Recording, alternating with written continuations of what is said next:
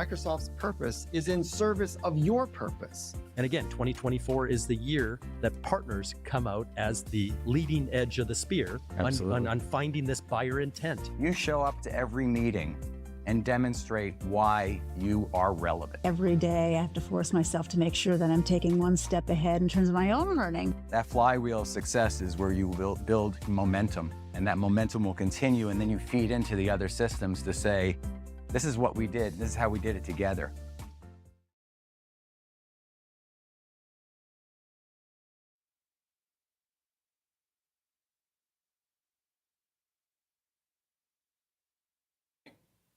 I am so excited to welcome each of you, our amazing guests in the room here in Boca Raton, and the 700 plus people that are here on the live stream. So welcome to the very first ever Ultimate Partner Executive Summit.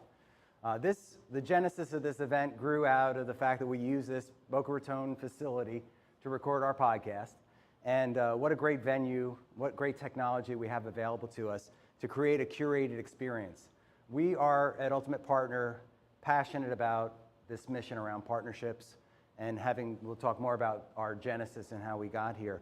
But in fact, we started this journey 7 years ago, and we believe that there's a huge opportunity, as I know all the people here in this room and those watching believe there is, around this transformation we're all seeing, and technology is driving the transformation of the world today. I'm so excited to welcome each of you here. I also want to take a moment. Many of the people in the room are sponsors of this event and have been great supporters of Ultimate Partner on this journey that started a couple of years ago on this path with events, with the podcast, with the live streams and so on that we've done.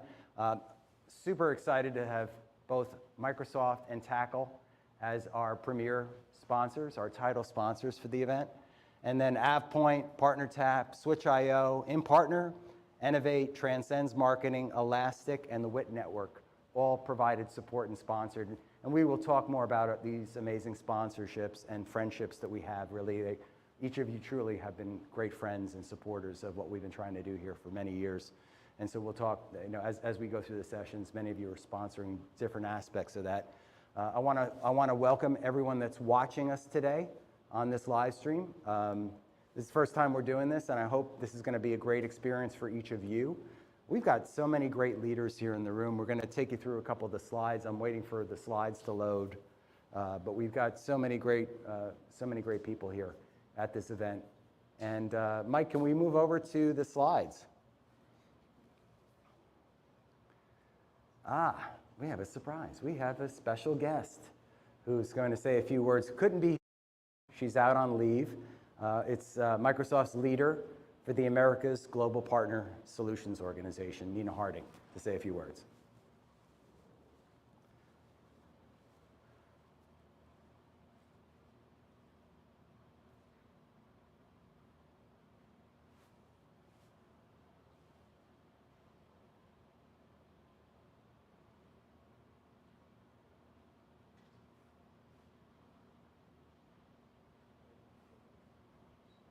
Okay, we had a little bit of technical difficulty. I said Murphy lives in a podcast studio.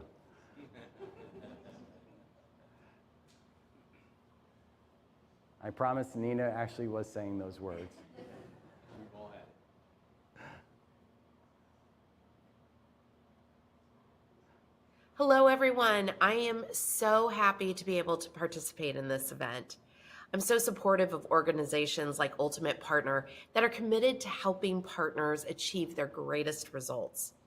Events like this give everyone a valuable opportunity to connect and interact and actually learn a little bit from each other. The partner ecosystem is an incredibly powerful community, and you all have the expertise. You have the relationships with the customers. You're actually on the front lines, seizing the opportunity every day. And you have the passion to help customers of all sizes transform. We find ourselves in a really exciting time. The power of AI and co-pilots is just bursting with opportunity. And if you haven't already started using Copilot, which I highly recommend, I think you should go ahead and get started. There's a free Copilot app for your phone. The more you use it, the more you'll understand it, and the easier it will be to drive more AI adoption. The power of AI is being delivered into the hands of even the smallest customers around the globe.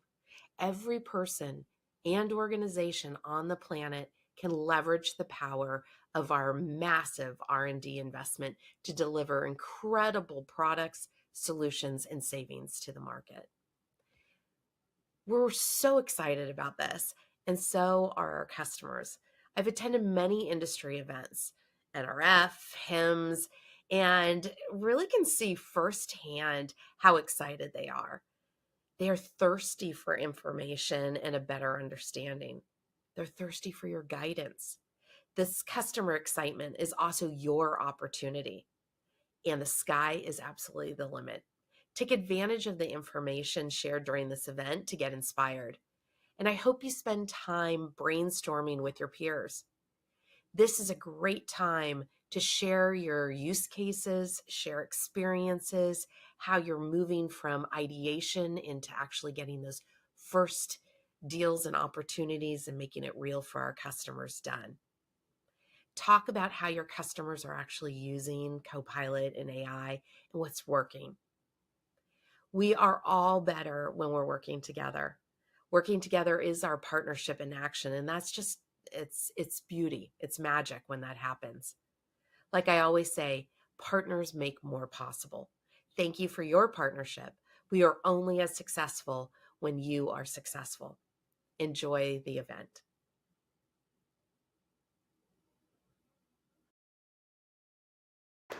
And now I want to thank each of our speakers and presenters that are going to be part of this event, who have come from all parts of the world, as far as Stockholm, Sweden, Per Wingren in the room, and many of you have come over from the West Coast and various other cities to be here today. What a lineup, right? What an incredible lineup that we have today. We're gonna take you through the agenda in a moment here, but what a world-class group of experts in this world of partnerships, in this world of hyperscaler and cloud go-to-market and ecosystem-led growth. And what a rich conversation that we hope to have in this room today with each of you, and with each of you joining us today on the live stream. So we're going to switch over. I think we have the next slide. We had the Nina slide already. This is a quick glance at the agenda for the day. We're going to have, we'll go through individually, but we've got a fireside chat, state of the ecosystem, 3 incredible leaders joining the stage. Can we have a conversation today without talking about AI and Copilot and how Microsoft has leaned in such a big way, and the tectonic shifts we're seeing just there in the last 18 months? We're going to talk about marketplaces. This is the marketplace moment, and we've got some of the leaders in the room here to talk through that specifically. And then co-sell, go-to-market, cloud go-to-market, and co-selling. And literally, we've curated a group of experts that I don't think have ever been on stage together completely, that are probably the best experts at co-selling and are going to help drive this conversation. We're going to dive in on this, what I like to call the Acre of Diamonds. At the Dallas event that we did in November, we had Kevin Piesker on stage, and now we have a couple of other leaders from Microsoft joining the room, Noman Akhtar and Agu Atawanya. They're going to take us through this opportunity. The mid-market is an incredible opportunity. Microsoft's investing here in a big way. About $700 million of channel incentives landed in this SMC segment, and it really wasn't a partner-first motion for Microsoft. And there's a lot of muscle that's been developed over the last 6-8 months since the start of the fiscal year. We're gonna have a conversation about how partners can really take advantage of that more fluidly. And then I guess, I don't know, somehow we wound up on a different slide. Can we go back a slide, please? Yeah, and then we're gonna talk to some pinnacle partners, some award-winning partners in the room, followed by a conversation around ecosystem and inclusive ecosystems.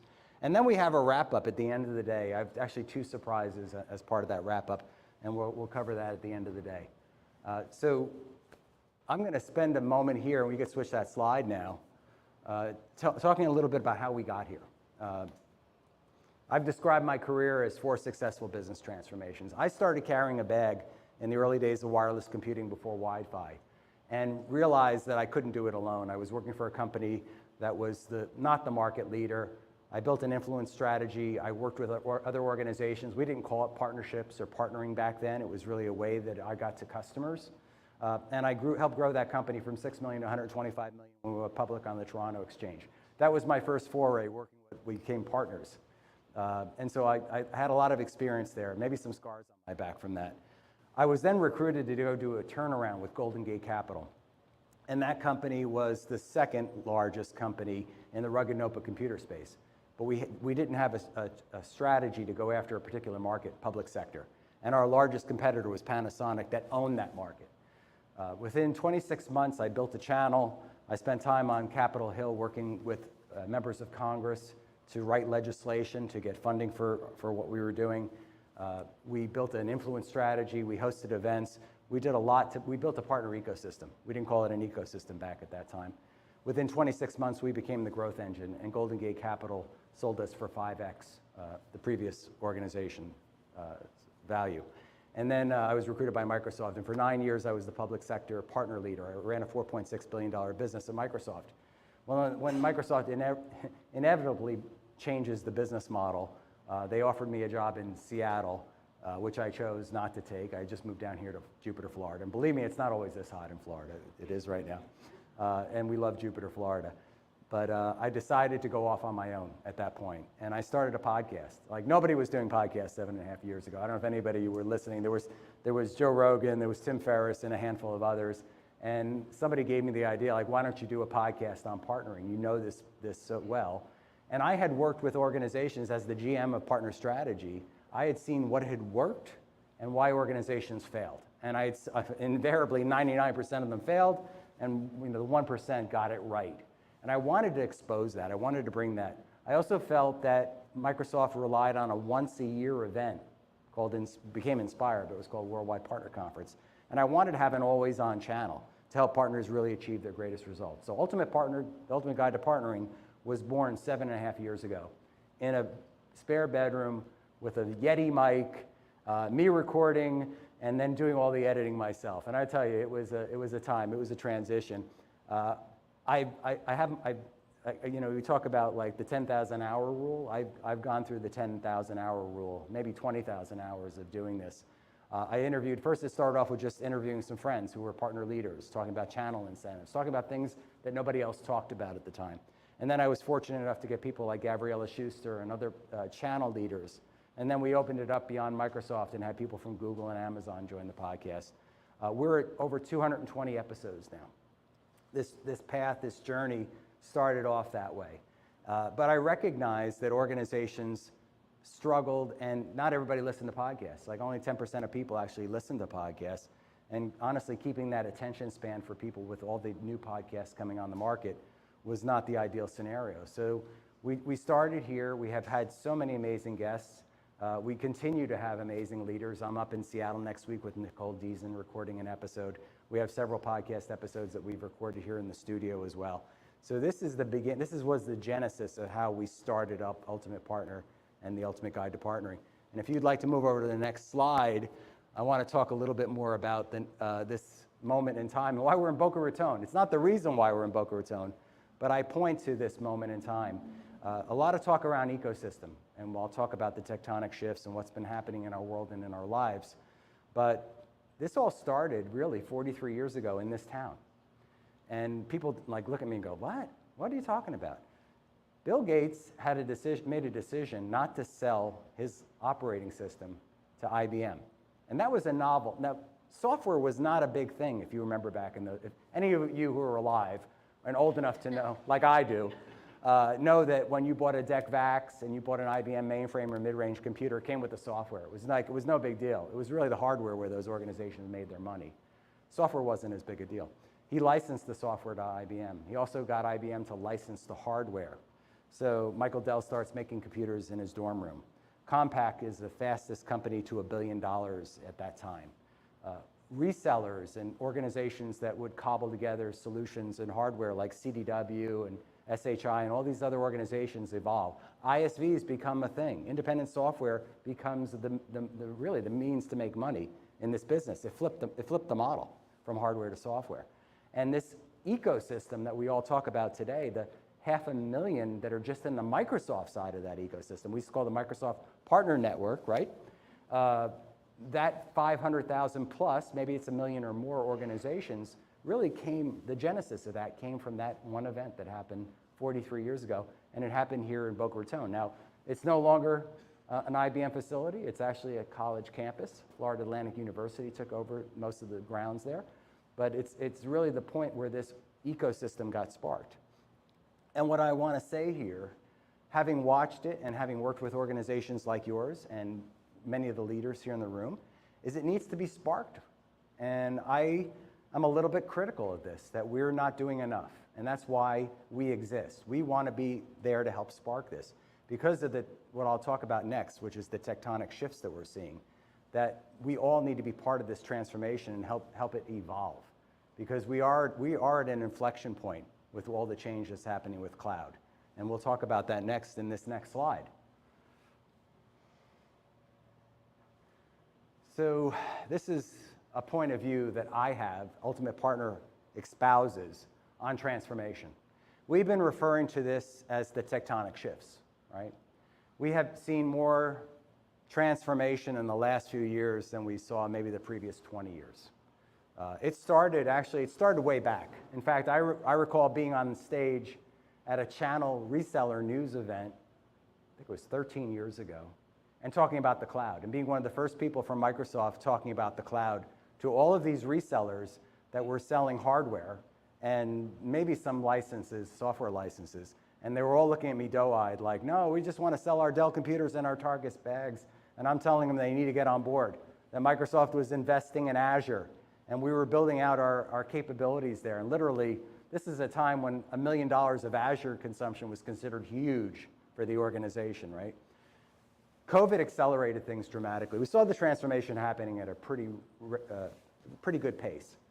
And then COVID happens, and our world changes, our lives change, right? Everything about our lives have changed, and I think we don't even think about it anymore because we've just gone on with this new normal. But everything accelerated. And Satya Nadella talked about 7 years of transformation in 7 months. And it's continued from that point. We now have 2 regional wars going on. We have an election cycle, and elections in majority of countries in the world are going on this year. So we have political unrest. We have all these things happening all at the same time.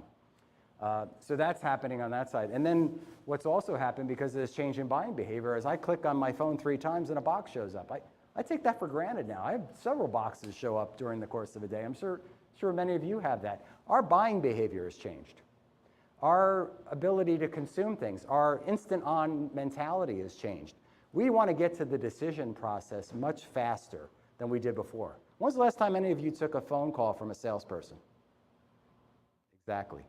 What's your buying behavior look like? I will tell you that I believe it's you go to the people that you trust, that are in your network, the 7 seats or 8 seats at the table, and you ask them for advice about that decision. And what does that mean? Like technology decisions are all being made that way. The millennial is now the new buying persona. There's a majority of millennial buying personas in our technology sector now. And they want to get to end of job, 75% of them statistically want to get to end of job without having a conversation with another human being. Right? They want to scan, and they want to digitally buy. Which leads us to some of the other things that we'll talk about here. Let's talk about the hyperscalers. Let's talk about Microsoft, but let's talk about the 3 that are circling this. By the way, this diagram of 40,000 ISVs are being circled by about 45 or 50,000 of these channel resellers, SIs, GSIs, everybody in their ecosystems or ecosystem. The dominant role of the cloud providers, right? When I was at Microsoft, we started up this co-selling thing. We did it first because we knew that gave us a leg up because Microsoft had an enterprise sales team and AWS really hadn't built out their enterprise selling strategy yet. So we felt that that was a way to get people onto Azure. Co-selling became a thing. And the decision process around buying cloud became a commitment, and it became something that if you bought more and committed more to, you were going to get higher discounts. You were incented to do that. And now there's $1/3 of $1 trillion in these durable cloud commitments amongst the 3 hyperscalers. Think about that for a second. These decisions are no longer being made in the line of business. They're no longer being made by a CIO or a CTO. They were always the blockers to your getting your deals done back in the day, right? They're being made at the board level and by the CEO and the CFO. Those are the people making the decision on consumption. And then the line of businesses are now going to be consuming this. This has changed the gravity. And we have a lot of conversations. I'm part of a lot of groups around partnerships, and I'm sure there are several people that are watching this that talk about partnering and partnerships and building out your ecosystem and co-selling. But if you neglect these three hyperscalers, you're missing the bigger picture. It is the bigger picture. And that's why this is so important. This cloud go-to-market and ecosystem growth really has to be looked at, not myopically, but zoomed out from. And that's why we're here today, because we're talking about this. You are leaders in the room, and those watching today want to learn how to be more successful. Tapping into this $1/3 trillion in budgets. By the way, Microsoft in their last earnings report said that they saw an 80% rise in $100 million commitments and above, just in a quarter-to-quarter growth. Let's talk about investments. I'll use Microsoft because I know from their earnings call. $14 billion in investments per quarter. Look at NVIDIA stock. It's gone through the roof. Why? Because everybody's buying chips. People are going to be more and more fabricators are coming to market. It's changing the dynamic. It's going to change our lives in more ways than we recognize. So not only is it the commitments, not only is it this amazing infrastructure that only a few organizations can afford to do at scale, and this whole scale thing becomes an issue. That's why you need to have gravity around working with Microsoft and the other hyperscalers.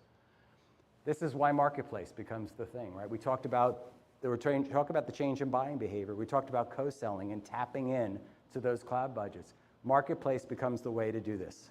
Let's call it out. AWS was first to market because they understood marketplaces. They were a retailer. They understood that they had some strengths in those areas and they could apply them to the technology side of the house. Brilliant move.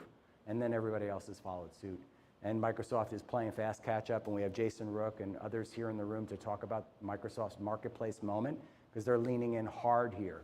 But this is an important moment to take advantage of those budgets, and it's why marketplaces are so important to future growth. And it's why Tackle is a leader in this space and why they're going to be part of the conversation here today, leading this conversation. The rise of AI, wow. I've said this before, Satya Nadella gave us all a masterclass last year. So Microsoft, I was in the Bomber days and I was in the Satya days, and right, Steve Ballmer loved to fight every battle. Microsoft was at war with every other organization in the technology sector in one level or another, right? We had Microsoft phones, we had Bing, we had all kinds of things that we did. Some of those initiatives failed, some of them did well. Satya comes in, three things that he does. We each get a copy of the book Mindset by Carol Dweck. Great read if you haven't read it. Great opportunity to understand how to shift mindset from scarcity to a growth mindset. Second, he brings Dr. Michael Gervais. That was on the video that you saw. Dr. Mike is a high-performance sports psychologist, was working for the Seattle Seahawks for 9 years, got him to the Super Bowl. He comes into Microsoft, and he starts working with all these alpha leaders in the room and starts applying growth mindset. And Satya starts applying principles around the organization and their vision for the organization. And the third thing he did is he removed the barriers. He took away the compensation models, which had people fighting one another, fighting for resources, fighting for compensation, and so on, literally competing with one another within Microsoft. He also did another thing. He made big investments in partnerships. He put his money where his mouth was in terms of doing that. And if you look at the Sam Altman relationship and the partnership with Microsoft, that genesis of that was from that. And in 2018, Microsoft making a big investment in ChatGPT and OpenAI. And look where that's taken Microsoft. The other thing he did really well last year, he navigated the waters of some really turbulent times within that organization, but he leaned in. He leaned in first. Google was first to market from a technology perspective. They had the technology for 20 years. They've always been a leader because they built their business on AI and machine learning. But Microsoft leaned in a big way. Copilot is around everything. We're going to have some people up on stage talking about what happened last week at Build, all the announcements, amazing announcements that Microsoft made. But a lot of this grew out of this. And then we've been referring to this as the decade of the ecosystem. You see, we talk about channels. We talk about partner to partner.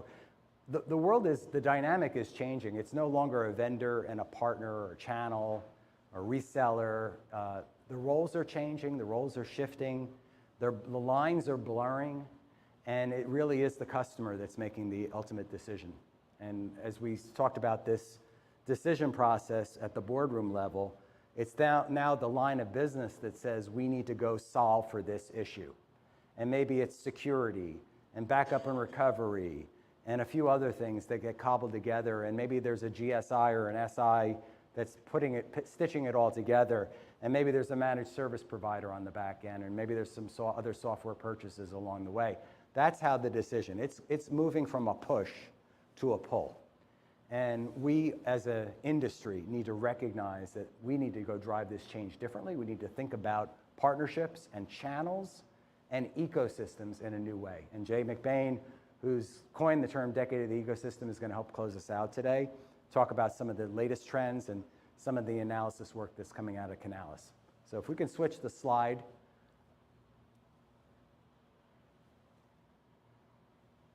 So I talked about the podcast. I've talked about some of the things that we do at Ultimate Partner. I just want to land here for a second, and I'm not going to drain this slide, but just recognize that we believe in a set of operating principles that drive successful partnering.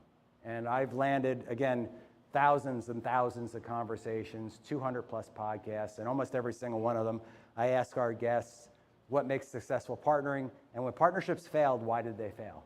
So you could call this a research study, you can call it anything you want, but it is landed a set of operating principles around what makes success. We believe there's a flywheel. We believe there's an internal victory. You see, I see a lot of organizations, and we're going to have some more conversations about this, that still struggle internally getting their own partnership strategy right. And so you've got to get your internal victory aligned. And there's a set of principles that align to that internal victory. And then when you lock arms with another organization across mutual trust, by the way, if you don't have mutual trust, you have a transaction and not a partnership, you have to apply a set of principles, again, 3 more principles to the partnership victory. And if you look at this event and you look at all the things that are being covered today, we're hitting elements of each of these. So we could switch slides now.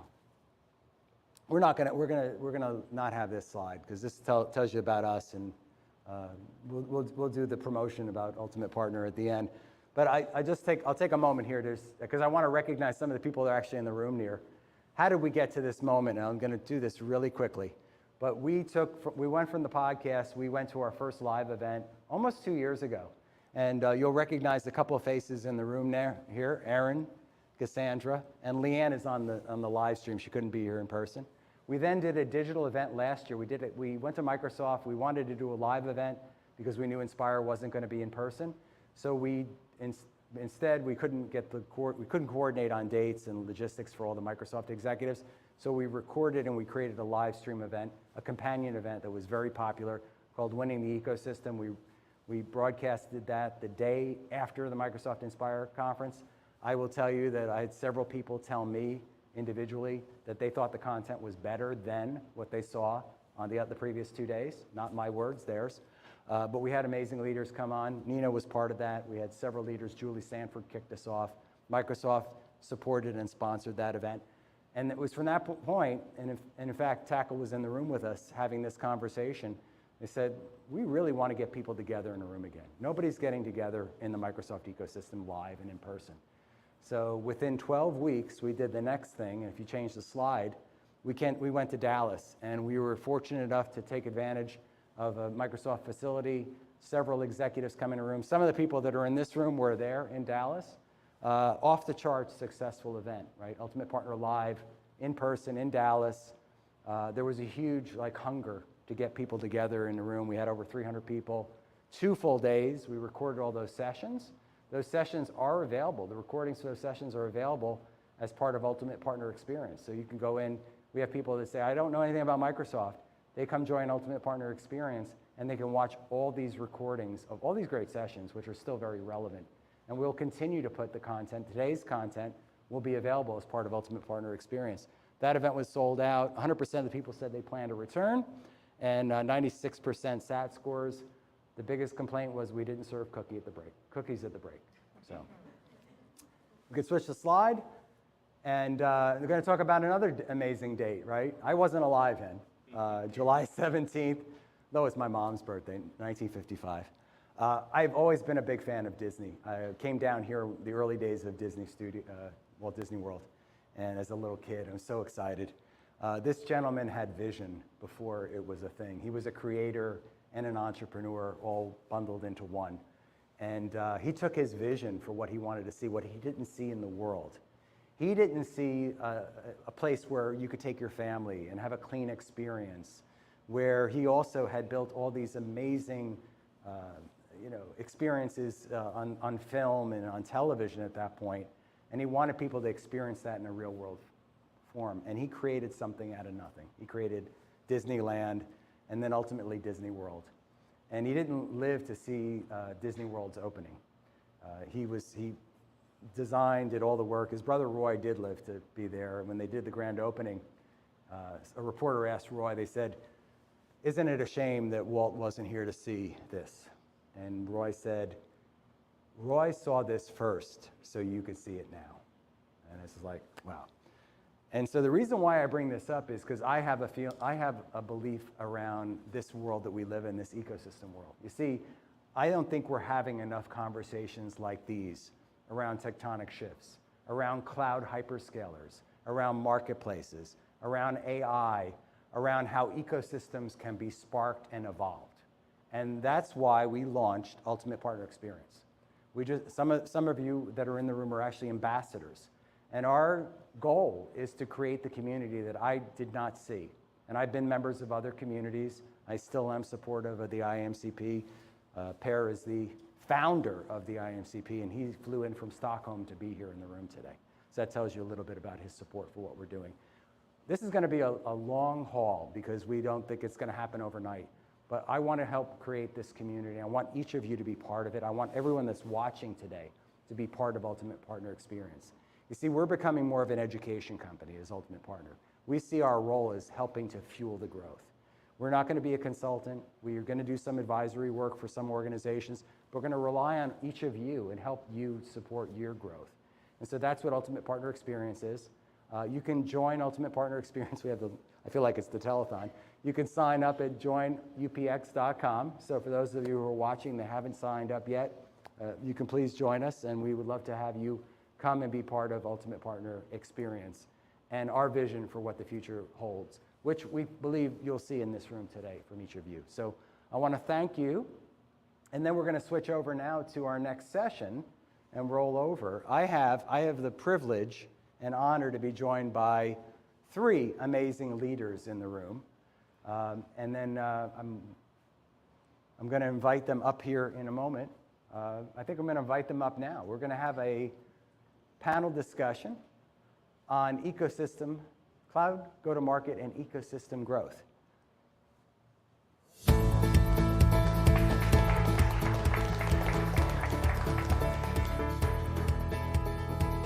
What do you think? You think that looks like an ecosystem in the background? I think it looks kind of cool. Looks great. Self-warming, right, John? Great job. Thank you. So I am delighted to have three amazing leaders in the room. And you each come at this from different disciplines, which is why I think this is going to be a fascinating conversation. John Yankee is the CEO and one of the founders of Tackle.io. Tackle. I still throw in the IO every once in a while. That's okay. Me too. Yeah. Cassandra Golston. I've known Cassandra for 6+ years. We've been friends for a while. When she first started up PartnerTap, she's a leader in the world of co-selling. And Greg Serafin, who and I have gotten to know very well over the last almost a year now, several months. He is the global vice chair of EY's partner ecosystem. Did I say that correctly? Is that your exact title? Yeah. So these are three heavy hitters. These are three leaders who really understand this space intimately and are subject matter experts in each of these areas. I'm going to start, John, I want a little bit of a conversation with you around this marketplace moment we've been talking about, right? This cloud go-to-market moment. Tackle's been there from the beginning, like 2016. You've helped lead this. I mean, literally at the very early days of this. What are you seeing now that you didn't see or didn't expect to see? Yeah, it's been, and Vince, great job pulling such an amazing group together. Excited for today. Excited to learn from everybody today. I think, I plan to spend as much time in the room as possible, so thank you for that. We got started in 2016. My co-founder was part of the beta program for AWS SaaS Marketplace, and he's like, the clouds are going to change the way that software is sold, and this is too hard. No one wants to build software to sell software. There's something here. And we didn't know exactly what it was at that time, but we're like, we believed in that core premise, like the evolution of e-commerce that impacted all of our lives, and seeing that apply to B2B was exciting to us. And it's been 8 years and supporting hundreds of ISVs go on their journey, and just seeing the change over time. Like, it's changed so much from that 2016 formation point to 2018, when other visionaries really started to accelerate changing their business with cloud go-to-market, to today, where in so many categories, it's just table stakes to the way that you sell. And I think we made Jay, it'll be great to see Jay, because Jay was the first external person that we saw. And when you're an early startup, we were, half a dozen people in 2018. And to have an analyst from Forrester write about the movement that you're excited about was really impactful. And I was like, wow, Jay really gets it. He sees the future. And at that time, we started to wonder if he was going to do more research on the space. And it was early in his focus on cloud go-to-market and marketplace. And we started to do some research to try to figure out, what the market could be. And I think today, for all ISVs, it's just how to accelerate, how to integrate, how to grow faster, grow more efficiently, and there's success patterns proven for everyone to follow. Yeah, and I think some of the early analysis work showed, and I thought it was too high at the time, the early Canalys study was $45 billion by 2026, I believe, originally, and then they moved it to 2025. Right. And then I think Jay came on, we did that event last year, and he said we undercalled it. And then you came out with your own research on about 2026, right? You want to talk about that for a sec? Yeah, so we do, so back then we did this State of the Cloud Marketplace report, and we surveyed people like all of you to understand what you were seeing and what you were doing in order to publish something back that people could use. And I love nothing more than when ISVs tell me, hey, we use that as a foundation for building our business case around cloud go-to-market. And the last year, we said that we expected $100 billion of B2B software to flow through the marketplace by 2026. And there's some good reasons for why we're seeing this. We see a lot of data, transaction throughput from our ISVs. We see their growth rates. There's now public data from the clouds that talk about growth rates of ISVs and transaction size. But ultimately, there's a few things powering this. So today, 80% of the dollars flowing through the clouds come from 10% of the ISVs, which is a startling statistic to many, but it actually, those are the people who have figured out how to make cloud go-to-market really strategic. And they've spent years doing that. 5 ISVs last year crossed $1 billion in sales in their lifetime. But that success pattern is what everyone else is following. Now, the next 10% of ISVs make up about 15% of sales, and they're the ones who maybe have only been at this a handful of years, but took the success from the early adopters, replicated that, and went faster. Now, what's happened is, and if you do the rest of the math, you're like, okay, so 80% of the people do 10% of revenue. That's not a lot to be divided amongst a really big group. But what we're seeing from that cohort is there's really 2 ways ISVs view this. Some view it transactionally, and transactional ISVs say, I want to give my buyer choice, and I want to turn this channel on, and if someone asks to buy this way, we're going to help them do that. And maybe that becomes, maybe they do a deal, maybe they do a handful of deals, maybe they get to 5% of revenue, but it's not integrated into the company. And then there's people who view it as strategic. And the people who view it as strategic, this is a top-down initiative. This is CEO, CFO, Chief Product Officer, Chief Revenue Officer, Chief Marketing Officer saying, we're aligning the future of our company to clouds because we see the clouds as a default substrate for technology in the future. And we're going to not only align our products, we're going to align our go-to-market systems that way. Those people go fast. And they're going faster than ever. And I think this is the year we'll see the first $1 billion single year ISV. which is startling. And you're starting to see these other large-scale ISVs show up in the ecosystem. So that one thing, that landscape, like the pattern's been proven, everyone can go faster down these paths. The second thing is bigger ISVs are showing up in new ways, and they're approaching this strategically. And in Q4, you saw Salesforce launch, you saw ServiceNow launch, you saw Workday launch. I mean, these are 3 massive companies who all have very mature go-to-market systems that are successful, saying, I'm going to align some of our go-to-market to the clouds. Yeah. And they're bringing billions of dollars. They're not setting goals in the, I'm going to go do a handful of deals. They're setting goals in really large scale. And not only that, they bring their whole ecosystem, like these new ecosystem of applications, business applications that 2 years ago, people would be like, do people buy business applications through the cloud? The answer was not really. That's actually changing. So that unlocks this whole other area. So the shift to big companies doing big dollars, business applications, bringing their ecosystems. And then the last piece is channel. And Vince talked about this already. But people scaling their go-to-market systems with channel and cloud together. And all of that, we think, is the fuel to drive that $100 billion number. I want to ask you one more question before I move over to Cassandra.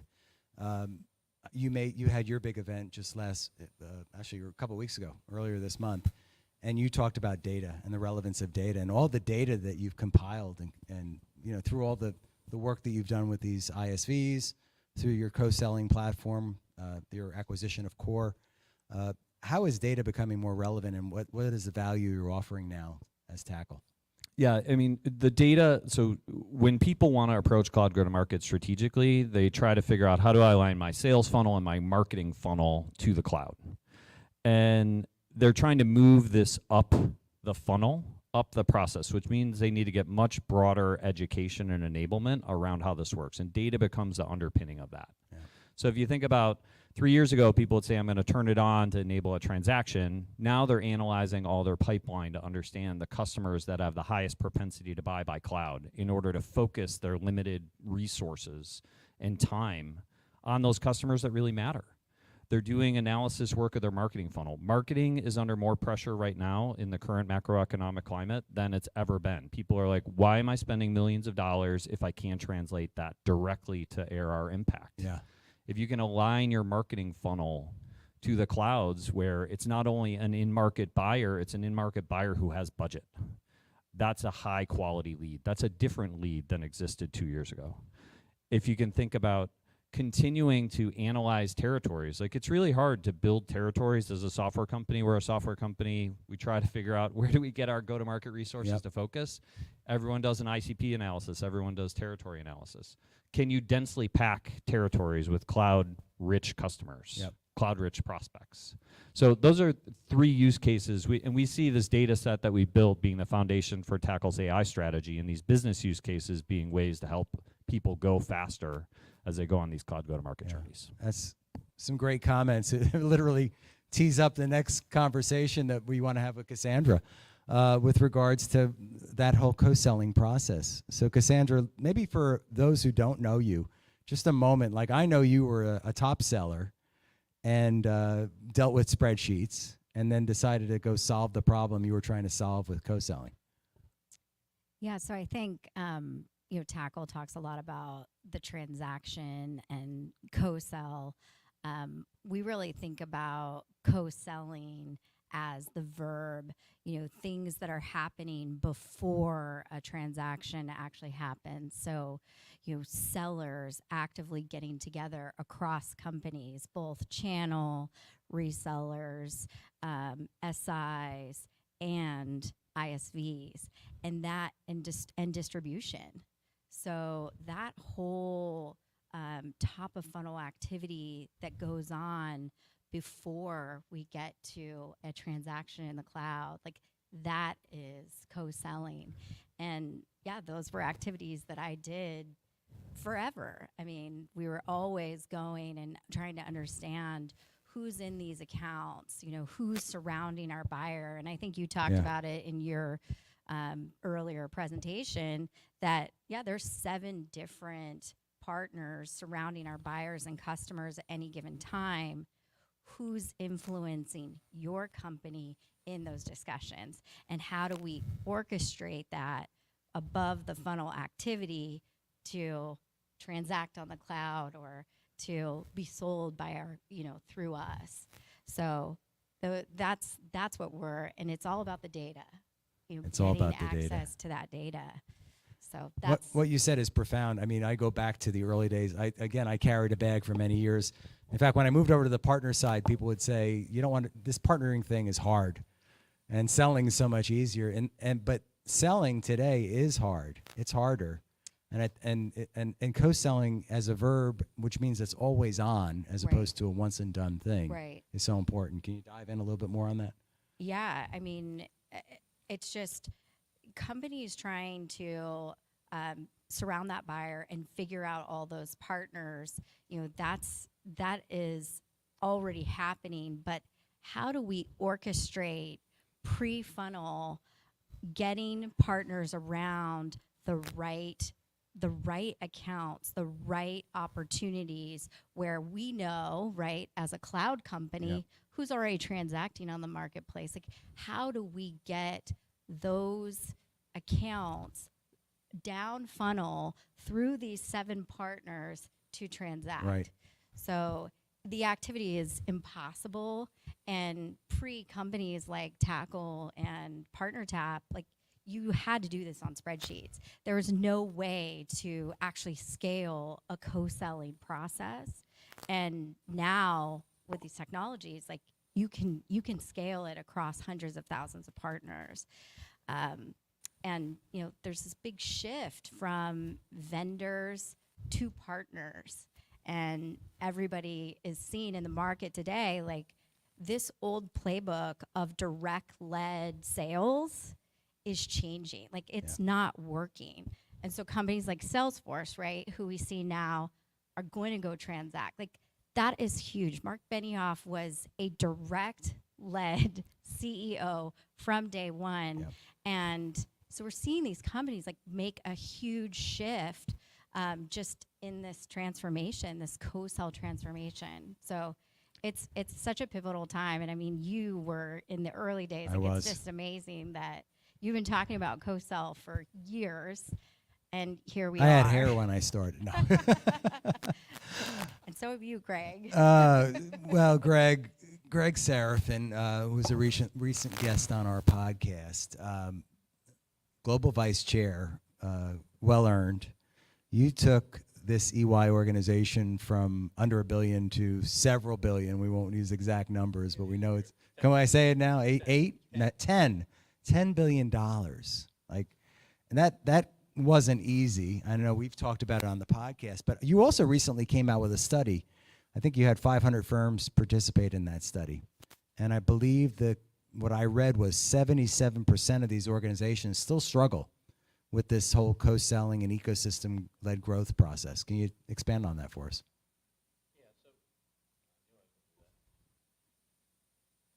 Yeah, just hold it down. It'll come back.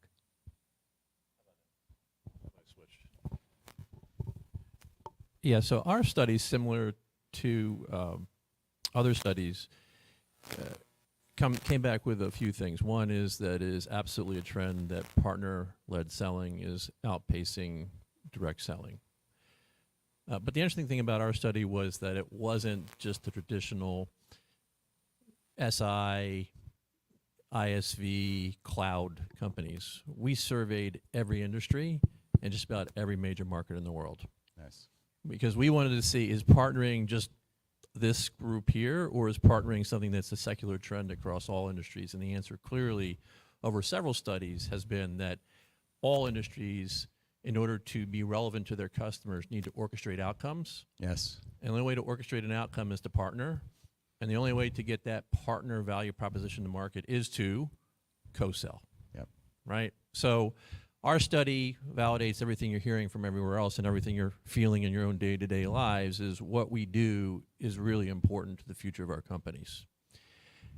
So then there's the point, well, why are companies struggling with it? And the answer is, it's still pretty new. And when you think about the maturity of co-selling and partner selling, and even just coming together at scale to partner to create new value, that's just really the last decade or so. right? Versus direct selling goes back centuries. Yes. So even the process models for co-selling, the maturity, and then those processes, of course, touch every other function of a company. So most companies don't even have a mature set of business processes to enable them to effectively partner and co-sell with others, let alone do product development and co-marketing and so forth, right? So the study really did nail what we've experienced on our journey, because we've gone from 3% of our revenue partner co-sold and 97% direct sold to now 80-20. 80% still direct sold, but 20% is now co-sold. And we're on a journey to 45%. Wow. That's where we're going to end up. Close to 50% of everything that we sell will be partner-led selling, co-selling, and a partner value proposition. You know, it ties into, John, a conversation I've heard from you with regards to the whole evolution of cloud go-to-market and the role of the channel, which you talked about a little bit earlier. We're seeing more of the prevalence on multi-party offers, and somewhat into the same tone as what Greg had shared here. What are you seeing there? Yeah, this movement of multi-party, it really comes down to solutions. Like most of the time, solutions to customer problems are not a single thing. They're a combination of things. It's a combination of products, a combination of services to deliver an outcome to an end customer. And if you think about that concept, like marketplace in its original form wasn't designed to accomplish that. No. And you're seeing the clouds go on this journey to enable that type of buying pattern where, you know, multi-party channel enablement with marketplace is a first step. But what really, I mean, we focus almost exclusively on ISVs, and what ISVs really want, every ISV has a tech ecosystem page. That tech ecosystem page has a list of partners that make their product better. And what they really want is the ability to get those partner products in the hands of their customers to accelerate consumption, accelerate adoption, accelerate value. How do you accomplish that? Like that vision, to me, is what the future of multi-party really is. And that is it's a combination of ISV technologies, cloud technologies, and service technologies bundled together. Yeah. We're still not at the point where that's super seamless, but that's where the industry is heading. And I get a lot of questions from people where they're like, we want to build a marketplace. I'm like, do you really understand what that means? Like, do you have the appetite to invest in the incentives from a platform standpoint, from a buyer standpoint, from a seller standpoint, and go on a 5 to 10 year journey to make that work?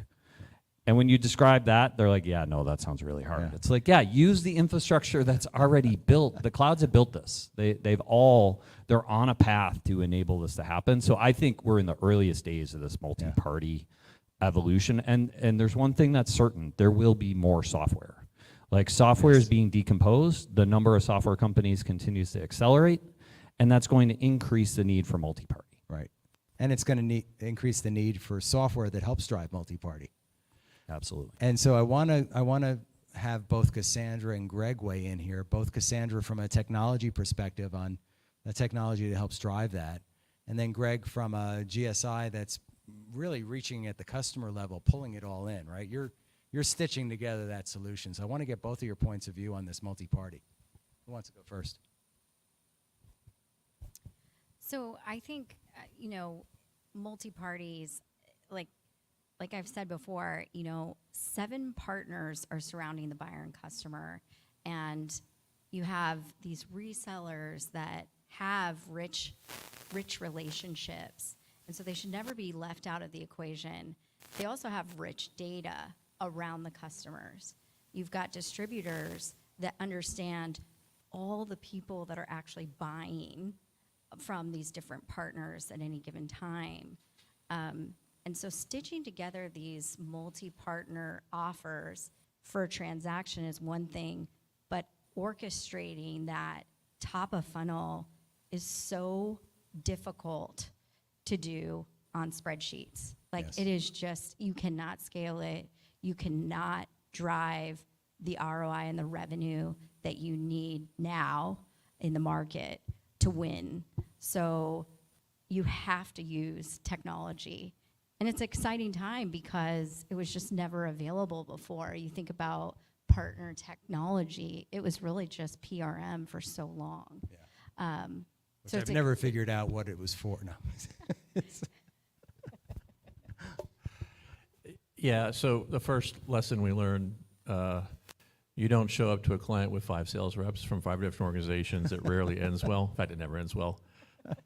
So you really do, there's the funnel piece, which is you need to share intelligence, and you need to make sure all of you who are party to the value proposition are getting their fair share and also getting the transparency, right? That's critical. But then when it comes time to boots on the ground, selling to the client, you decide on no more than 2, right, of the 5, 7, however many parties are involved, and you pick the orchestrator, the one that's going to be viewed by the client as the party that's going to pull all the other parties together to deliver the final value outcome.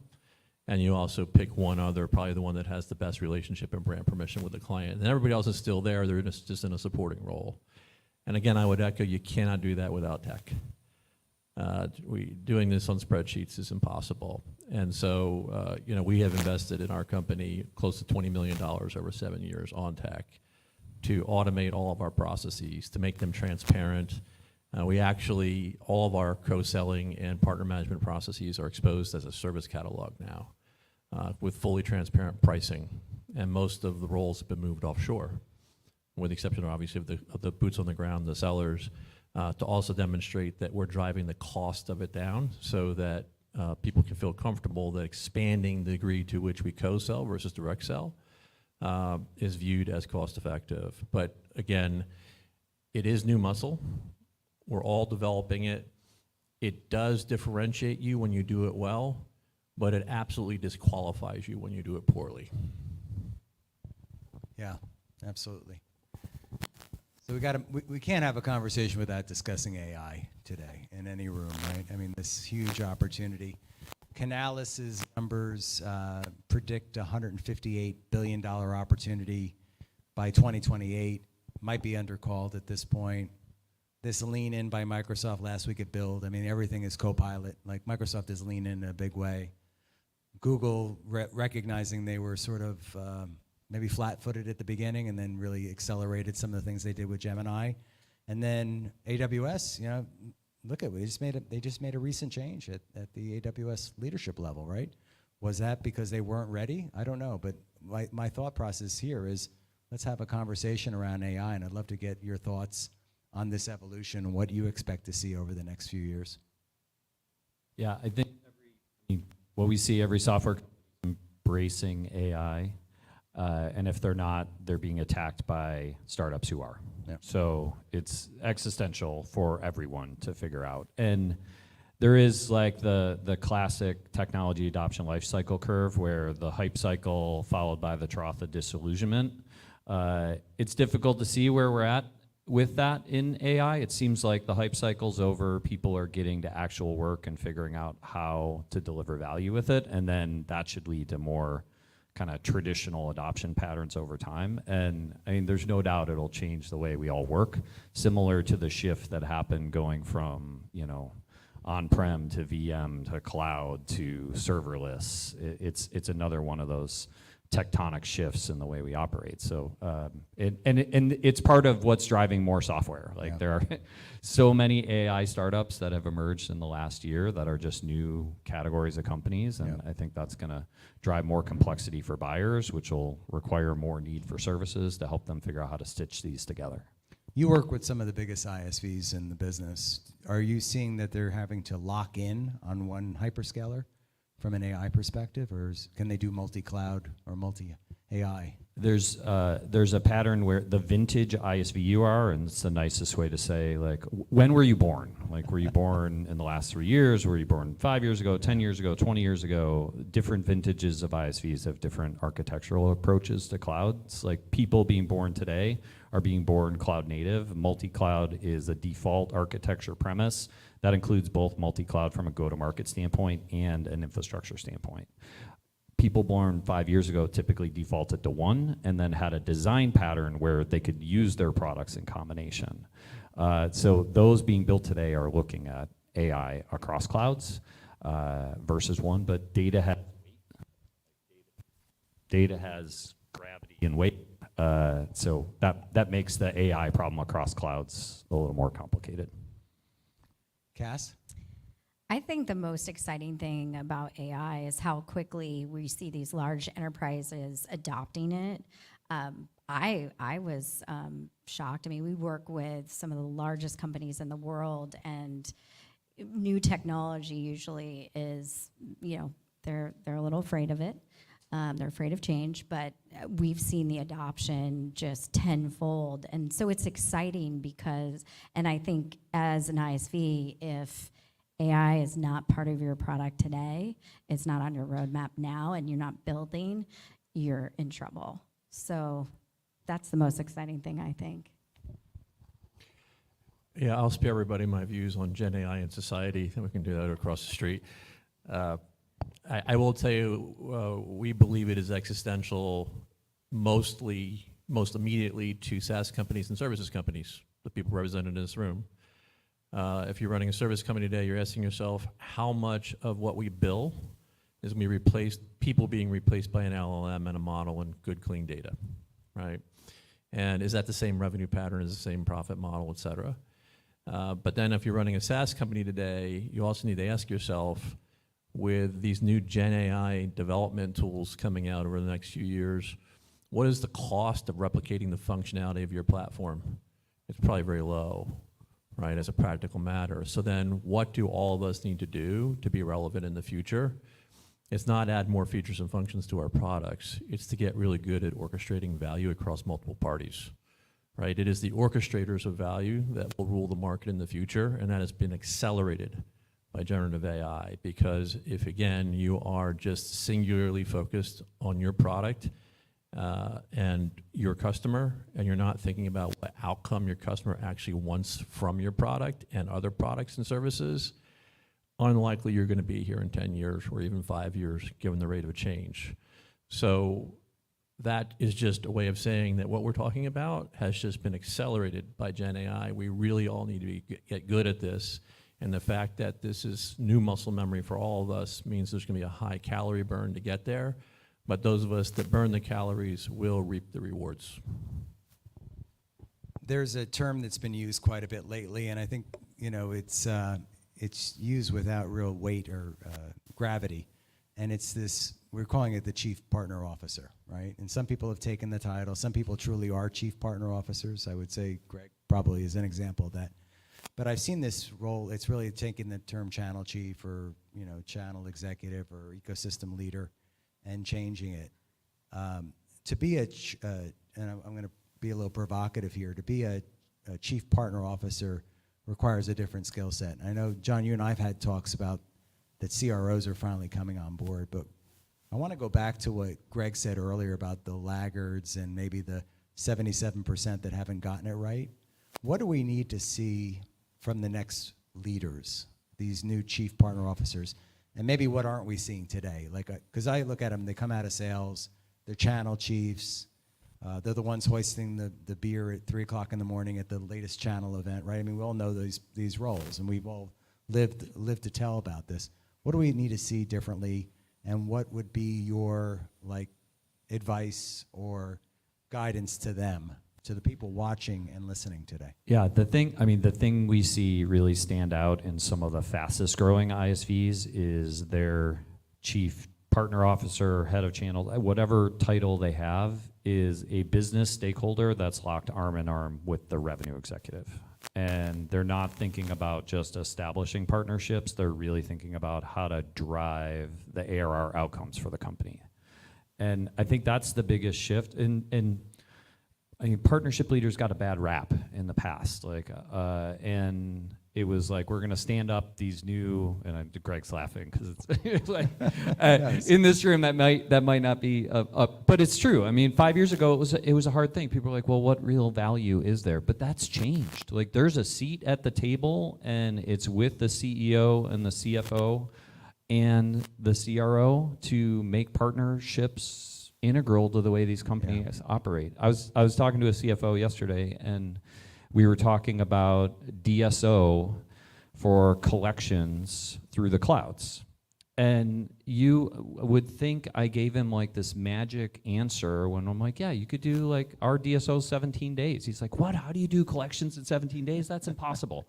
Like, yeah, everybody pays their cloud bill. Like, it's a really easy answer. So there's just different conversations, business conversations to be had. And I think like challenging all partner leaders to get in that room in the strategy of the revenue system is the thing to do. Yeah.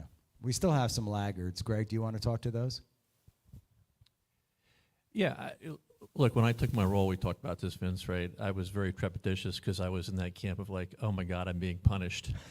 Exactly. I was running a... Don't do the job too long, I was told. 18 months and be out. That's yeah, what exactly. I literally was told. And here I am 7 years later and I'm still alive. Here's what I would say. What we learned is you're not a chief partner officer if you don't have a partnering function in your company that is on par with technology, supply chain, revenue, tax, et cetera. You need to be running an L0 function of the company and you need to be on the board. And if those two things aren't true, you're not actually a CPO. The second thing is you're not going to get there if you cannot demonstrate to the board that that function actually creates incremental value that can be represented by return on capital and return on cost of sales. And in particular, you really need to be able to show incremental revenue and earnings generated by the company as a result of the cost of sales that you are generating for the company in your function, because your function generally will be categorized as cost of sales, not as cost of goods sold. Now, when you get very mature at it, there's also a COGS component of it, because now you're co-innovating and co-developing new products with your partners. And so there's both a cost of sales and a COGS. COGS, of course, you want return on capital, and cost of sales, you want immediate earnings growth in the same year. And if you can measure those two things, you can work with your finance function to create a process and, you know, modify your code block or whatever the hell you need to do to be able to do that. Get on it. And once you do that and you can demonstrate that to the company and to the board, you will be a chief partner officer. Yeah, yeah. You mentioned some things that I never heard mentioned before in those conversations with the CFO and the channel chief back in the day. Yeah, I felt I needed to make my role relevant, Yeah. so I worked very hard to do that. But it turned out that was a smart thing to do, and it's had a big impact on the firm. And when we see other companies do it, it also has a big impact on them.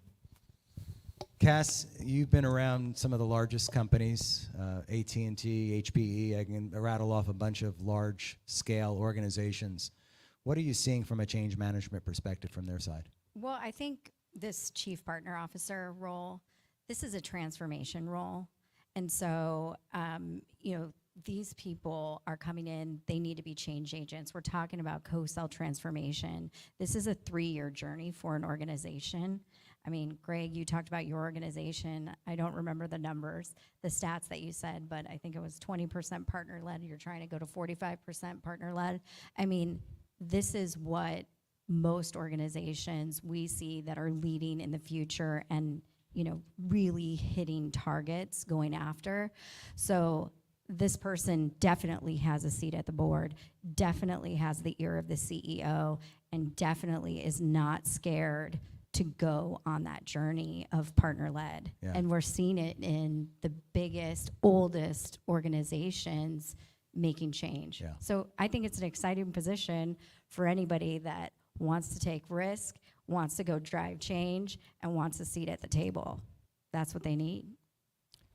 So we're coming on the second half, H2, second semester of 2024. I can't believe, I was just wishing you each a happy new year just a few weeks ago, it felt like. I want to go around, like, what is the one best piece of advice you would give to those in the room, the 700 or more that are watching, hopefully up to 1,000 now, I don't know. Someone will give us a count later. What would you say to them now about how they should organize for their success for the second half of this year? I think having a multi-year, hot swap. Multi-year strategy is probably the thing. Most people have enough experience now to be able to say, okay, I know what patterns work.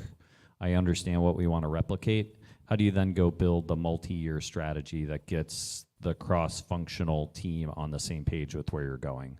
And Greg talked about that 20% journey. Like that's the destination most people are trying to target right now. How do I get to 20% of revenue flowing through these cloud channels? And where are you at in that maturity curve? And then how do you get the key executive stakeholders aligned to the destination and what investments that's going to take?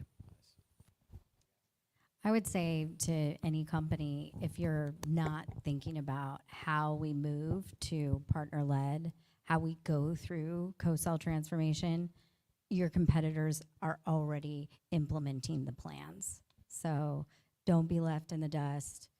You've got 7 people around your buyers and your customers. How do you orchestrate that whisper network? Pre-funnel, top of funnel. It's so important. I agree with the statement that it is a transformation role. I have spent 50% of my time doing change management inside my own organization the last 7 years. That is not an exaggeration. Here's my advice. Even if you're not technically a CPO, act like it. Take the title, take the role. Talk to your peers. Talk to the chief marketing officer about how marketing needs to change. Talk to the chief product officer how they need to rethink product development to take advantage of multi-party value propositions. Talk to the head of supply chain about 360 relationships. Do the work. Paint the vision. And then, of course, most importantly, work with the CFO to make sure that the accounting is solid and you can absolutely unambiguously show the incremental return on capital, return on investment that you are generating in your function, and you will end up tremendously impacting your company for the good. Wow. What do you think? Yeah, what a group. Mic drop all around here. I'm going to do a time check. Are we at time? Or can we take a question from the audience?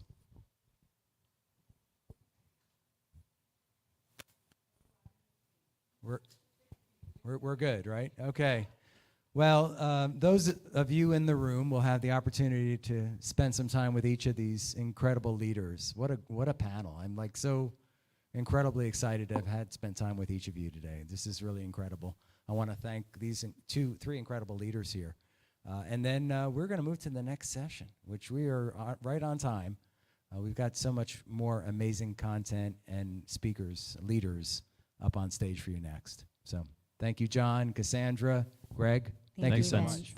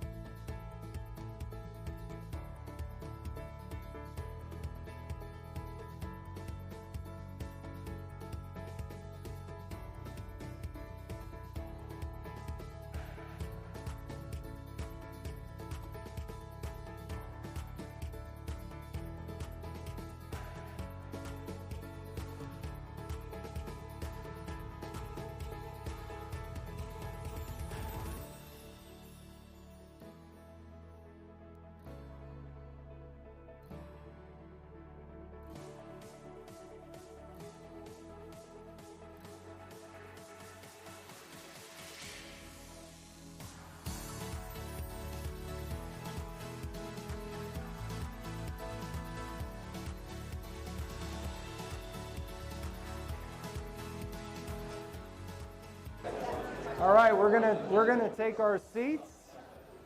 We've got another amazing session coming up. I love the energy in the room. I gotta tell you.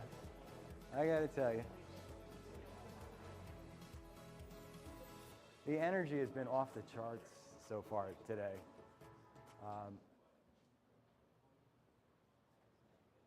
And everybody listens here. This is better.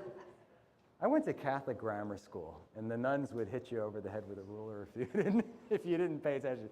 So I don't know how many people did, but you all are listening, which is really great.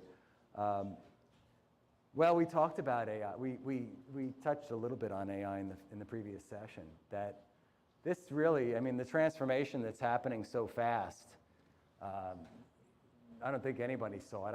I know Microsoft didn't see it. I remember having conversations when OpenAI first released, and then even Microsoft didn't expect this huge acceptance. This, I think, was the fastest company to 100 million or something, or to 1 billion. But as I said earlier, Satya leaned in a big way, and I think that there's a huge opportunity. And so these next two leaders entering the room here today, I am so excited to welcome Erwin Visser from Microsoft. He's one of the leaders within the Global Partner Solutions Organization. I can't say that. I still like OCR, by the way.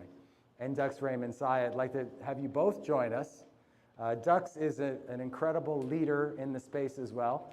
I want to give you both a proper introduction. I'm going to turn it over. I've known Dux for probably almost 20 years now as a partner, and saw his company scale up from really a very small organization to being a publicly traded, probably the largest publicly traded organization on the backs of the Microsoft technology. Erwin's been an incredible leader within the Microsoft GPS and previous to that OCP organization. Erwin, you've got an incredible story you're going to share as well. So I'm going to turn the mic over to you two gentlemen and take us through this incredible conversation around AI and partner-led growth. So thank you both. Awesome. Yeah. Okay. Thank you. Yeah. Well, thank you. It's watching this morning and the presentations and Vince's introduction. It's great to be here, first of all, in Florida. But also, I feel it's really blessed, if I think personally, to be in our roles, or my role, if I'd make it personally again, in this moment of transformation. The innovation around AI, and I'm also proud about all the innovation that Microsoft is bringing out over the last 2 years. If you have followed Build last week and all the new announcements, AI announcements that came out, it is really like it's amazing new technology and opportunities, especially I would say for partners. Absolutely, and first and foremost, again, thank you for this opportunity, Vince and Erwin. Great to see you. You know, talking about Build last week, for me, my favorite was two things. It's the Phi 3 vision capability, where you can essentially upload a picture or a chart and it will tell you what it's about. And then second is the agents capability. You know, today we're all excited about Gen AI, where you input some text, it'll do something. But with agents, it's going to be proactively engaging with you. Think about onboarding new employees. Hey, how are you with the company today? Have you taken this training, or have you met Erwin? That's really exciting. Yeah, awesome. Yes. No, and hey, I have a background. Oh, we're getting a new microphone. I worked for a number of years in Microsoft's Windows and PC division, and seeing the Copilot Plus PC. That was also I was very happy to see that and excited about that opportunity of bringing AI into the edge. Absolutely. Yeah. Hey, so we're going to have like a bit of a hybrid here between a presentation and a conversation. So we have a few slides to give kind of background to the conversation we want to have. Part of what we like to talk about is like AI is going to be a transformation in the marketplace, and I think we all know that it's had the depth of that transformation, but it's also going to be a transformation for us in the IT industry, for partners, for Microsoft, for ISVs, and so we also want to talk about like what is the direction and things that we see are going to be important for the people in the room as well as people listening. If you are in the partner ecosystem at this moment, what should you think about around adopting your strategy, your organization, to be prepared for the AI transformation? And we're seeing this a lot, and later I'll show some example. As an ISV, we're a 20-year-old company, and as Vince mentioned, we're so grateful to Microsoft. Our business started with 2 people in the public library coding the first migration tool for SharePoint 2001. A lot of you weren't born yet. From a public library I to was born. I was born. to a publicly traded company. And boy, this whole innovation around AI not only is instrumental and transformational for a lot of our customers, but for us as partners as well. So happy to share our story on some of the things we're doing and what the future looks like and what opportunities are out there for all the partners. Awesome. Okay, Dux, I'm going to jump in and talk a little bit about how we prepare to start, and please join me in this hybrid. Hey, so interesting stat. 87% of organizations believe that AI will give them a competitive edge. You could argue that that's mathematically probably incorrect. 87% cannot be better than the other or the 100, but you can also think about this in 2 ways. First of all is that the value of AI has really started to land with business decision makers and business owners. It's not an IT conversation, and we will talk more about that in a second. And secondly also is the excitement in the marketplace around the opportunity that AI gives. And maybe not 87% of those organizations will be outsmarting their competitors, but you don't want to be the 13% in this case. That's not a good position to be in, clearly. So and Vince talked about it in his introduction, so we're going to go fast here. But one of the interesting what we have seen over the last 2 years with AI is that ChatGPT was really like a game changer. AI is not a new technology. Like I studied computer science end 80s, early 90s, and I had AI classes. And so AI is not a total new technology, but had the innovation in LLMs, large language models, as well as the scale that the cloud can deliver behind AI engines, and in this case Azure, really is a game changer. I would say what ChatGPT did is really democratize AI, just like what Windows did, where it democratized access to PCs and computer. I mean, I remember when ChatGPT came out, I was telling all my family about it. They thought I was crazy. It's like, AI, like you geeks. Let me show you. So we were planning for a trip, actually this summer, to watch Taylor Swift in Munich, because that was the cheapest ticket I found. And my wife's like, let's make a trip out of it. Normally what we would do, I'll figure out where to go, restaurants to visit, how do we get to the Neuschwanstein Castle. But then I also know my daughter has severe food allergies. So I pumped it in ChatGPT, put the right prompts. Hey, we're a family of 4, my daughter's allergies, we're gonna watch Taylor Swift. What's the cheapest flight? Give me an itinerary for 3 days. 5 seconds. Like, there's no way. I mean, we have to tweak it, right? But how much time and effort and energy that saved us. Yeah, awesome. No, so many stories I can tell. First of all, I had one son that was still at college at that moment, or I have also a daughter still at college, but he discovered ChatGPT very quickly, how it could help him. That was before, I think, professors were as smart that they started to do like AI checking of work. No, it's a technology that before you know it, you go to a birthday party and people start talking about ChatGPT to you instead of you talking about the value of IT.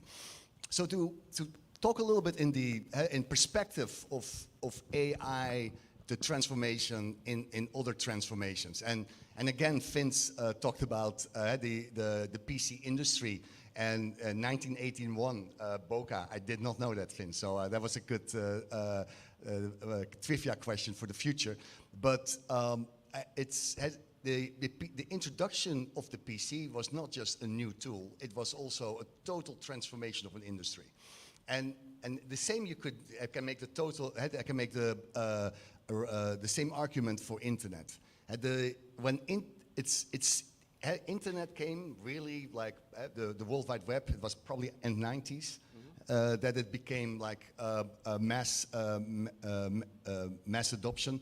And it's for me, I started my career in the 90s, but it's really hard to think about how did I even did work before the internet.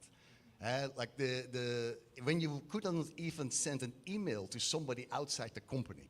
So setting up a meeting was telephone tag, where you had to call like multiple people and then set a time and then find a location, and then you had to call people back. And it's had the productivity and the change, not only personally, but clearly internet created a global economy. It changed. There were logos that we now talk about as being like a significant part of our lives didn't even existed like 25 years ago. You know, I remember when email first came out, I had a customer where I sent an email and they called me back. They said, hey, I need to fax back the response of your email, which they did. So it turns out they printed my email, you know, wrote stuff on it and faxed it back to me. So what I want to get to is technology's great. We laughed at that. We don't think about it now. But keep in mind, adoption is still going to be one of the things that we can never forget. Change management, like just with any new innovation, with any new technology. Yeah, no, 100%, Doug. And for the people here in the room, if you were, say, an adult 25 years ago, or say in the 90s, who expected that more than 30% of commerce worldwide now is e-commerce? 30% of the GDP. No. I think we would all have maybe bought stock and would not have to work at that moment, or you may really like your work. And another example would be, because it's not just, these transformations are not just like economic transformations or business transformations. They also impact how people live and communicate. For example, or another example, yeah, my microphone is still working. So 25 years ago, anybody expected that the #1 consumer app at this moment is making pictures and videos of yourself? Did anybody see that coming 25 years ago? No. The word selfie didn't even exist. So significant transformations. The last point I want to make on this slide is that also what was, if you a little bit of retrospective about those transformations, is that they are often driven by business leaders. The introduction of the PC was not done by the central IT organization. They hated it originally. It was done by accountants, by developers, by architects that wanted to have personal computing power.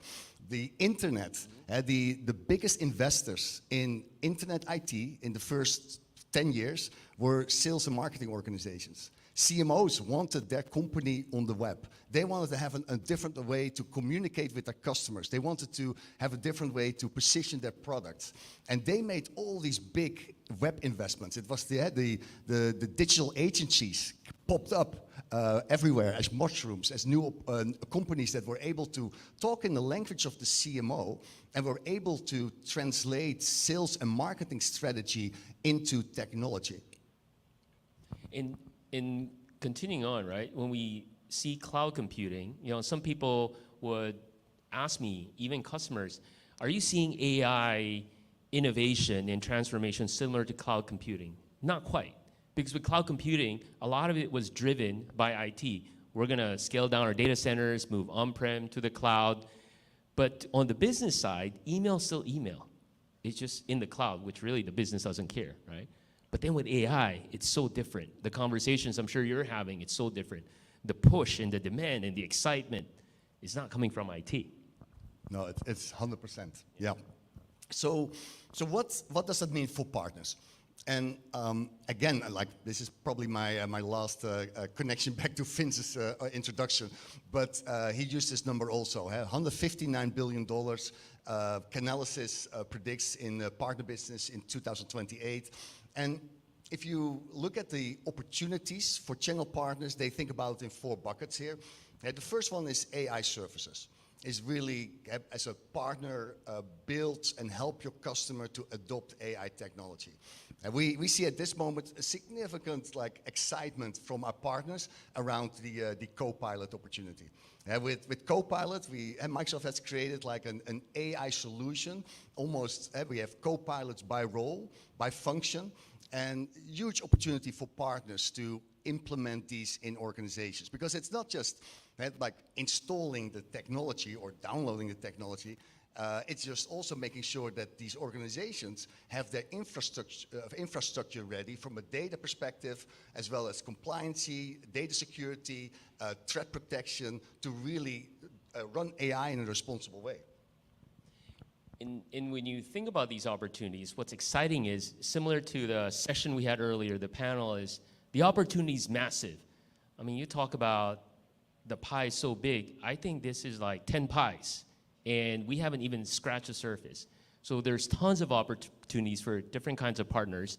And it doesn't mean, oh, maybe it's only available for big customers or large organizations. No, every organization is leaning in. Every organization is embracing the potential of AI for their businesses, and that's where we can come in as partners. Yeah, awesome. And so just to go through the list here, so AI services, huge opportunity, we believe almost for any partner that is in the services industry at this moment. Software development, that's maybe slightly more specialized, but clearly AI will require the building of new applications, customized applications, the customization of maybe AI solutions like Copilot within a customer's specific requirements or organization needs. Microsoft also announced updates last week built on both AI Studio as well as Copilot Studio. And I'm personally very excited about Copilot Studio because partners can use that as a relatively easy tool to customize Copilot and connect it to or different data sources or even set specific requirements. Yes, speaking of that, right? So I think all the tools are out there. It's been out there for a while, but for those that haven't really dabbled into it, first, certainly you can start with Copilot. And there's a lot of different kinds of Copilot. Pop quiz, by the way. How many Copilots are there, Erwin? I need to count them in my head. I think we're past the 10, for sure. Past the 10, 97, as of 9 o'clock this morning. But long story short, you can always start with those Copilots. Copilot for 365, Copilot for Sales, GitHub Copilot. But then if you really want to dabble, right, Copilot Studio is amazing. It's akin to the low-code, no-code Power Platform capability. And then Azure AI Studio, now you can build more complex capabilities. And after you dabble in that, now you start thinking about your customers. Be it you're a services organization, MSP, or product company, there's so much opportunities there, but you have to be ahead of everybody else. You have to know. I was speaking with Nabil this morning. He's like, I'm the least technical person, but I love Copilot. And I live it, I breathe it as a leader, and that's how you can serve your customers as well. Awesome. So one of the surveys we did as Microsoft is that we asked the number of business users that were using Copilot, and we asked you, do you prefer Copilot? If you had to choose between Copilot and free lunch, what would you choose? And it was almost unanimous Copilot. The people really recognize the value out of the product when you start using it. Yeah, I think this was from the most recent Work Trend Index that came out. Yeah. Yes. So on the advanced data services is the third pillar here, and clearly with AI, the quality of the AI output is connected to the quality of the data you put into the engines. And so for a lot of organizations, that means that they have to put the data in the cloud, restructure the data, make sure that there are analytics tools on top of it so you can get the right output out of your data sources. We announced some technologies last week, or we didn't announce them. We announced updates of existing technologies like Fabric, but again, a huge opportunity for partners to help customers like centralizing and organizing their data resources. The other quick thing, the other area from a product's perspective are industries. Erwin brought up about LLM, so there's a new wave of technology coming out, also known as SLMs, small language models, where you can build AI solutions specific to an industry. A lot of industries are looking for that, be it government, financial services, or education. Huge opportunities. Awesome. So what are the drivers for AI for an organization? And I think within Microsoft, we wrote this white paper, and it's freely available for any partner. But we think this is a really good framework for you to build your business strategy aligned to AI value that you can create for your customers. And this is not the moment to go really deep in the different components, but it really is around like ensuring that you understand the business strategy of your customer. Again, AI is not an IT sell, it's a business sell to begin with. Have a technology and data strategy that you lead with. It's not like AI has to be implemented in a responsible way, and that means that there is often infrastructure work that you need to do to make a customer ready for AI. Then, of course, you want to build the AI strategy and the experiences that really create the AI solutions or the value to users, to business leaders, to business organizations. And then part of this also, what I think is sometimes underestimated, is there's also an organizational culture and a governance component here. If organizations don't have a data-driven culture, if organizations are not used to really like doing analytical work to help in strategy development, decision making, or even customer support, that is very important to get the value clearly out of AI, because otherwise you have the technology and it's not going to be used. Yeah, absolutely. And this white paper, by the way, is very good, not only framework for partners to start their business, but also taking it to a model where their customers can take advantage of it too. So and I think we're getting closer to our closing. I'm looking at the time. Do I have a time? A couple of minutes. Okay. So a couple of statements from me, and then I'm going to just hand it over to you, Dux. Is that so? If you think about what does it mean to be a partner in this AI transformation, and again, like I don't think anybody in the room exactly knows how the world is going to look like in 15 years from now. The only thing we know is going to be different. It's going to be really different. So, but areas where we believe that as a partner you can invest in now to be ready and to get through this moment of change and transformation. One is clearly build your capacity and make sure that you have your services, your solutions are AI ready, and that you have your engineers, your people can really talk about AI. What's really important here is that you are able to sell to business leaders. And this is, for a lot of partners, that is like the day in, day out practice. But I also work with a lot of partners that need to build this muscle, that are not always used to selling to a sales manager or a CMO or a CEO. They tend to speak more to IT directors. So to become an AI partner, you need to cross the chasm, and you need to talk to these business leaders. That goes almost together with the last bullet on this slide, is that you have to also think about, do you want to start specializing in an industry or a vertical? It's going to be very hard for you as an AI seller to have a conversation around AI, say with a hospital in the morning and with a manufacturing organization in the afternoon. Because these worlds are very different. The terminology is different, compliance is different, the problem statements are different. So to become an AI partner and to really drive value, you may need to start thinking about vertical industry specialization. That's not just an ISV statement, that's also a services statement or for channel partners. And last but not least, and this is my final comment on this slide, is that we also think for a lot of partners, this will mean that they need to start selling cross solutions.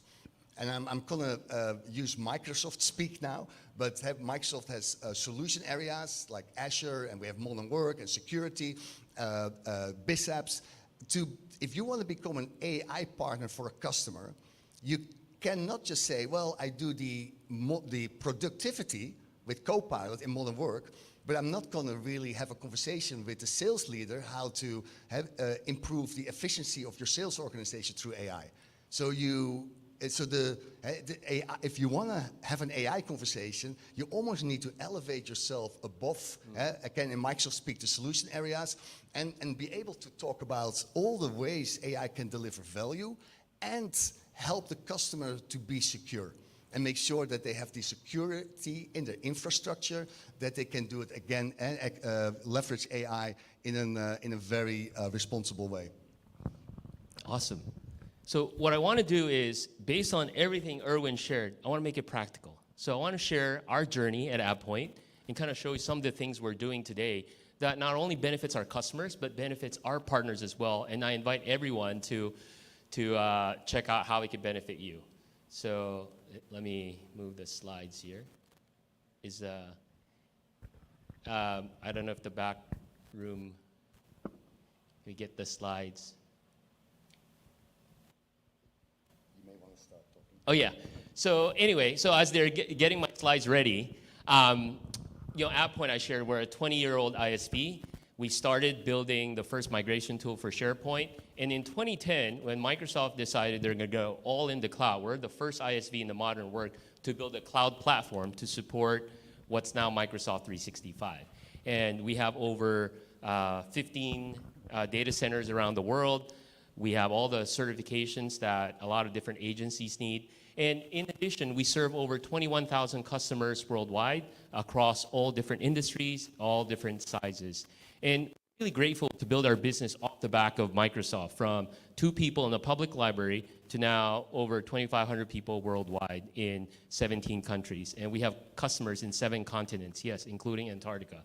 But what I want to do once the presentation comes up is to really show not only what we've done, what's done, it's done, but how we embrace AI as an ISV and not only better serve our customers, but also serve our partners as well. And I have tons of screenshots and videos once it's up to make you see what's possible, what you can do today, and also what the potential is for tomorrow. So let's see if they... By the way, while we're waiting, any questions around AI, building a business, so we can take this time to answer any of this. Vince, is my slide coming up? This is Erwin's slide. Oh, yeah, I shared mine yesterday. Yeah. Any questions? Yes, sir. So how many co-pilots are there? I heard 97. It's around, I think, 97. It's somewhere out there you can search, but maybe by tomorrow another 2 will be added. Because when you think about Copilot, right, it's Copilot for Word, Copilot for PowerPoint. Like, in a lot of pretty much all the tools and technologies have a Copilot now. Yeah, maybe. Yeah.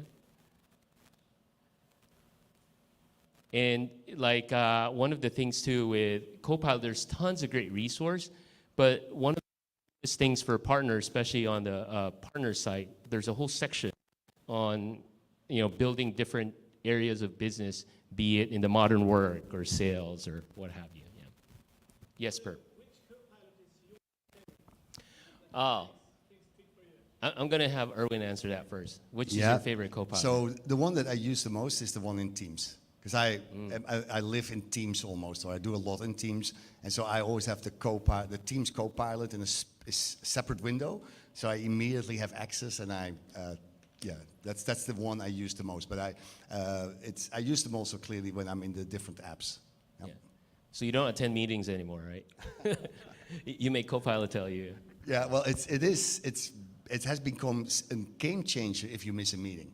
You just pull up Copilot for Teams, and you just look at the quick notes, and that has been like, because I think a lot of us are very busy, we're often double booked. The fact that you can miss a meeting and can in 5 minutes get the core out of it, that's a lot of value. Yeah. Well, for me, I love Copilot Studio because we built our own Copilot. And what we've done is we took Copilot Studio, built our own Copilot. It's like somebody you talk to in Teams. We call it Chat AVPT. AVPT is our stock ticker. But it taps into all of our data sources. So internally, our support team would talk to it. If support comes in, they can ask questions. It taps into all of our knowledge base, our blogs, and even HR. So if you're a new employee, you can talk to Chat AVPT.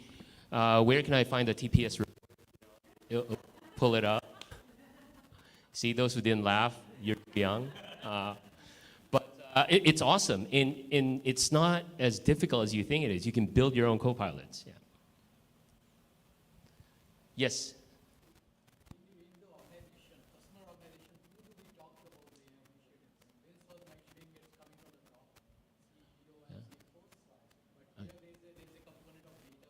Yes.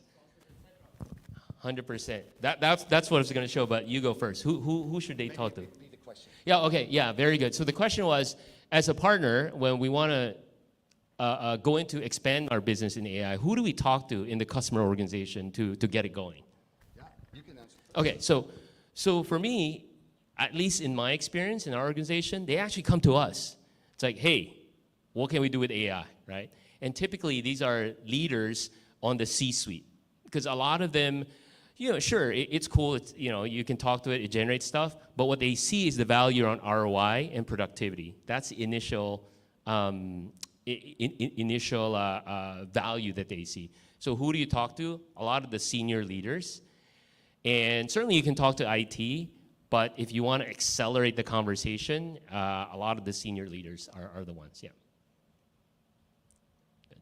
All right, looks like they've got it. So what I want to do is, essentially what everything Erwin talked about, I want to show you how we've done it, right? So, yeah, is this playing? Yeah, so there you go. So quickly, who's AvePoint? We're an ISV. We've been around for 20 years. Our mission is to enable organizations to collaborate with confidence in the cloud. And how do we do that? 3 core pillars.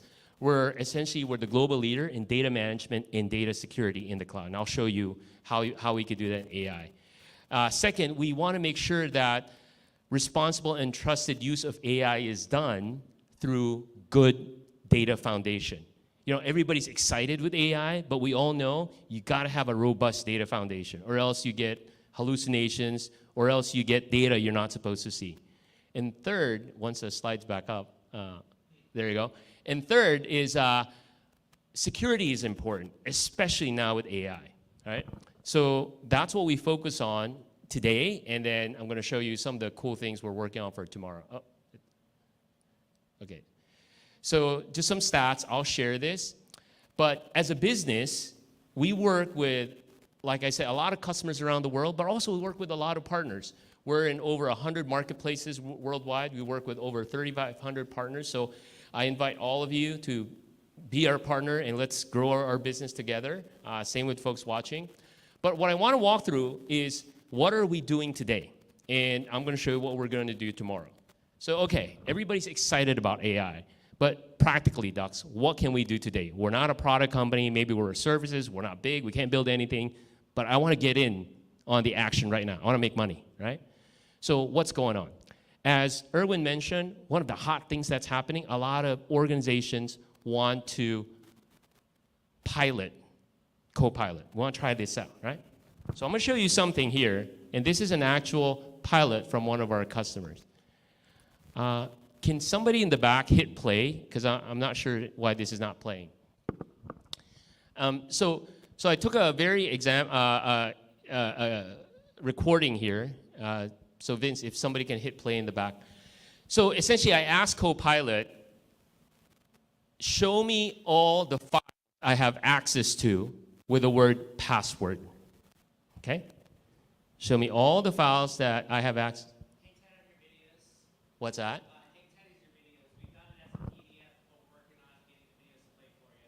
Oh, okay, all right.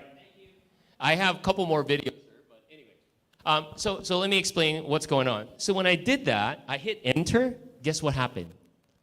Not only did it show all my files, but I saw files that I'm not supposed to see. Wait a minute, that's not good. I thought Gen AI is smart enough to figure it out. Because in the crux of it, this is 365, Copilot relies on what's called Microsoft Graph. And Microsoft Graph essentially defines who can see what and where and when. And Copilot trusts that. But as an example, so like Per, right? If I share a PowerPoint file to Per, and he shares it with Nabil, and Nabil shares it with Brian, will I know that happened? No. But Copilot assumes that's the right thing, right? And that's what's going on in organizations today.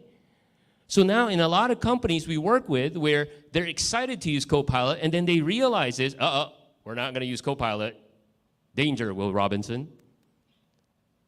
What's the CEO's bonus this year, right? It actually happens. But this is where we come in and help. We want to unblock that. We want customers to use Copilot. So what can we do? Business opportunity. Right now, you can unlock AI success with a strong data foundation. 3-step approach. You help your customers prepare their data, secure it, and optimize it. So how do you help customers prepare? So when you think about preparation, there's tons of stuff there. I mean, we don't want to admit it. Every company is a digital hoarder. How come do you still have that 10 years worth of files? Well, just in case, it's job security. Don't get rid of it. You don't want that, because what if Copilot sees it and trusts that that 10-year-old contract is still valid? No good. Or what if there's information there that's PII that people aren't supposed to see? So the first step is you got to prepare the data and make sure only the right data is there. If it's no good, get rid of it. If you don't want to get rid of it, fine, you archive it somewhere, elsewhere. Copilot cannot see. Now, you can do it different ways, but we have technologies that easily can do this and scans the whole environment. Our customers love it. Our partners love it. Business around this, sharing customers' data. Once you prepare the data, you turn Copilot on, but then you also realize, wait a minute, how do I make sure that that PowerPoint I shared pair that was shared to Nabil, that was shared to Brian, doesn't surface randomly? So you got to look. In this view, there's a way to see how many external users are accessing our stuff, how many links were shared, what information is exposed, credit card number, PII, address, birthdays. Now, again, you could do this manually, but we have technologies that our customers use and partners use to build a business around. And not only do you see it, you can enforce policies. You can say, moving forward, anytime there's a credit card number and Kristen decides to share this Excel file, don't do it. We make it easy for people to do the right thing. And this is needed for Copilot. What's that? We have your video ready. You just have to switch over. Okay, yeah, if we can switch over, I'll just show the last video, because the last video is kind of cool. Yeah, but I'll keep going here. So that's securing the data. And customers need that today, especially as they start using Copilot, because they won't stop sharing files. And people are not malicious, but you don't want Copilot to see things that's not supposed to. And lastly, the third step around a robust data foundation is you want to optimize the use of Copilot. You know who's using it, who's not using it. You want to know how much storage has been generated. You know, in case you don't know this, I can go to Copilot in Word and say, hey, create me a 10,000-page document on World War II with pictures and videos. You'll do it. But what happens to your storage? Microsoft loves it because you'll pay extra. But besides the point, is that relevant information, right? So there needs constant optimization that needs to happen. Another business opportunity. You can do MRR around. So it's very exciting. A lot of business growth on this early stage. And it's going to continue to happen for the next few years. In short, customers will need all of partners' help, of what kind of partner you are. And the last thing I want to show is what can the future look like with AI. So Vince, this video I really want to show. Is Vince there? So we do a lot of business around the world, and one of the cool things we do in Singapore is we work closely with the Singapore government and Microsoft. So the government there is so forward-thinking that essentially we built them an AI-based platform for learning, exam, and assessment. And this is being deployed countrywide to a lot of their technical institutions, and it sits on top of Microsoft technology. So I want to show you what this thing's about. So hopefully this plays.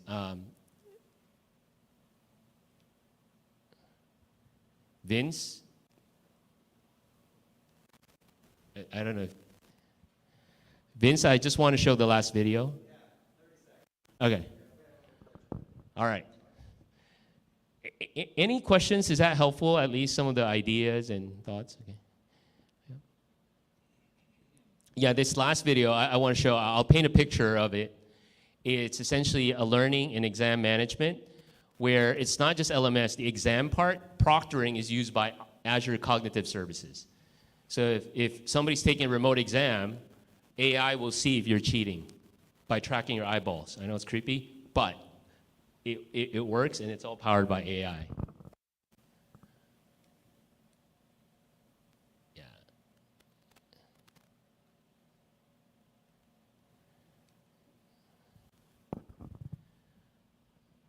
think, okay.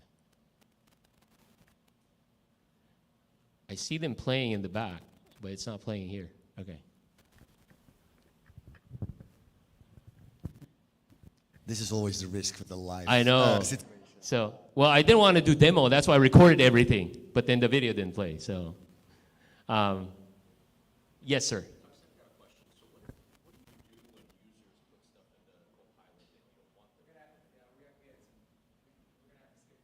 Oh, okay. All right. No worries. Say that. What was the question, Ed? Very good question. So Ed's question is, what if somebody, and again, you can't stop people, right? What if they uploaded a Word document or Excel that's proprietary or sensitive and you don't want to surface Copilot? So let me answer in two ways. Number one, out of the box on 365, so I can speak to Copilot for 365, you can actually put exceptions. You can say, Copilot, do not look at this site. Do not go to the SharePoint site collection, or do not go to the SharePoint library. But then sometimes you don't know, right? It can be put anywhere. The second thing is you have to automate it. You have to have something watching to make sure that doesn't happen. Either you write a PowerShell script to do that, or that's where our technologies come in. So the security solution I showed earlier, data security, called Policies and Insights, you can put rules and say, hey, anytime you see credit card number, health information, don't let it go up there, or lock it down only to this person or that department. So you need automated tools to monitor it. Yeah. Awesome. Yeah. Other thoughts around I think we need to close. Okay. Yes. All right. So thank you. Yeah. Appreciate it. Thank you, everybody, and hopefully it was beneficial. Yeah. Thanks. Thank you.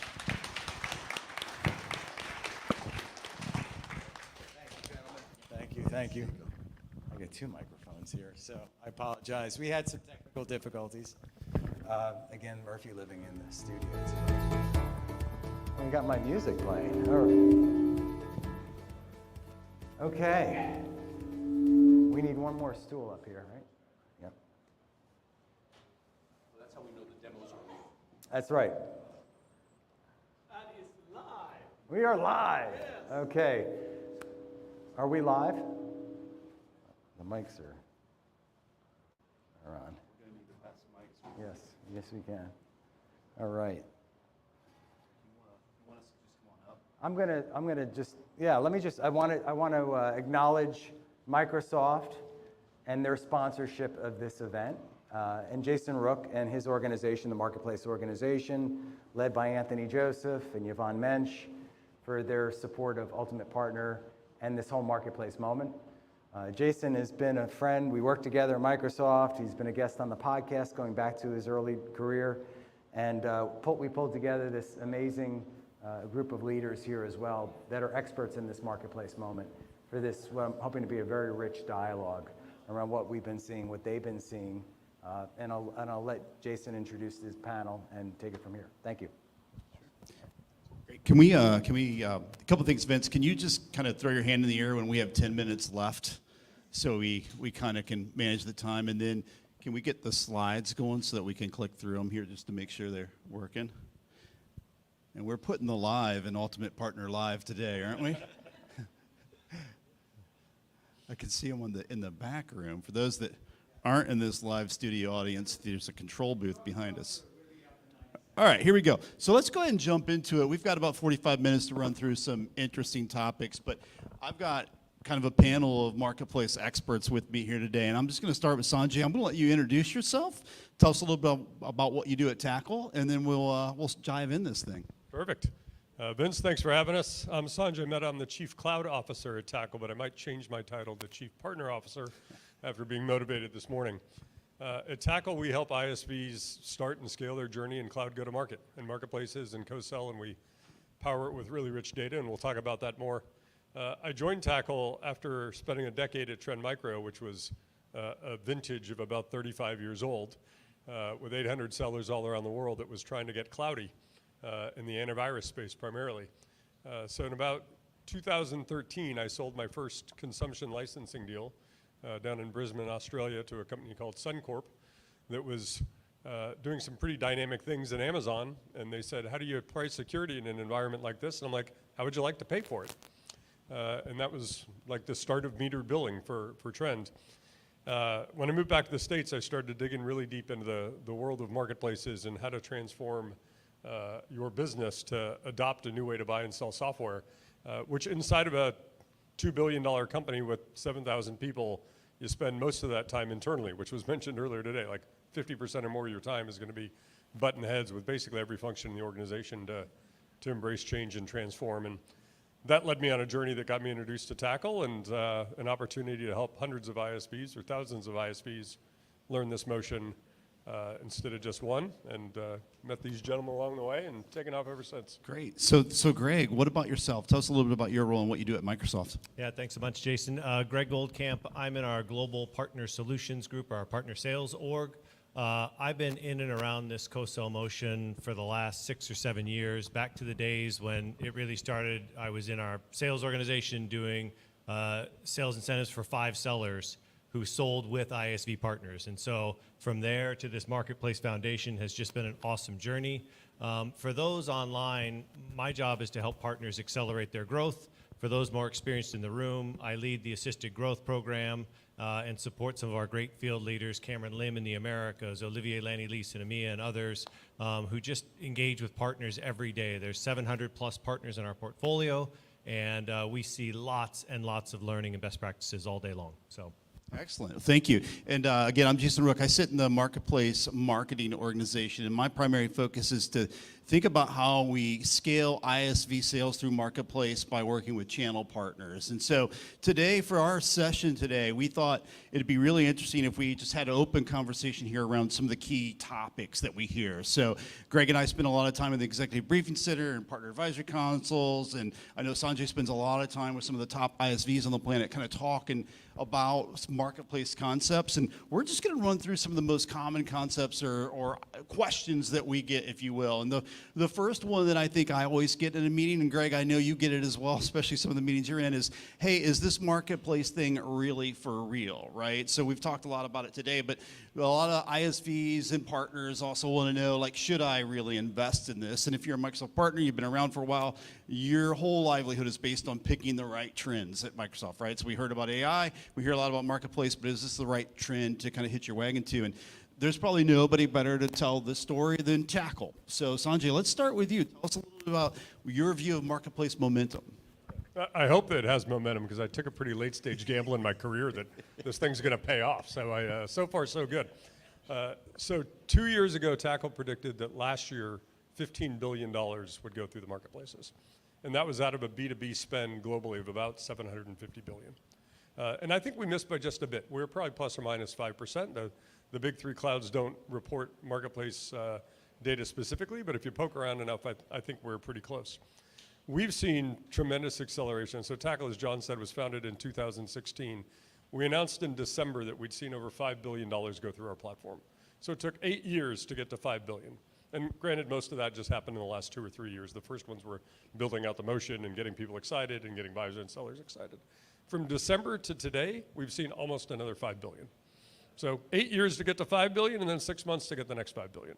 So the acceleration is really, really dramatic. And if you look, you have the biggest software companies on the planet selling to the biggest buyers on the planet.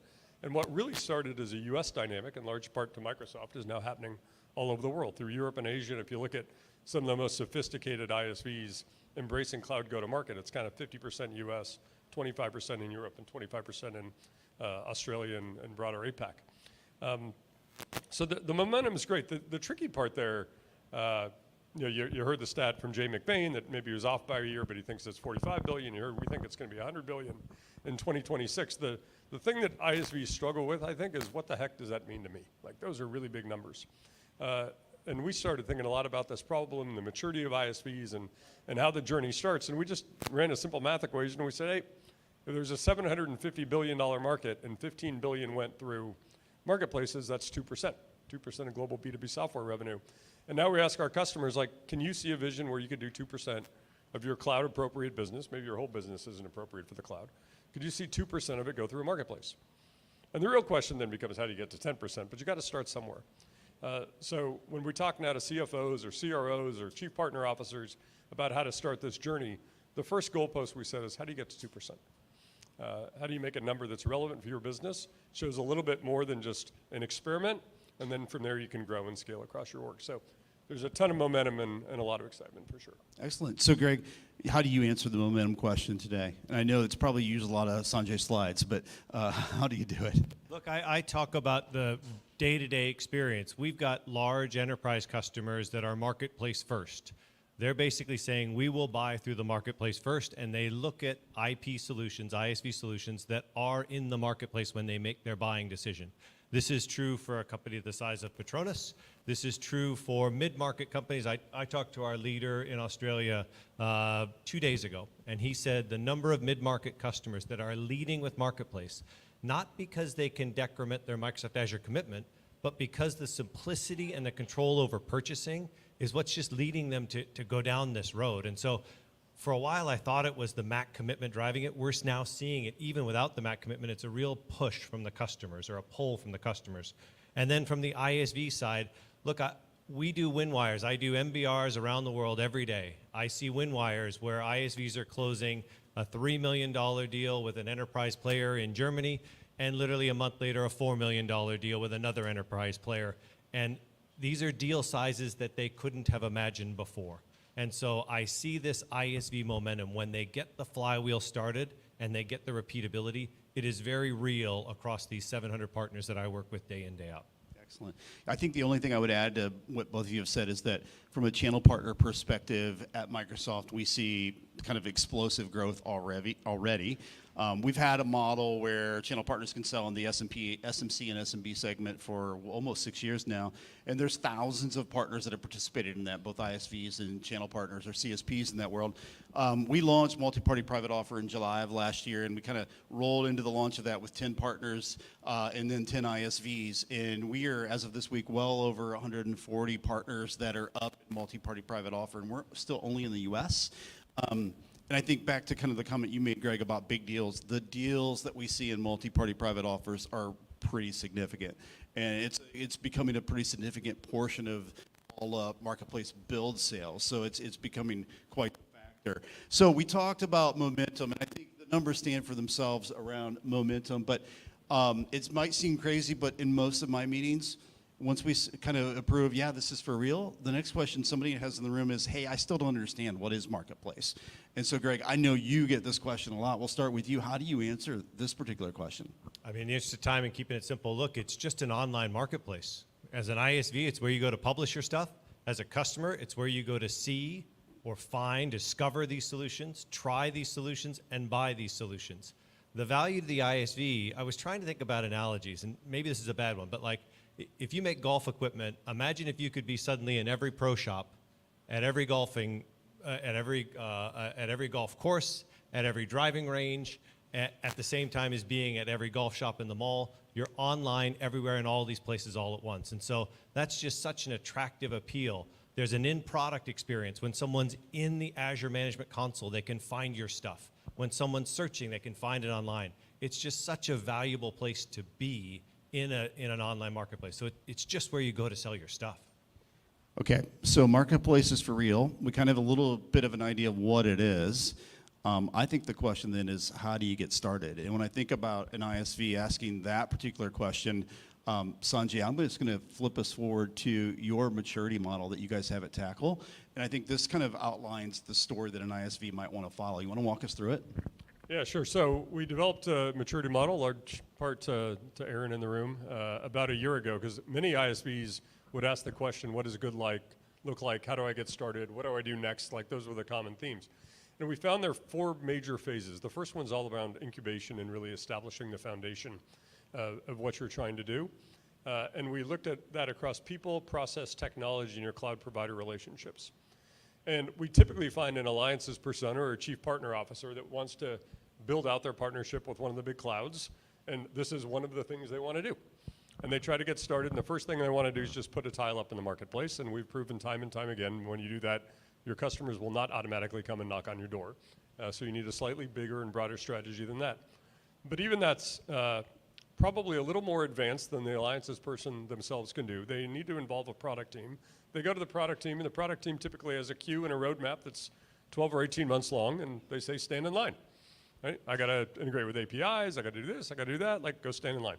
So whether you team up with the cloud providers directly or team up with us, there are on-ramps that are well proven to get you up and listed faster. So that's kind of the first step. The journey from there becomes an interesting one because you need to go organization to organization and convince folks to do business this way. Everybody wants to start in sales, makes a ton of sense. So who are your early sales pioneers that are maybe a little more pioneering in their approach to sales? They're maybe a little more partner friendly, they embrace the channel, they want to think about cloud, maybe they're in the right region. But how do you find your early superheroes of the cloud go-to-market motion? Who's going to get the early sales? Who's going to help you evangelize those wins? And then you get your first deal, and then the back office looks at you like, what the heck do I do with this thing, right? It doesn't look like all my other deals. The PO doesn't look the same. It didn't come from a channel I trust. How do I get paid? And all these things start to happen. So you start to work with your finance teams on bookings and revenue recognition and everything else. Then you start to work with legal. The clouds came up with these really cool things called standard contracts, which in 2016 or 17, when I heard, oh, we're going to work with groups of buyers and sellers to standardize a software procurement agreement. I thought, yeah, good luck with that. Like, how many times have we negotiated those? And a miracle happened, and they actually got adopted. So I was talking to our chief legal officer the other day, and she said in Q1, 75% of our deals wrote on a standard contract from somebody like Microsoft and didn't need to be touched by legal. 75%. Now, we're in this business, so we should do maybe more than average, but if you can do 30 or 40 or 50% never touched by legal, think about how much you're saving. We save about $10,000 a deal if we just look at resource allocation and what we would need. So you establish the foundation, and then you start to build some adoption inside of your organization, and you get people embracing it. And then a really interesting thing happens, and everything kind of gets jammed up, because suddenly you need to scale. And then you need the CR to embrace, and you need better tooling, and you need to integrate into the tech stack that your salespeople use and that your back office teams use. And we generally see that somewhere between 5 and 10% of revenue, where the revenue leaders are like, this thing's for real, what is it? How does it work with our direct sales force? How does it work with my existing channel? How do I compensate on it? How do I scale it? So the second two phases really around driving that adoption and scaling that adoption are what separates the winners from the losers. So if you think about getting started, I think the next thing after getting started is really how do you grow, right? I think that's what you just kind of ended on, Sanjay, is you get to this point where now you have to accelerate that business. Greg, from a Microsoft perspective, when you start, I mean, your role is assisted growth, right? So what's that conversation that you have with ISVs around growth? Yeah, so obviously what Sanjay covered in building your app for scale and getting ready for that is really key. When it comes to growth, investing early and investing in the resources who can go and get those early hard wins done, like building that new muscle, is absolutely critical. I see a lot of ISVs when they start out in this growth phase, they do some of their early renewals to cut their teeth and figure out this motion. They work with some of their most trusted customers to sell a next product through the marketplace to really drive that muscle and that growth, and then they can get into this repeatability. And so you've got to do these early hard yards of building this fresh muscle. We all do this in different aspects of our business or whatever, personal lives. You're not always as efficient in the beginning, and so you got to invest to make sure you're really efficient. And then the last thing is tap into the Microsoft programs that are really about helping you with this new muscle. And I think, Jason, you're going to talk about Marketplace Rewards as part of that. Yeah, absolutely. So I think if you think about kind of classic, how do I go tap into some things that Microsoft can give me, right? So for one, from an ISV's perspective, there's the ISV Transact and Grow incentive, which has been in market in multiple different flavors for the last few years, and it will continue to be in market to help ISVs kind of make that growth leap.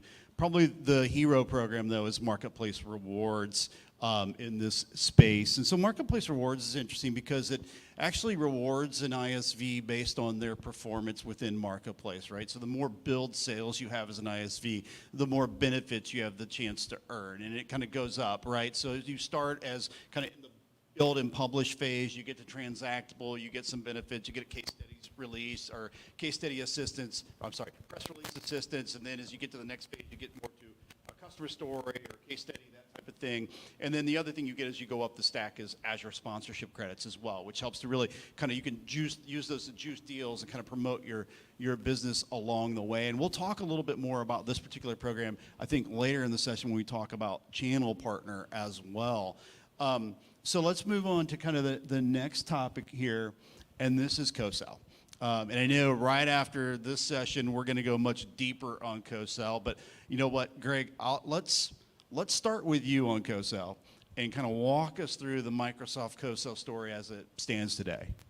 I mean, so it depends on where you're coming from. And I know there's some new folks online, and I know we're going to have a great session on this right after this. So the first thing in my mind is co-sell is much broader. Co-sell is this idea of your go-to-market strategy, being in our marketplace, being available for customers when they're in that in-product experience. That's part of co-sell.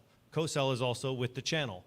I think what people think about mostly with co-sell is they want access to Microsoft sellers. And the quote I hear more times than not is, how come Microsoft sellers aren't selling my stuff?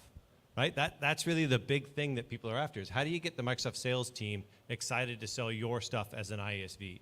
And so we've got a really structured program around at the very foundation, getting co-sell ready. I mean, for those, again, a lot of experienced people in the room, for those online, you've got to be a partner. Like you've got to sign up and be a partner with Microsoft.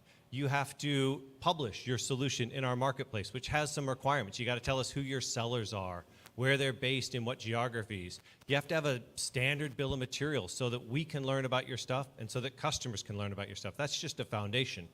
When you really want to light up co-sell, you have to get into this mode of being IP co-sell incentive eligible. It's a bit of a mouthful, right? IP co-sell incentive eligible. This means that you can start to tap into customers' Azure commitments to pay for your stuff. This means you can start to tap into Microsoft sellers who have incentives around driving the sales of third-party solutions through the marketplace. This has additional requirements. You have to publish a transactable solution.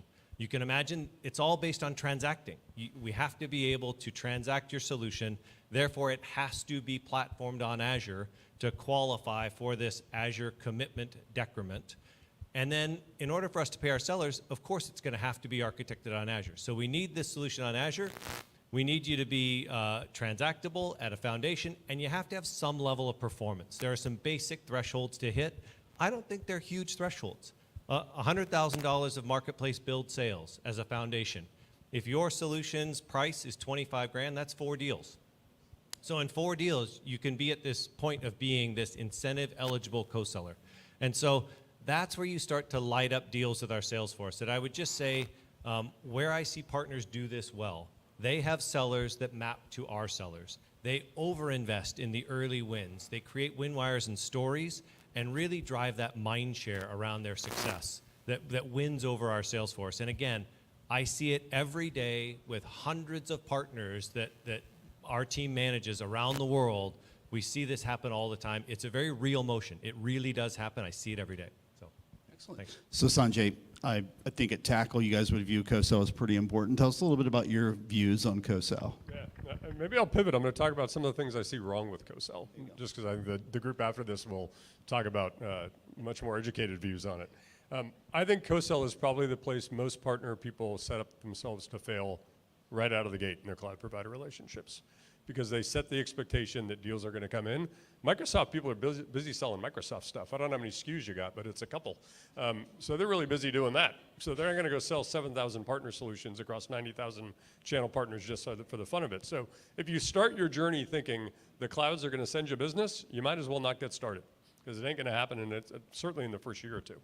So I think that's a challenge. Then once you get going, operationalizing co-sell is actually really, really hard. Like, how are you going to exchange deals? How are you going to help a cloud seller understand the help you actually need? Because it isn't a top of funnel lead. It's probably, I need to get high and wide in an organization. I need access to a CISO. I need to simplify my procurement process by skipping over vendor onboarding and running on one of these nice legal agreements. Like, how do I do those things? And when you start to build that internally, like most folks go to their sales ops teams and they find one person and they say, hey, you're my cloud ops person. And then that breaks really, really fast. So we found, Erin's up next, we acquired her company Core Consulting about 1.5 years ago, and they figured out how to operationalize co-sell at scale for some of the biggest ISVs on the planet. And you can think of it as really sophisticated plumbing with a ton of water that's going to go through the pipes, and most of us don't fix our own plumbing at home, and you should not fix your own co-sell plumbing in your business. Like, leave that to the experts.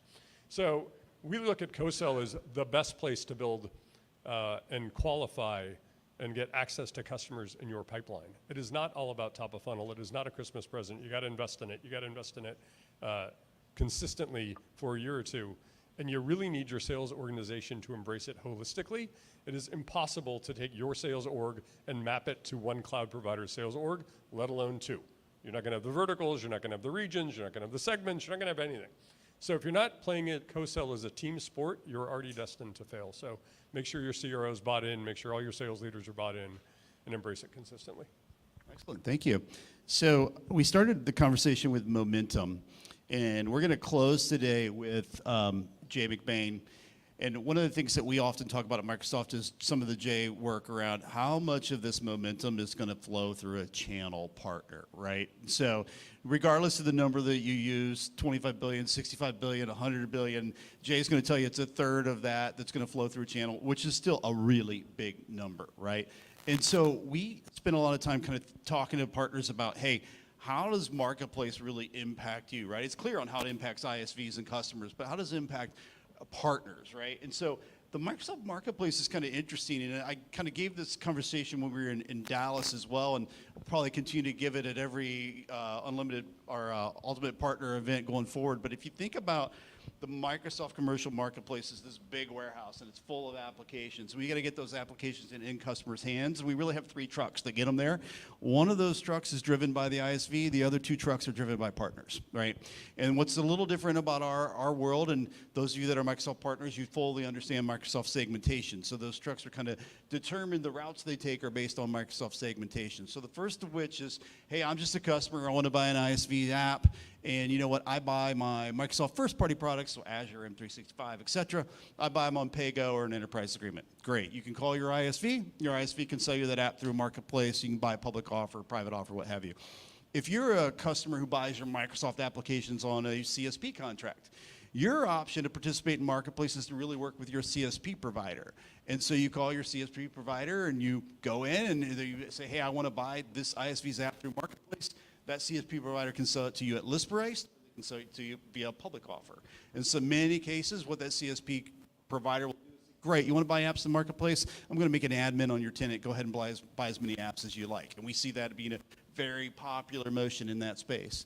The third avenue is, hey, I'm a customer, and I want to purchase through my trusted advisor partner, right? I'm an enterprise customer, and I want to purchase through my trusted advisor partner. Or the flip side of that is, hey, I'm an ISV, and I really sell into the enterprise, but I only do it through my channel resellers. And so to make those types of transactions happen, we have what we recently launched called multi-party, which allows a channel partner to jump in the middle of that particular transaction. So if you think about the Microsoft kind of scale, right? So Vince showed a slide earlier today of 400,000 partners. There's a place on this slide for all of those partner types, really, right? So everybody from all the ISVs that are developing applications, to the systems integrators, to the distributors, to the niche players, to the MSPs, to the traditional VARs, there's a place for all of them to play at this Marketplace motion today. So with that, let's just kind of dive a little deeper into multi-party private offer, because it is really our hero Marketplace motion here at Microsoft right now. And there's a lot of excitement. I know, Sanjay, you've got a number of ISVs that are participating in the Canadian private preview, as well as the UK private preview. I know we've got transactions happening there. So multi-party private offer is about to go on this kind of rapid expansion path as well.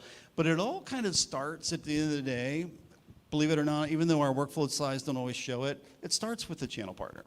And the channel partner is identifying an opportunity with their customer, right? So the channel partner identifies the opportunity, they qualify it. In most cases, what they do is they reach out to the ISV and say, hey, I've got an opportunity with this particular customer. We've already talked pricing. We've already talked about those legal terms. I need a private offer from Microsoft Commercial Marketplace, right? And in some cases, I would say probably what we're seeing today, probably 90% of the cases. I know, Greg, you're seeing a little more momentum outside of the Mac conversation, but in MPO, it's really that customer's got a Mac, right? And they want to use Mac decrement to buy. But the channel partner contacts the ISV. ISV creates a private offer. They send it over first, and of all places, believe it or not, Partner Center. The channel partner receives it in Partner Center. They go in, they modify the offer slightly, which really means they mark it up. and then they send it over to the customer. The customer sees that offer pop up in the Azure portal. The customer goes in, they make the purchase in the Azure portal, and guess who handles the invoicing? Microsoft invoices for that. And Microsoft invoices we collect, and once we collect, we pay out that channel partner the margin on their deal, and we pay the ISV the rest of that less the agency fee. So channel partners never pay an agency fee on these transactions. Publishers always pay agency fees. And that's important to remember as we talk about, at the end of this, we'll talk about some futures and some forward trends around professional services and those types of things. So I mentioned earlier kind of the key reasons why these transactions are important. It depends on your perspective, right? So if you're a customer, you say, hey, I always want to buy through this trusted advisor, or you know what, I love this particular ISV. I know their product's really difficult to implement and support. I want to make sure I buy through the local reseller has the most expertise around that product. You as a customer can go purchase through that partner. They're going to make margin on the deal, and they're going to be more embedded in the solution, right? If you're an ISV and you say, I only want to sell through channel, this gives you the opportunity to really take advantage of the whole marketplace opportunity with your channel, right? I think the other component here that we're starting to see a lot of is that channel partners are starting to realize that as they get out in front with marketplace, they're starting to nudge some other partners out in the ecosystem. And I think, Greg, it goes back to a little bit about what you were talking about co-sell and compensation, right? So what we're starting to see is resellers that haven't historically been kind of high on the list with the Microsoft field team. So we all know the Microsoft field team has managed partners, and they're the ones that get the most love, that type of thing.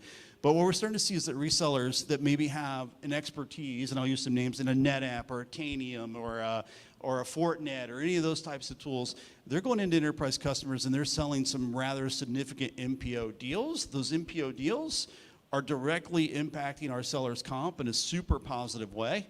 And now those partners are starting to gain some of that mind share with our field sellers, right? And that's a co-sell motion as well. So if you're an ISV and you want to co-sell, channel partner is incredibly important to you. If you're a Microsoft field seller and you need co-sell a la marketplace to start to hit some of your goals, channel partner is incredibly critical to you. So I think this is, one thing I'd take away from this is that this momentum is not going to change, and it's going to change the dynamic with many of our account teams as they realize how important this particular multi-party private offer motion is to their end goals, if you will.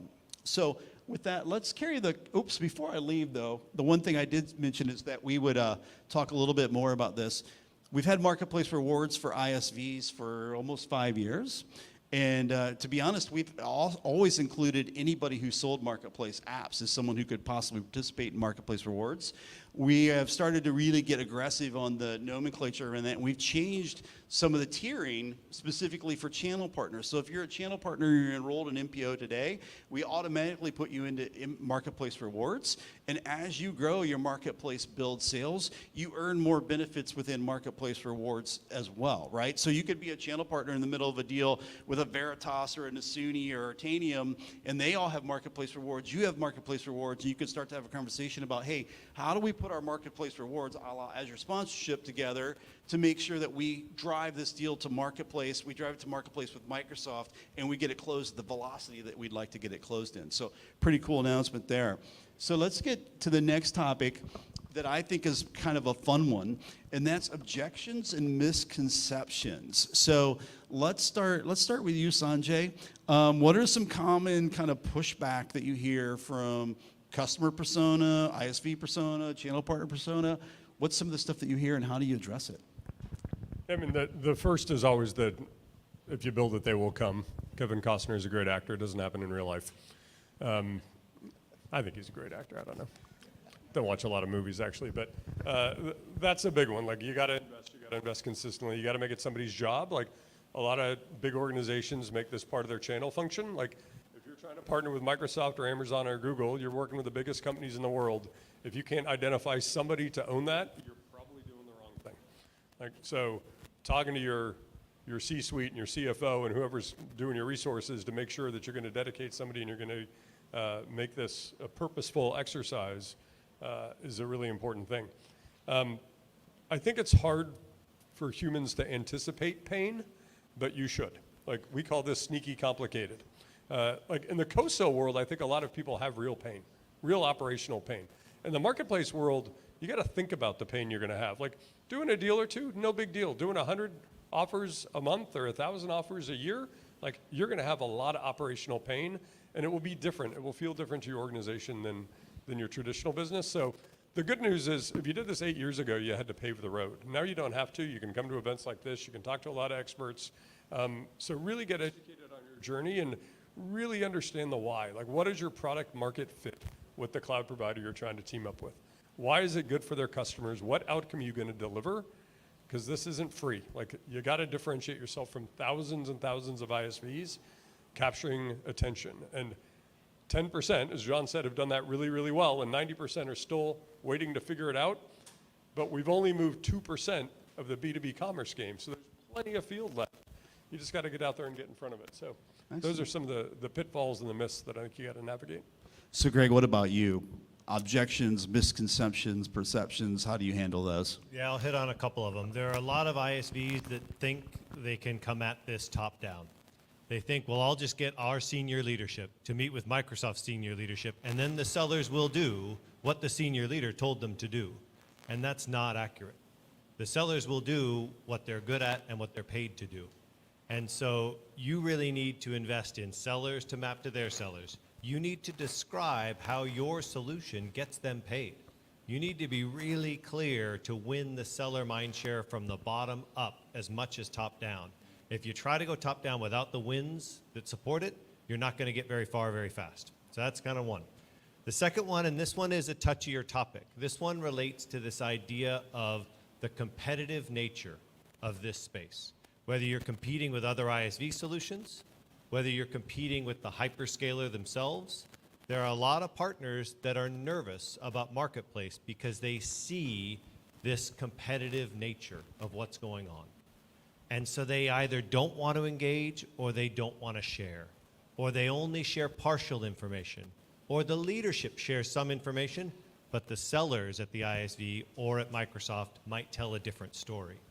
And I would just encourage in this misconception area, it's be really clear about where you play, where you are successful as an ISV and where you're differentiated. If you're worried about the hyperscaler, if it's Microsoft in this case, talk about how your solution is differentiated from a Microsoft solution. Talk about how your solution adds value above and beyond a Microsoft solution. Talk about your industry expertise. If you're in regulated industries in particular, talk about that. But find your niche and expertise that sets you apart and be very open and upfront about it. It's so important to focus. Excellent. So I think one of the, it's really not a misconception, it's probably more of an objective or objection, and that's from the channel perspective. Marketplace moves the cheese for a lot of channel partners. And one of the things that I think some channel partners feel is that Marketplace takes away their top line revenue, which is not a misconception, that's a fact, right? So I think we spend a lot of time dealing with that. And so I think it happens especially for resellers that live on top line. And again, we replace it with you know, they don't replace it, they get the margin on the deals. But there are several partners that are gonna really kind of have to adapt to that, right? And we see that today, some that are and some that are way out in front. They're changing their comp models with their sellers. They're changing their go-to-markets. They're really aggressive on the front end of Marketplace. Then we see other resellers that are kind of in this wait-and-see mode, right? And they're waiting to see if this, back to the way we started the topic, is this Marketplace thing really for real before they make those changes? But it is for real enough that partners are going to have to adjust, right? I think the other just kind of objection or misconception I would say is that there's a mass array of confusion around Marketplace in many places, right? And I think partners are confused about how they actually get started. They're confused about, in some cases, where professional services sits and what they're allowed to sell and what they're not allowed to sell. It does, I think, Sanjay, you mentioned that, hey, you've got to invest, right? You've got to invest in somebody to kind of lead. You also have to invest in to do a little bit of education as well, right? We don't sell hardware through our marketplace, right? And probably once a week I get that question, hey, I've got this massive hardware deal, can I sell it through your marketplace? And there's a little bit of a need to get kind of that investment in education as well. So if you think about objections, misconceptions, I think what we should probably leave this audience with though, since we're kind of sitting in that seat, is a view of where we think this thing is going. It's an important time in the Microsoft season. You know, we're going into July. Things change rapidly in July, and people reset their plans. Vince will probably have a bunch of webinars and newsletters that go out to advise people on what to do. But where do we see the marketplace thing going in probably, let's say, the next 6 to 12 months? Sanjay, let's start with you. I've actually got 3 text messages and 7 emails from Vince just during this session. It's truly, I have a special Vince buzz that goes on in my pocket. You know, I think if you think about marketplaces today, they're single vendor, single software title experiences, and that's not how enterprise buyers buy. And it's probably one of the reasons we're at 2% of revenue, not 80% of revenue. If you're a big bank or a big motor company or a big something and you're going to migrate SAP to the cloud, you kind of sort of want a prescription for what are all the things I'm going to need, and can I buy them together? And guess who did that for a long, long time? That was the channel. Like, they assembled great solutions. They wrapped their services around them. They dealt with vendors. They took away the complexity. They put it on a single bill. So that's where we need to go.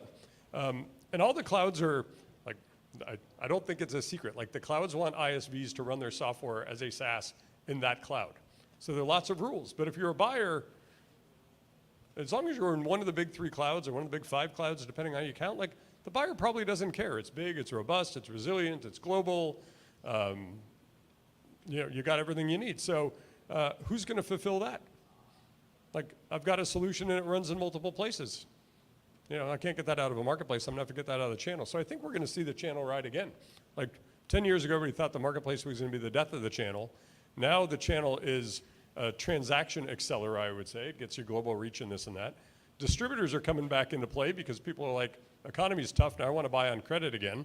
Who's going to do that for you? Maybe you can spread out some bills and this and that in the marketplaces, but you can't buy in credit. I want to go all around the world. I need to deal with taxation. Currency exchange, kind of a big deal. Marketplaces don't do a great job of currency exchange today. So you're seeing the core tenets of the channel all come back, but I think ultimately, and to your point about hardware, like, somebody wants to buy a solution and it's software and it's hardware and it's services and it's all these things. Who's going to package it up? So I think it's going to be a huge opportunity for the channel over the next 24 months. So Greg, what tips would you give this audience as they think about kind of where we're going next with Marketplace? 3 fast ones. One is security.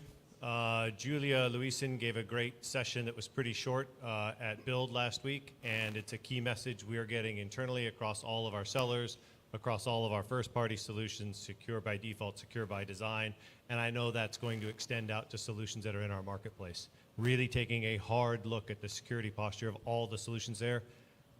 It's coming, and so that's one. Second one is AI, the energy. Vince has already covered it 150 times about just the energy around AI. We're all going to feel that, and then I see the marketplace really becoming core to what our field sellers do. I said it at the beginning that 6 years ago, we had a spiff for 5 sellers to sell ISV solutions. Now we have marketplace ingrained in their core compensation through our incentive compensation team, which is not a small thing to do. And I think that's going to keep accelerating. And so just stay on the journey. Be ready. The number of partners I still see today that have been dabbling in marketplace for sometimes months, and then a deal comes.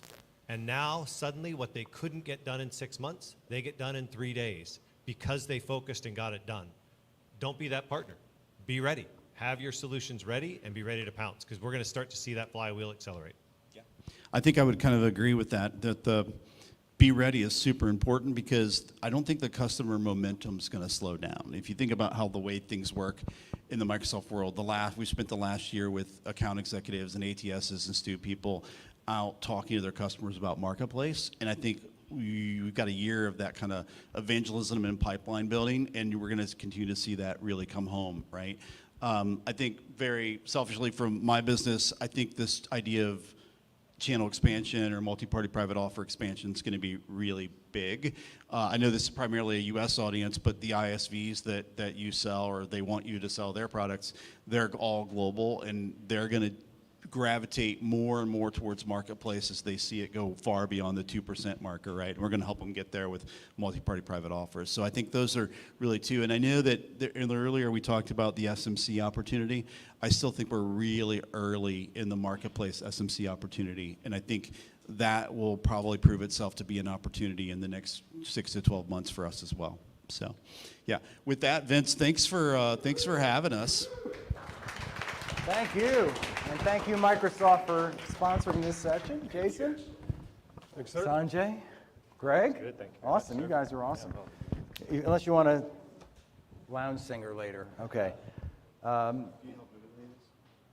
Is this? Oh, that's the clicker. Yeah, we're good. We're good. Okay, so we are going to take a 5-minute break. We just want to give everybody a chance to reset. If you haven't gone over, and I want you to be here for this next session, but I believe I heard they're grab and goes for lunch. So if you haven't had lunch, there's that opportunity to get some food, bring it back. And then we have an incredible session on co-selling coming up in about 5 minutes. So we're going to give everybody a few minutes just to stretch your legs. Great. How are you doing? All right? Doing fine.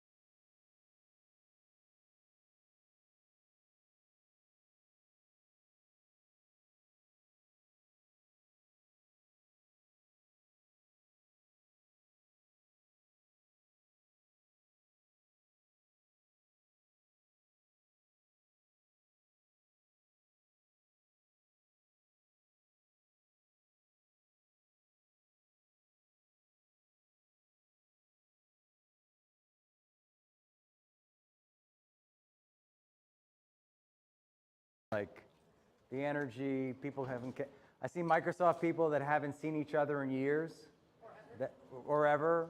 We work in the same organizations. I see people that are friends that haven't, people who've been on, Zoom and Teams and Skype and all these various technologies who've never met face to face. So I just love this. So, am I ready, Mike? We're good? We're good? All right. So you're going to do this introduction. So I'm going to introduce you and then let you introduce the session. So I met this young lady, Susan Tommy, a few years ago. She was a listener on Ultimate Guide to Partnering before we had video, in fact, right? And reached out to me and had several questions. She was with an ISV trying to drive her Microsoft strategy. When we got acquainted, we did some work together. You started helping me with the newsletter and writing a Susan Tommy. And you were, I was at Mastermind. And you were at Mastermind, the very first event. We had that first picture, how it all began. And so Susan's been working with us quite a bit. She's become like our right-hand person, my right-hand person, helping, really driving a lot. I mean, really doing quite a bit. I'm so excited to have you here from Toronto and have you in the room and to introduce some of our friends in our next session. So I'm gonna let you take it over. All right, to Susan, here. Hi, everyone. Thank you, Vince. I am really excited for this next session. It's a workshop focused on co-selling.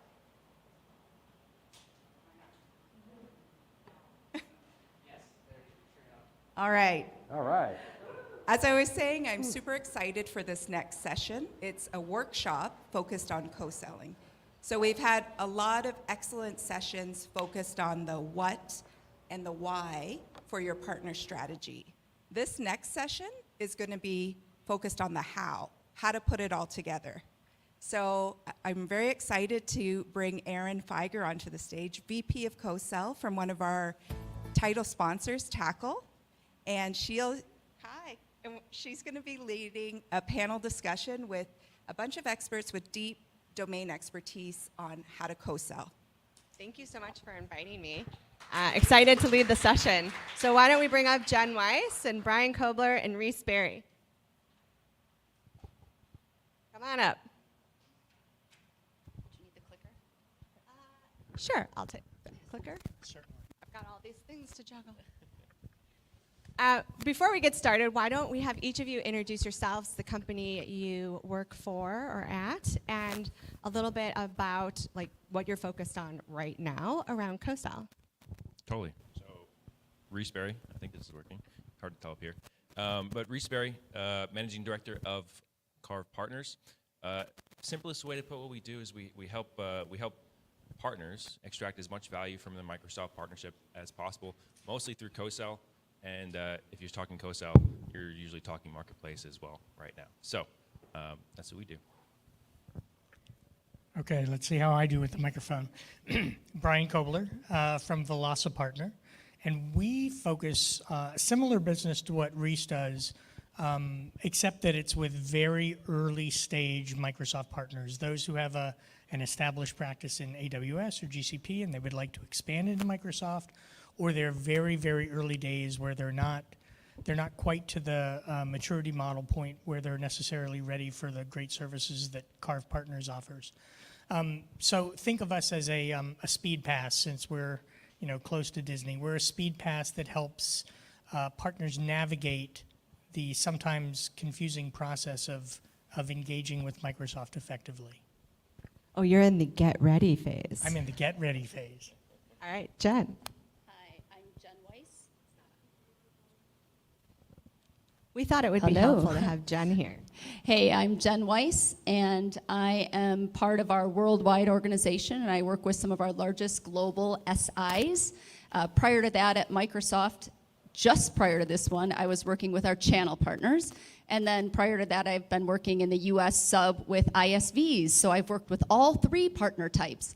But even more than that, I've only been at Microsoft 7 years. Prior to coming to Microsoft, I was with an ISV, partnered with Microsoft. Then I was at a channel partner and helped rapidly grow their business. And prior to that, I was at a services company that was acquired by that channel partner. So yes, I'm a partner development director working with partners, but I come with quite a background of experience. And my favorite, they were talking earlier about aging yourself with technology.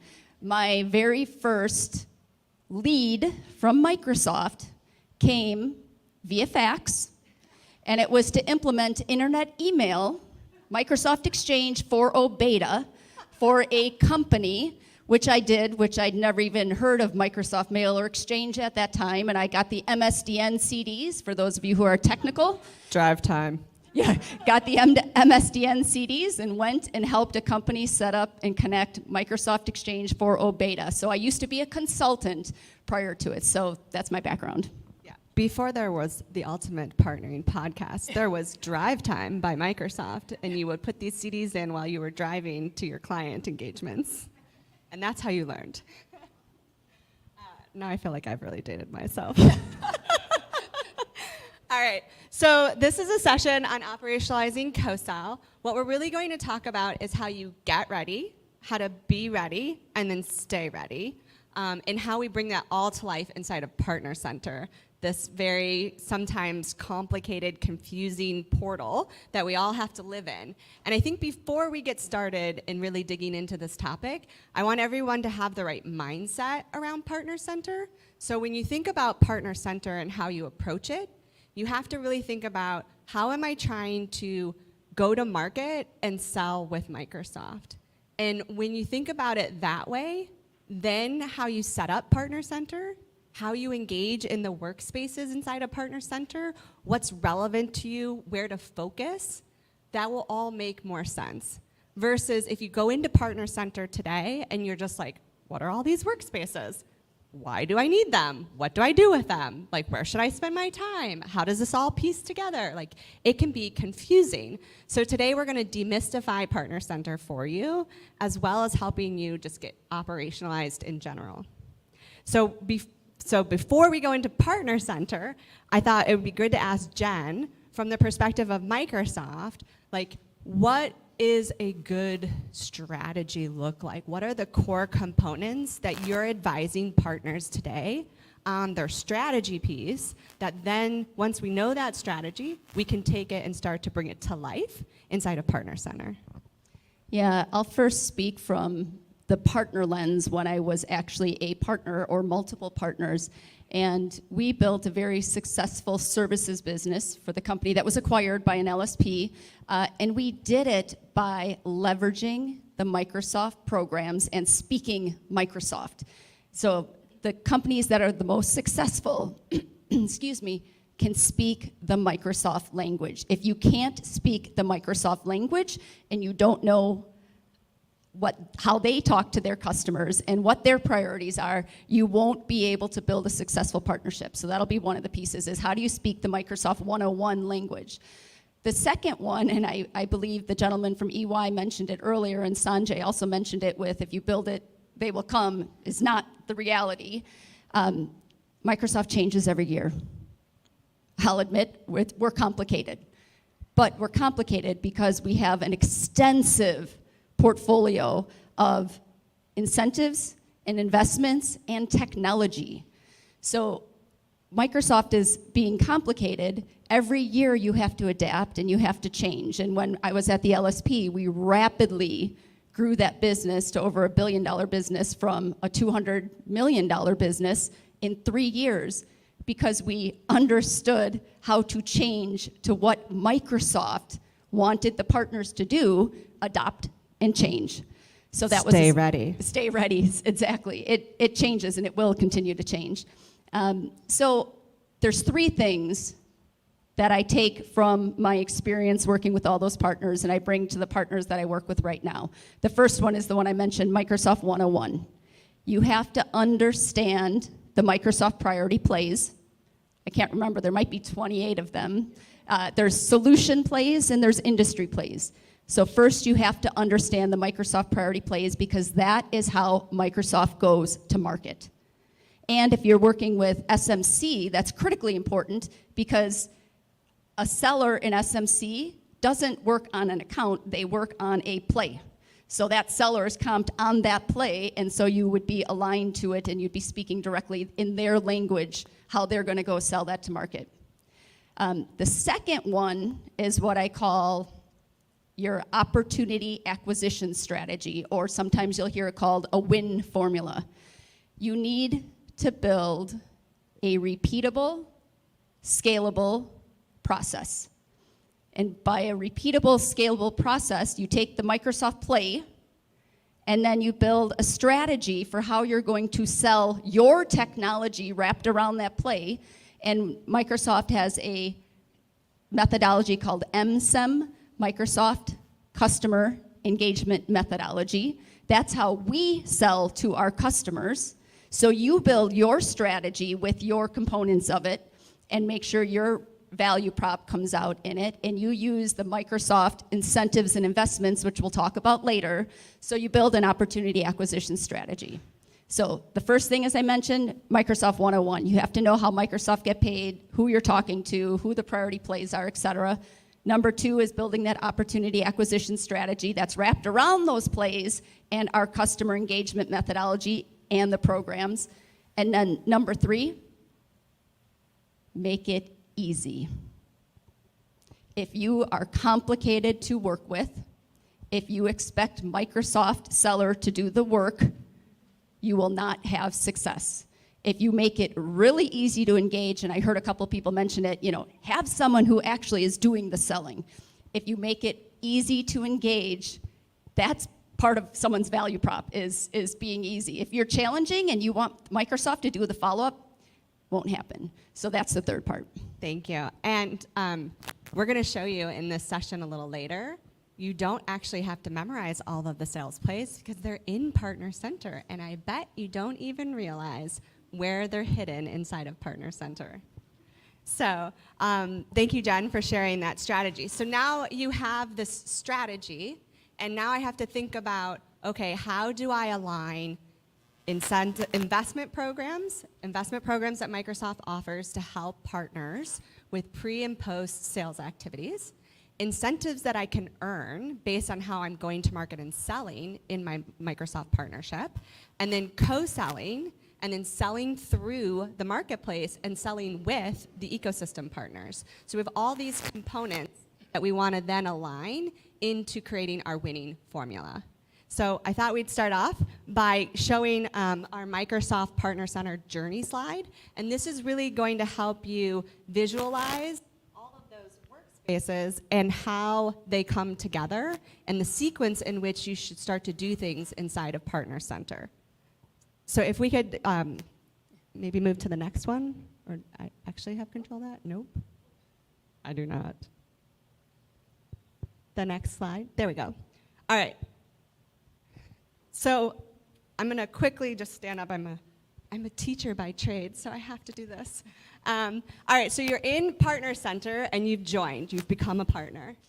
And the very first thing you need to do is you have to go tell Microsoft where you have areas of expertise. And the way you do that is you get your solution designations. You sign up for different programs depending on the type of partner you are. After you get those solution designations, or while you're working on getting those solution designations and joining different programs, you're going, as an ISV, you're going to go promote your solution in the marketplace and get it listed. And we're going to make sure that that offer in the marketplace is transactable, because that's really what's going to start to unlock the next steps in our partnership. So as you go to promote your service through the different ways that Microsoft has you do that, and for SIs, as they earn solution designations, it lights up their business profile pages, which lights up how they're listed in the solution catalog. For ISVs, they're getting it listed in the marketplace. That's lighting up their solutions in the different storefronts that Microsoft has. AppSource is a storefront. Commercial Marketplace is a storefront. Office is a storefront. There's lots of storefronts. When you're transactable, you're in the Azure portal storefront. But all you have to do is get it listed in one place, and Microsoft will go make it visible in all the right storefronts based on how you're publishing your offer. Then I've got to go promote my company. So I'm going to go create those business profiles. I'm going to make sure I'm listed in Microsoft's AppSource Partner Directory in all the countries that I really want to try to go to market in. So you actually have to have a profile page per country. It's not one page and be done. So you're going to make a profile page per country. That's going to get you in the partner directory. This is like, dating myself again, like the yellow pages of Microsoft. But for anybody in the world, both Microsoft, non-Microsoft, anybody can go out to the website and say, like, I need a partner in this country who specializes in this area. That's how you do it. You create these profile pages in their partner directory. A lot of times this is an overseen activity. People haven't done it. Some of it gets pre-populated based on how you are achieving these solution designations and advanced certifications.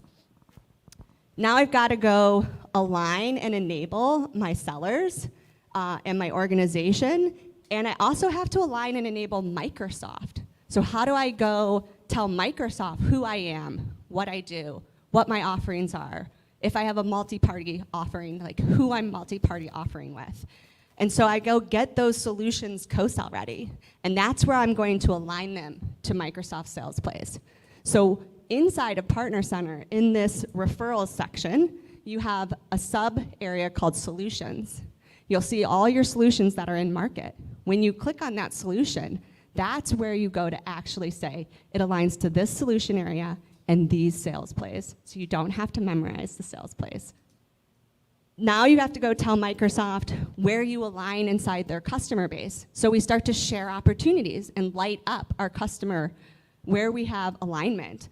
What segmentation, what industry, what region, what territory. So by sharing your opportunities, yes, you're trying to engage with Microsoft field sellers, but you're also trying to tell the bigger organization, the marketing teams, the sales leadership teams, the product teams, where your customers are, where you have density, where you're trying to go to market, because this partnership is supposed to be a fuel. They're supposed to help you like light up. And so you have to go tell them where to put fuel on that fire by putting your customers into Partner Center.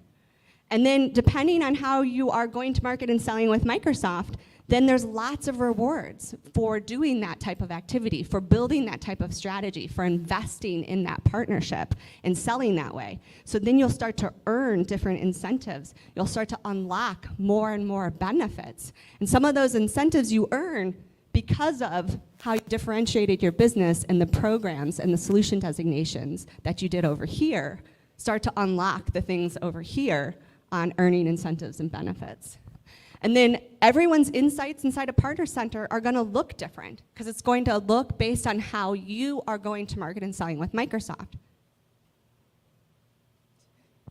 Okay, thanks. Now I have 2 clickers. Oh, I got lots of toys up here. And so my incentive, like if I'm a partner and Reese is a partner, how our incentive sites look are going to be different based on how we're trying to go to market and sell with Microsoft. So not everyone's insights are going to look the same, but there's a lot of great data in there, like your marketplace traffic. Who's coming to my page? How many visits am I getting? How many click-throughs? How many contact me's?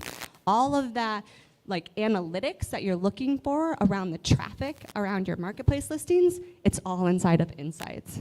So now the rest of the session is going to be talking about each one of these components and kind of digging into how we're helping the partners and some best practices. I really don't think, we're gonna leave the screen up the whole time, so I don't really need these. All right. So Brian, since you're in the like, get ready, you're in the very beginning phase. Tell us some best practices, like what should partners be thinking about around solution designations and how that really helps them start to unlock and align their partnership? Perfect. First, depending on who you ask, Microsoft has roughly 500,000 partners that specialize in different things. Anybody can become a Microsoft partner. It's really painless and easy to do. Pro tip. It's free. Pro tip, it is free. Make sure when you're registering, this is from lived experience, make sure when you're registering to become a Microsoft partner that what you enter matches your incorporation paperwork exactly, or else it takes weeks to resolve. Once you've become a Microsoft partner, so what? You're one of 400,000. The number one thing I hear from clients, and because I'm in the get ready phase, I deal with a lot of misset expectations. So how many leads is Microsoft going to start sending me? Oh, I can tell you that answer. It's 0, not 1. The partners that stand out are the partners who differentiate themselves by achieving things like solution designations. And once you have those solution designations, there are some advanced specializations on top of those to further differentiate you. This is how you tell Microsoft what kind of partner you are. And to achieve a solution designation, it's not difficult. It's not an overnight thing either. There are 3 components. Skilling, everyone thinks of skilling, right? That's, do you have people on staff that have passed exams showing they have the requisite knowledge on Microsoft technologies? Performance and customer success are the often overlooked components of a solution designation. Microsoft just wants to know. And that's why it takes time, That's right? why it takes time, precisely.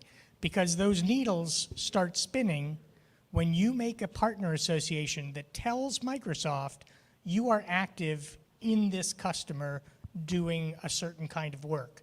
So it's not subjective, it's very objective. If you have that partner association, the needles start to rise. And so Microsoft wants to know that you have smart people on staff, skilling. They want to make sure that your business is healthy and growing, that is performance. And they want to make sure that you have happy customers, that you're retaining and ideally expanding into other areas, helping them incorporate Microsoft technology. That's customer success. So it does take a little bit of time, but the process is very straightforward and simple. It's all documented in Partner Center if you know where to look. And that is, Partner Center, I will say this about Partner Center before I yield the floor back. A rookie mistake I see a lot of new partners make is, oh, Microsoft's partner portal. Okay, you've got a couple of extra cycles. Do that when you have time. You are literally leaving money on the table if you are a Microsoft partner, and you don't have someone focused on that, ideally as their primary role full time, reading about the changes, understanding where things are in Partner Center, making sure that the individuals from different parts of your business have the correct permission. If you aren't on top of that, it's not something that you can do in your spare time if you want to have a successful relationship with Microsoft. Brian, who inside of an organization should really be that person or people spending that time on really managing the Partner Center portal? Great question. I see all over the board. Usually, someone in the partnerships organization is given this as a collateral duty where they're set up as global administrator. That's not necessarily the right place for that role to be, but it is where many people start. You need to enter your tax and bank account information in there. You need input from someone in your finance department. You need input from someone in your accounts payable and accounts receivable departments. Partnerships with Microsoft literally can touch every aspect of your business. So the most successful partners understand that, and they've got a cross-functional virtual team of people who come together, tackle their specific part of Partner Center to make sure it's optimized for their business, and then whoever has overall responsibility for the Microsoft relationship at the partner. And I realize everyone at a Microsoft partner thinks they own the Microsoft relationship, but there probably is a person that is their first full-time role. Have them just ride, top tier on that to make sure that everything is getting done. Leads are being accepted in a timely fashion. Incentives are being applied for. And that they're going to the right bank account with the right tax profile. We see like the Microsoft Alliance person really being in charge of managing that portal and then bringing in the different resources. So they're the quarterback to the Partner Center portal. Before we move on, I have 2 more things on this topic. From Reese's perspective, so he's in the get ready. Now, how are the solution designations really impacting the winning formula for unlocking investment incentive programs for the partners you're working with? Yeah, so I think the partners that I'm working with are a bit more mid or late stage. What I would say is these are this is really like how you can prove an ROI to for the entirety of the team that's managing co-sell. Is you even mentioned it here a second ago. The expectation is often set at I'm going to get a windfall of leads, and it never happens. And then it gets set to I'm going to get 0, which doesn't feel really that right, because where's the better together in the better in that story.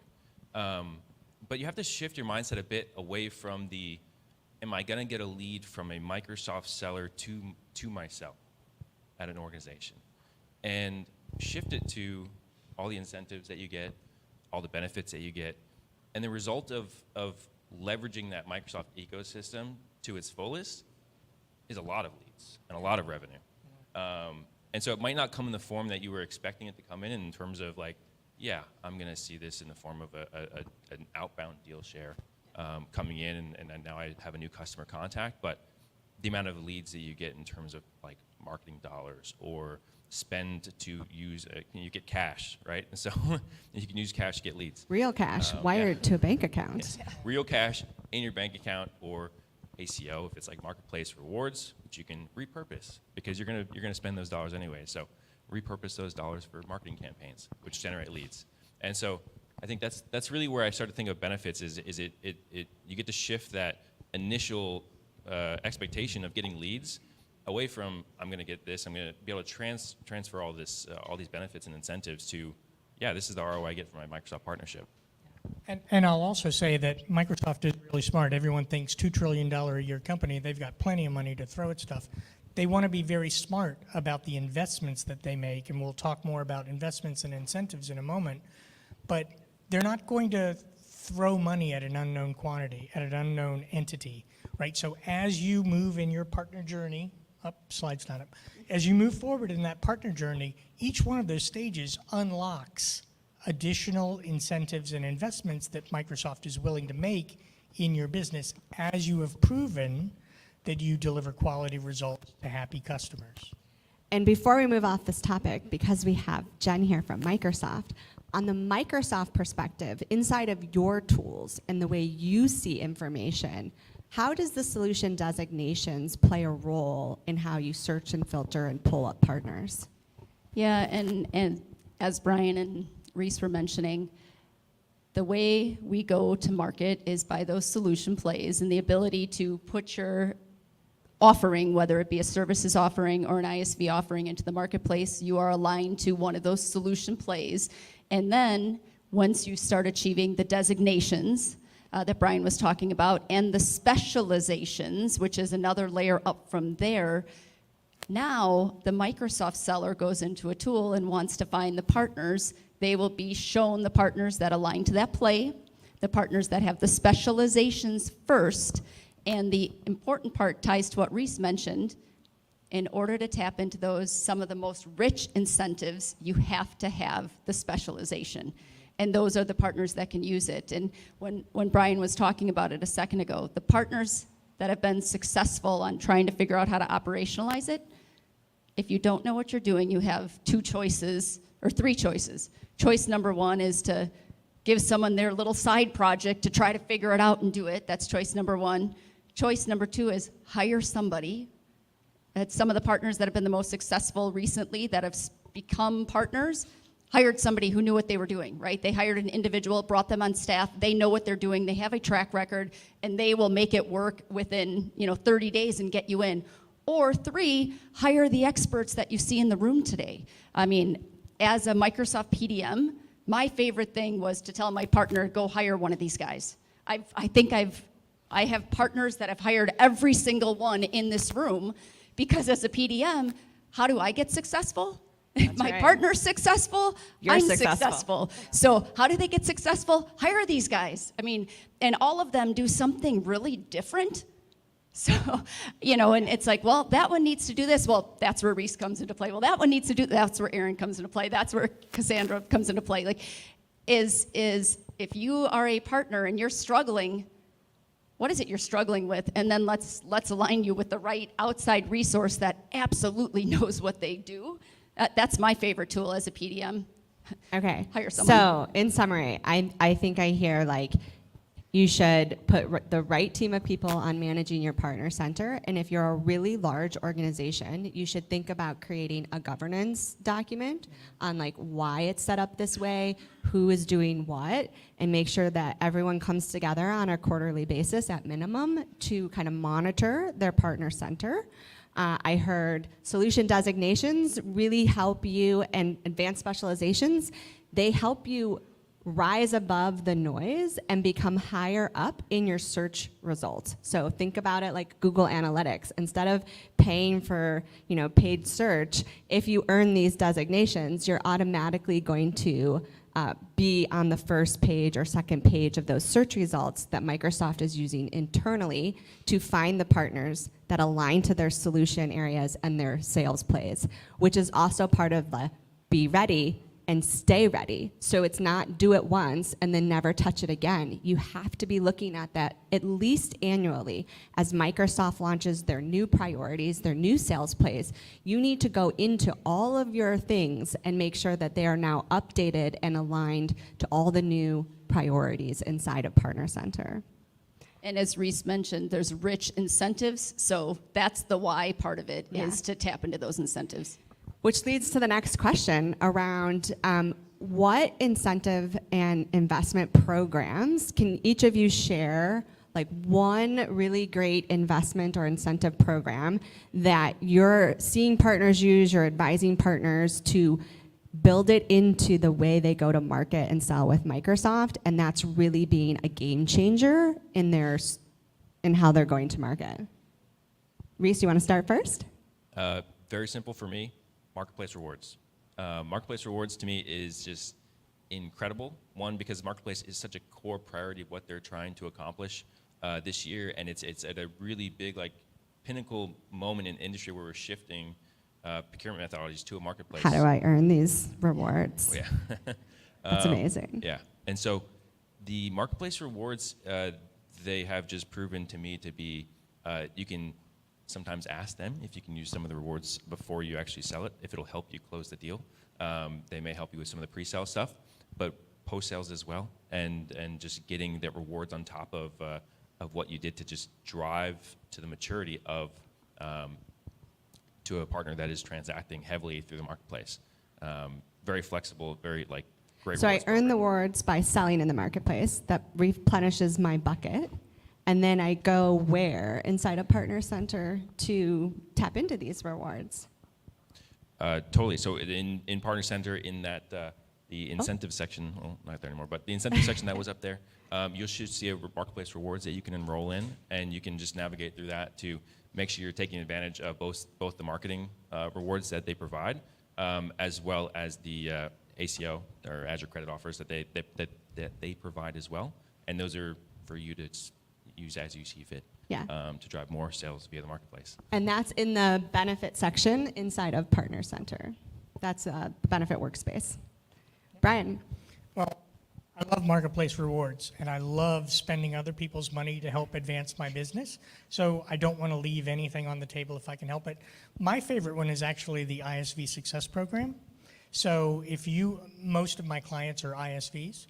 So if you are an ISV, sign up for the ISV Success Program. It's super simple to do, and the benefits that you get stack with the Azure with the Marketplace rewards, they're not mutually exclusive. So make sure you get both if you're an ISV. And I think that it all ties together in that 400, 500,000 I mentioned. When a Microsoft seller goes looking for someone to partner with, they don't know who you are unless you have a long track record, or you're a famous company and they've heard of you. But what they do give is a lot of credence. They'll see, well, this partner has taken the time to hit the solution designations. They're enrolled in these programs, and most importantly, what we were all talking about how many leads are they going to give me. Adopt a give to get mindset. That has to permeate your entire company from the C-suite down. Microsoft is never going to send you leads. You start telling them about where you're working in the customer space, and when they see that this partner has the solution designations, specializations, they're active in the programs, and they have a healthy pipeline that they're sharing, either partner-led or co-sell, those are the partners that Microsoft sellers gravitate towards. Thank you. And Jen, so you see all the partners, and you work with some partners that have multi-party solutions. So if I'm an ISV and I have an SI in this multi-party solution, how does investments incentive programs work for our multi-party solutions? Yeah, I'll touch on that. There are SI incentives and investments as well, and the Azure Innovate program and the Azure Migration and Modernization program are two of those, and it's really important for a partner to use them. So if I am an SI and I am doing a project for my customer, I can bundle all this stuff together. We talked about the multi-party offers before, so I could put an offer out in the marketplace that does migration and modernization. I can use the incentive funds, or investment funds actually, because Microsoft will pay for you to go deliver those services to your customer. So I can do that, and if I've bundled an ISV into that solution, I'm now transacting, or my customer is now transacting my solution in the marketplace with my services. Now I'm in these programs as well, so I don't even need to be an ISV. I just need to include an ISV in my solution. So, you know, when I talked earlier about my experience at the LSP, I mean, we did that. We pulled all of our, not Microsoft, but all of our other software products and stuff in it because it streamlined the, like Cass, you were saying before, there's all these sellers around a customer. Well, if I can make it easy for that customer to come to me, and I'm the aggregator of our services plus multiple ISV solutions, it makes it really, goes back to my third buzzword, easy, right, to engage, because I don't have to pull in the 6 other partners that need to come with it.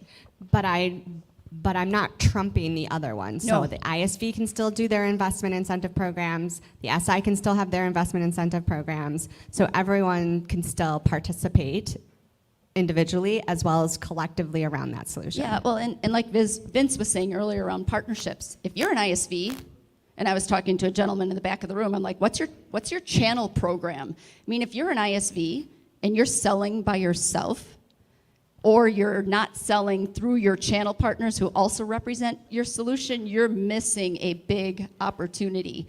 Yeah, I would spend more time building a program for those ISVs, so if you're an ISV, I'd spend my time building a program for your channel partners so that they can go represent you out in the field. And then you borrow Partner Tap and you bring all those leads together and you put them in, and you got a whole channel sales force selling your solution instead of just, yourself as your small ISV company. Yeah. Well, so one thing I want to say before we move on to the next part in our journey is there is a difference between investment and incentive. And so when you are looking at all these programs that Microsoft is putting out there, try to categorize them into which ones are investment programs. Investment programs are things that are going to help you pre and post sales. How do I land the deal, and how do I quickly deploy the deal? Those programs you have to enroll in. Sometimes you have to qualify based on the type of partner you are. Incentive programs are incenting you for the way in which you are going to market and selling with Microsoft. Those programs are meant to re-infuse your Microsoft practice, to maybe create internal promos and spiffs to help drive the right behavior in your organization. As you heard earlier in the session, it's a transformation. It's going to take many years. So a lot of times Alliance people don't have a robust budget or a budget at all. So by using these Microsoft incentive programs, it can start to create your Alliance budget to be able to offer promos or spiffs, to be able to sponsor events and do marketing activities. So think about how you use those incentives to re-infuse your practice. All right, so moving on in the journey, we have talked about our differentiating your business. Now we've got to go publish the offer in the commercial marketplace.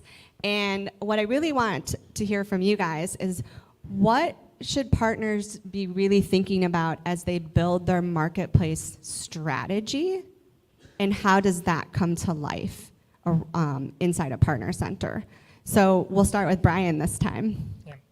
So the first thing is give yourself business is fast paced, but give yourself the grace to think long and hard about what you're doing and why you're doing it and how you want it set up and whether you want to be transactional or have this be a strategic route to market for your business. Things like, is it comp neutral to your direct sellers so they don't kill everything you're doing in the marketplace? But the steps are well documented to get something listed on the marketplace. It's easy to follow. And this is a great time to plug Copilot, right? Just ask Copilot to summarize the steps to make it really easy. But I think the thing that many, many partners forget is they're so used to thinking of getting that listing on the marketplace as the finish line. It's the starting point of this race.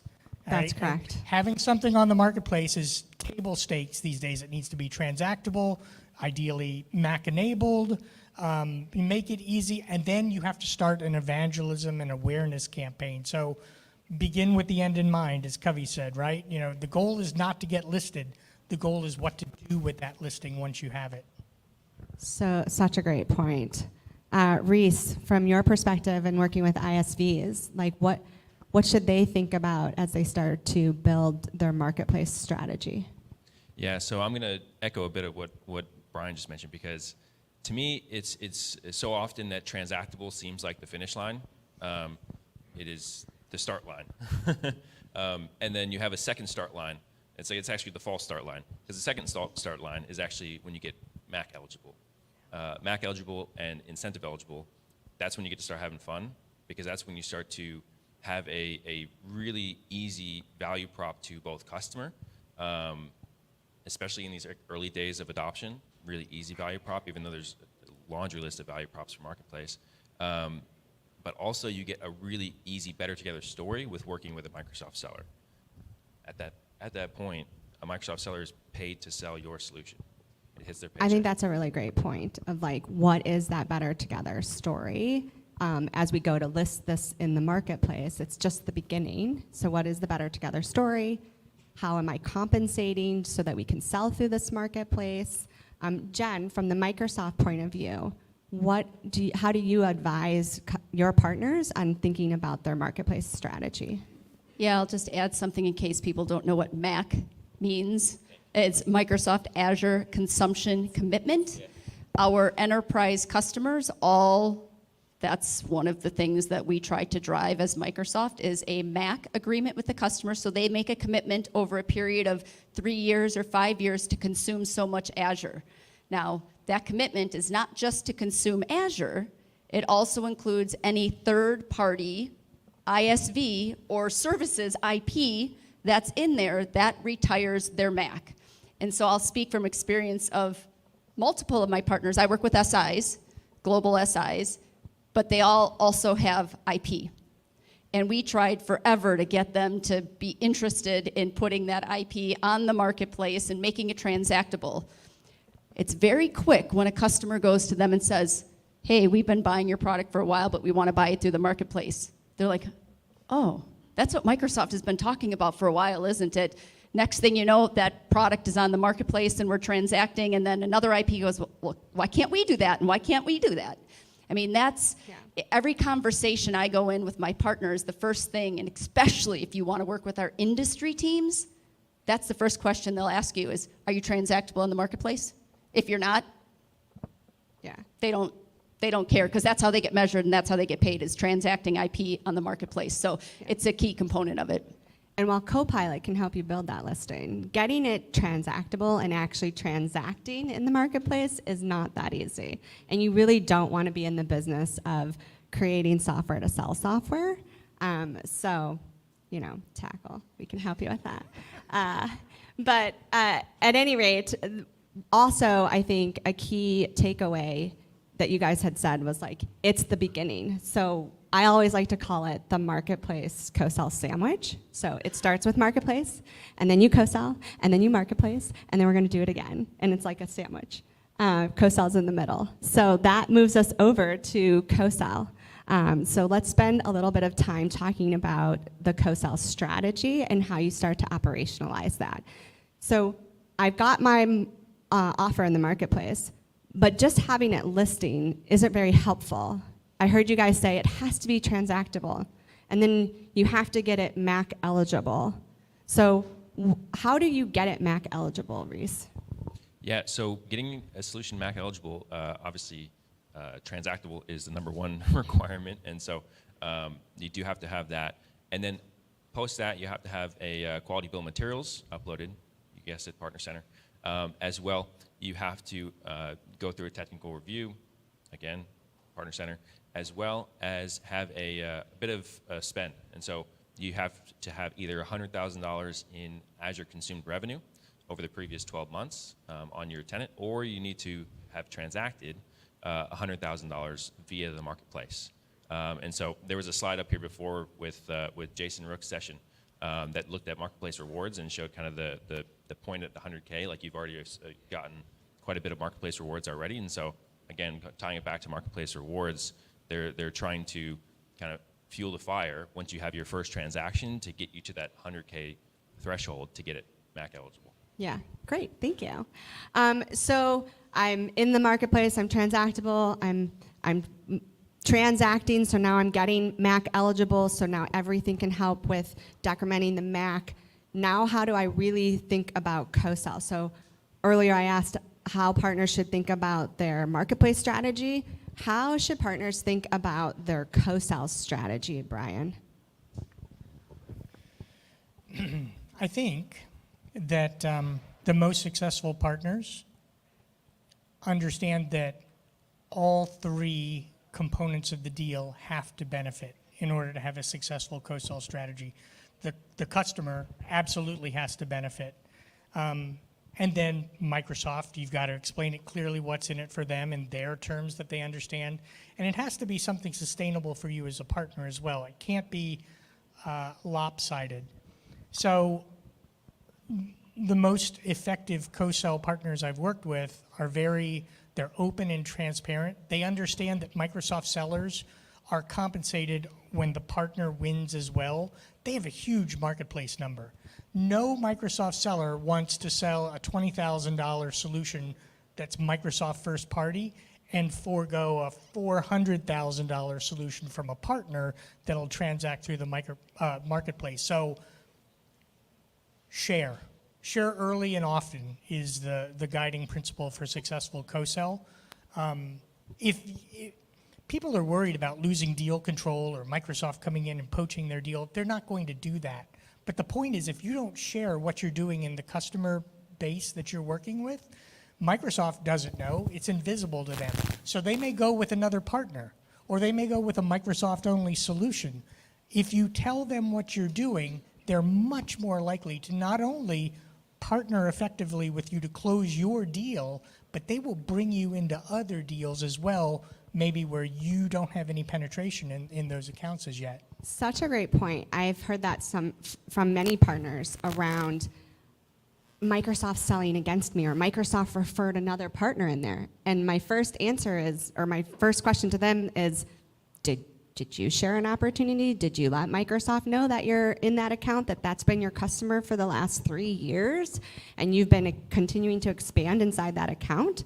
Like, just because you shared the initial deal, you have to continue to let Microsoft know that you're still that partner of choice in there. You're growing and expanding inside of that account. And the only way you can let them know that is by putting that opportunity in the market, in the referrals program, making sure you're selling it through the marketplace, because that's what lights up inside of Microsoft's tools and reports to let them know, oh, this is the partner that has an opportunity and that is selling to this customer. So I think one of the things earlier on in this year was like, oh, Microsoft said we don't have to co-sell anymore because they don't do deal registration. And I was like, no, Microsoft did not say that. Like, absolutely not. They're like, well, what's the value of co-selling? I'm like, what's the value of co-selling? I think I had a heart attack. I was like, the value. I'm like, how are you going to, you want to get on Microsoft's radar. Part of it is your solution designations and what you're doing to show your area of expertise and putting your offerings in the marketplace.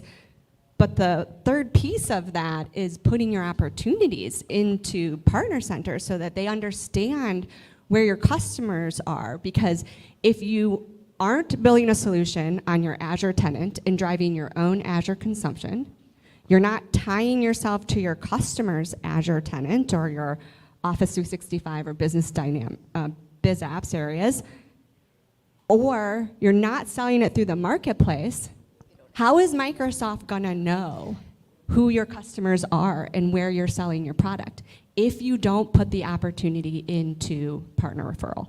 Yeah, Aaron, and I'll add to that. It used to be, and Cass was mentioning it earlier, selling by spreadsheets and like passing things around. Well, that doesn't exist. So if you aren't in Partner Center sharing opportunities, or you haven't registered via PAL, CPOR, DPOR, all of those things, you don't exist. I don't mean to be blunt about it. Or you haven't built a solution on your Azure tenant, right? You're not selling through the marketplace, you don't exist. If you're not in the tools, you don't exist, and the seller doesn't know it. And I have partners that can speak from experience. They have these strategic customers they've worked with, and they're like, well, Microsoft came in and recommended another partner. It's like, just like Aaron said, well, did you ever share anything with them or have a conversation? Well, no. Like, well, then look internally first on how you're communicating with Microsoft before you know. So I'll pile onto that real quick too. I had a client. I think I've opened a can of worms. I had a client, very well respected. Microsoft product teams brought this partner in all the time to talk to customers. They did great work. They had a very healthy business, but they never got in. There was no recognition from Microsoft of the great work they were doing. And my point was, what about Partner Center? Have you put leads in? Are you sharing things in?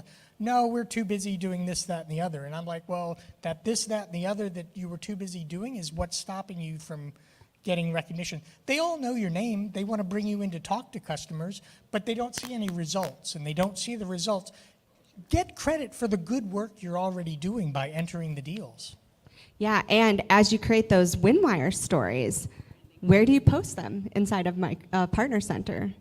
You know, you actually can post them inside of Partner Center. So you'll go back to that referral section, pull up your solution, and then in the documents section, there is a spot for win stories, customer success stories.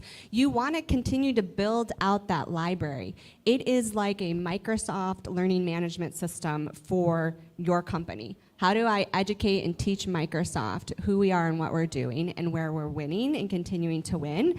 I'm going to upload all my Winwire stories, whether they're co-published with Microsoft or my marketing team published them. I'm going to add those win stories and customer success stories into that solution area so that when a new Microsoft person is like, oh, I just heard of you, they're going to pull up that solution, they're going to see all these resources, and they're going to be current resources.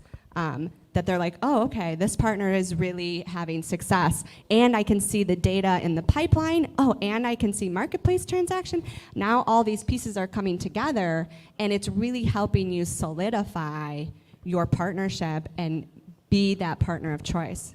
And I'll just say, keep that stuff fresh, aligned with the current fiscal year's solution plays.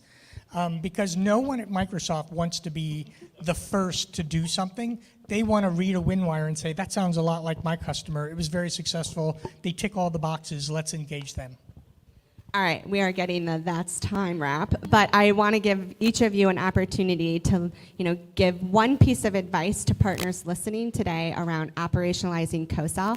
We said it's much bigger topic than just, selling with the Microsoft field sellers. Co-sell is how are you taking that co-built solution and really bringing it to market, co-marketing, co-selling with their people, with their programs, with their incentive programs, through the marketplace and the ecosystem. Yeah, so my one thing, it's a big one, but to me, everything about co-sell and the strategy that you're going to implement is about brand. Yep. It all comes down to branding, and you want to be labeled a partner that is well-rounded. You'll represent yourself in the Partner Center, and you want to be labeled as the partner that is easy to work with. And the moment that you have Microsoft seller A tell Microsoft seller B, hey, I just had this really cool deal with this partner, like it was really easy, like that's when your brand starts to spread like wildfire. How do I become Kleenex inside of Microsoft? It's a branding, co-sell is a branding strategy of how do you brand yourself inside of Microsoft so you can sell. First you have to sell to them to then sell with and through them. So for me, the key takeaway is the money is out there, the incentives and investments, it's out there. Just like college scholarships that go unawarded each year because no one applied for them, you have to take the time to read the program guides, determine eligibility, and go apply for it. No one at Microsoft is just going to throw money at you. So find it, get it, and use it quickly so it doesn't get taken back for someone else who's going to spend it, because that money can't cross a fiscal year boundary. Yeah, and initially you might be tin cupping it together, but once you find success, then figure out how do I build that into the way I go to market and make that a repeatable, scalable process, and that's when you really start to bring in a lot of investment and incentive dollars. Yeah, Jen? and I'll just tie that all up with the money and making it easy. That comes back to that operational or the opportunity acquisition strategy. Every year, and you'll get it again when we do Ignite, Inspire, I'm not sure what we're calling them all this year, but we will publish the solution plays, and the solution play will come with that opportunity acquisition strategy, and it'll tell you exactly what programs, incentives, and investments are available for that solution play. And that's when you develop your strategy to match and use those programs. If you don't develop your strategy to match and use those programs, then a Microsoft seller struggles to engage you because they're looking for a partner because they're selling those programs. So that's how it ties those pieces together. And your strategy definition point in time is important. Don't build your strategy in March if you know that the new solution plays are coming out a couple months later. Wait and do it at the right time. Yes, and you should be thinking about how you just naturally integrate that into the way in which your organization is selling. Don't make this an extra step in the process. See what the program requirements are and how can I naturally integrate that into my own sales methodology so it just becomes part of the rhythm of the business and not this thing you bolted on to your sales process.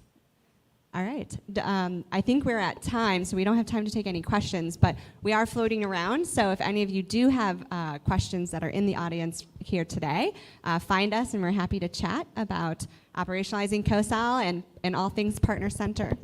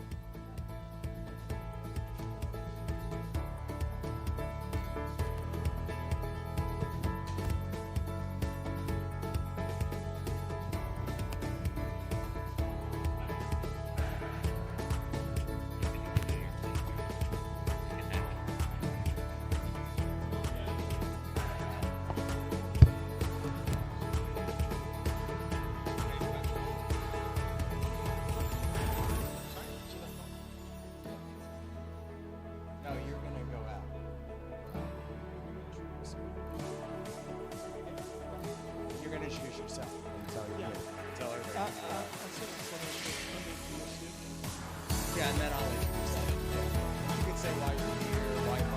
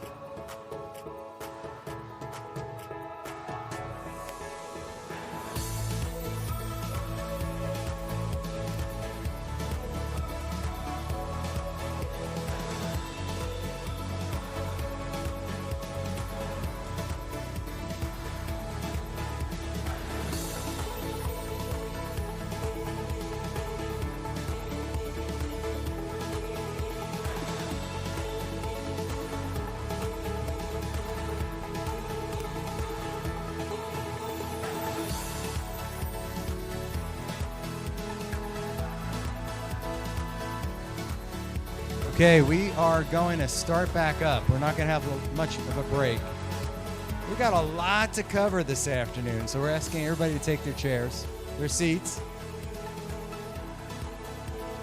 Seats in the house. Oh, I love it. Okay.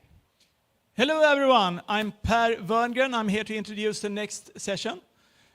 I think that this is a wonderful event, and I think that Vince and his team is building a wonderful association.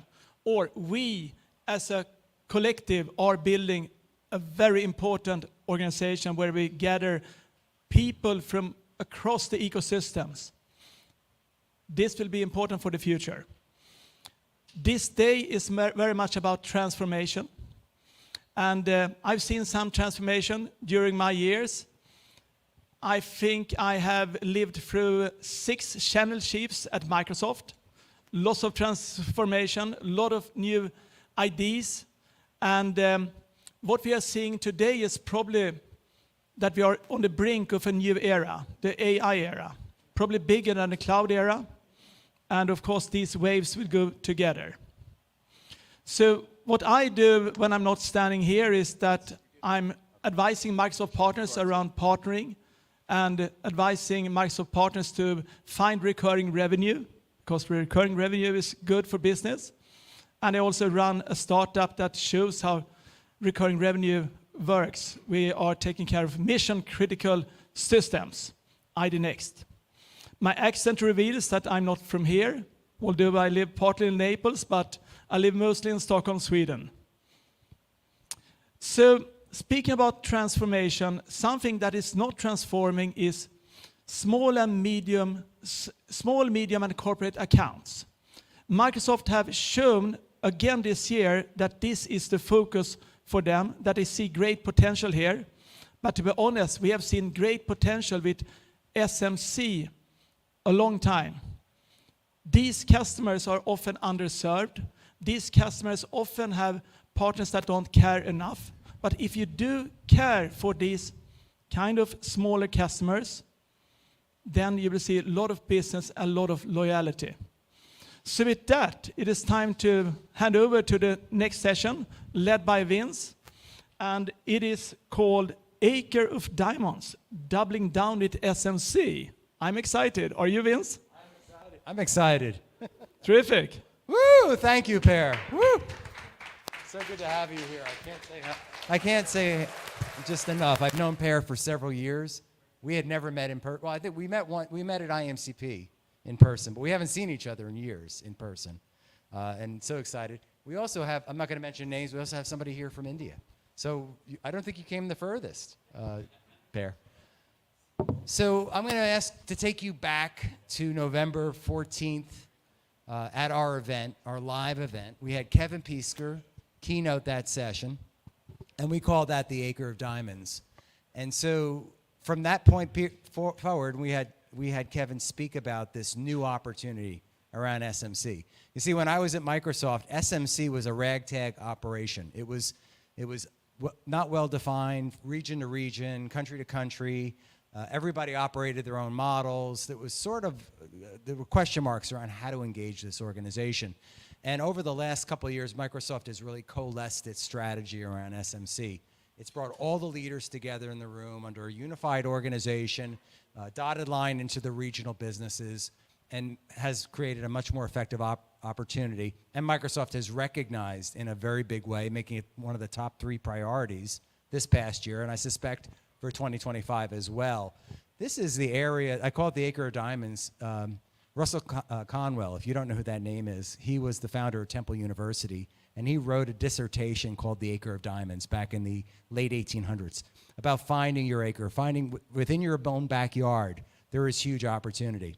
And within the Microsoft ecosystem and within the Microsoft client base, there is this huge underdeveloped opportunity, and that's why we refer to this as Acre of Diamonds. I want to welcome to the stage both two leaders, 2 domain leaders, one on the partner side and the other on the business side. We're hoping to have a very engaging dialogue about this opportunity for partners to really, I'd say, leverage and harvest this Acre of Diamonds. I want to welcome Noman Akhtar from the mid-market leader for SMC, who lives here in Fort Lauderdale area, and my good friend Agu Atawanya, who's been a guest on the podcast. We've been having this conversation for quite some time around SMC and channel. Agu leads the channel business. We'll call the channel. I'm going to ask each of you to introduce yourselves because I want to make sure I get your mission and roles down right for everyone that's watching and in the room here today. Red means it's working, I think, right? So, hi, just a quick introduction. Norman Akhtar. So, first of all, thank you, Vince, for not calling me Norman. That's generally how I get introduced, Norman. Generally why I don't get a lot of the emails that are sent to me. I get it wrong. But, hey, so glad to be here. Norman Akhtar, I've been with Microsoft for about 17 years, coming up in July. A variety of different roles. Started out with as an SSP, sales rep in Dynamics. Ended up a few years after that running Dynamics. Then moved over to a really interesting area where I learned all about strategy, blueprints, product marketing, things of that nature. So really core to how we run our business. And then jumped over to our enterprise business, running strategics and majors accounts. So, you know, think Coca-Cola, think Disney, and some of those accounts with teams as an ATU director. And then I jumped over to SMC and have been a part of the SMC evolution. And we've gone through a couple of iterations in the last 4 years or so. So as Vince said, there's some really interesting opportunities that exist in SMC. My team runs about 5,000 accounts, and that's just in East. My peers in West, he has another 5,000. Then we have obviously in Canada and LATAM. It's a few billion-dollar business with 400 or so people under the purview across all solution areas and account management. And we work every day, every hour with our incredible partners. So, go. Thank you, Norman. And thanks for pronouncing my name correctly. That's also the exception, not the rule. So really appreciate it. Hey, I'm Ogo Atwanya, and I lead America's scale solution partners, as well as a co-sell organization, the channel sales organization. And it's a very unique, I would say, critical position to be in. I'm very, very glad to be in it because we're able to sort of play liaison between the field and the partners. And you talked about Kevin being at that event in Dallas in November between Kevin Pisker and Sharon Schuenborn, the leaders of our SMC organization. They will tell you that partner is front and center vis-a-vis how we want to go drive the opportunities within SMC. So I've been at Microsoft for 21 years now. Wow. And I've been on the partner side mostly. I started my career on the embedded side as a global account director for Avnet. Embedded is now IoT. Moved over to the classic OEM side where I ran the Americas sales team for a bit, and then moved over to what used to be SMS&P, that's now GPS, running, first of all, SMB strategy, as well as worldwide distribution. I spent about 5 years in the UK running devices and IoT business across EMEA, and then, back to this role. So I'm a partner guy through and through. So I bleed partner.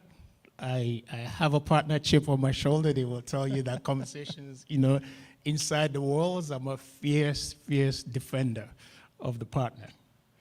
And you also have some of the largest partners within the I mentioned CDW as one of the names. Crayon, who's here in the room, some of the largest partners within the Microsoft ecosystem, right?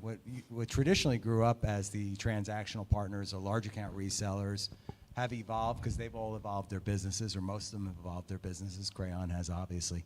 And so that's quite a big portfolio, right? So you eat, sleep, and breathe partner, and we'll go into like the details of how you drive that engagement because I think it's super important. You dream about it.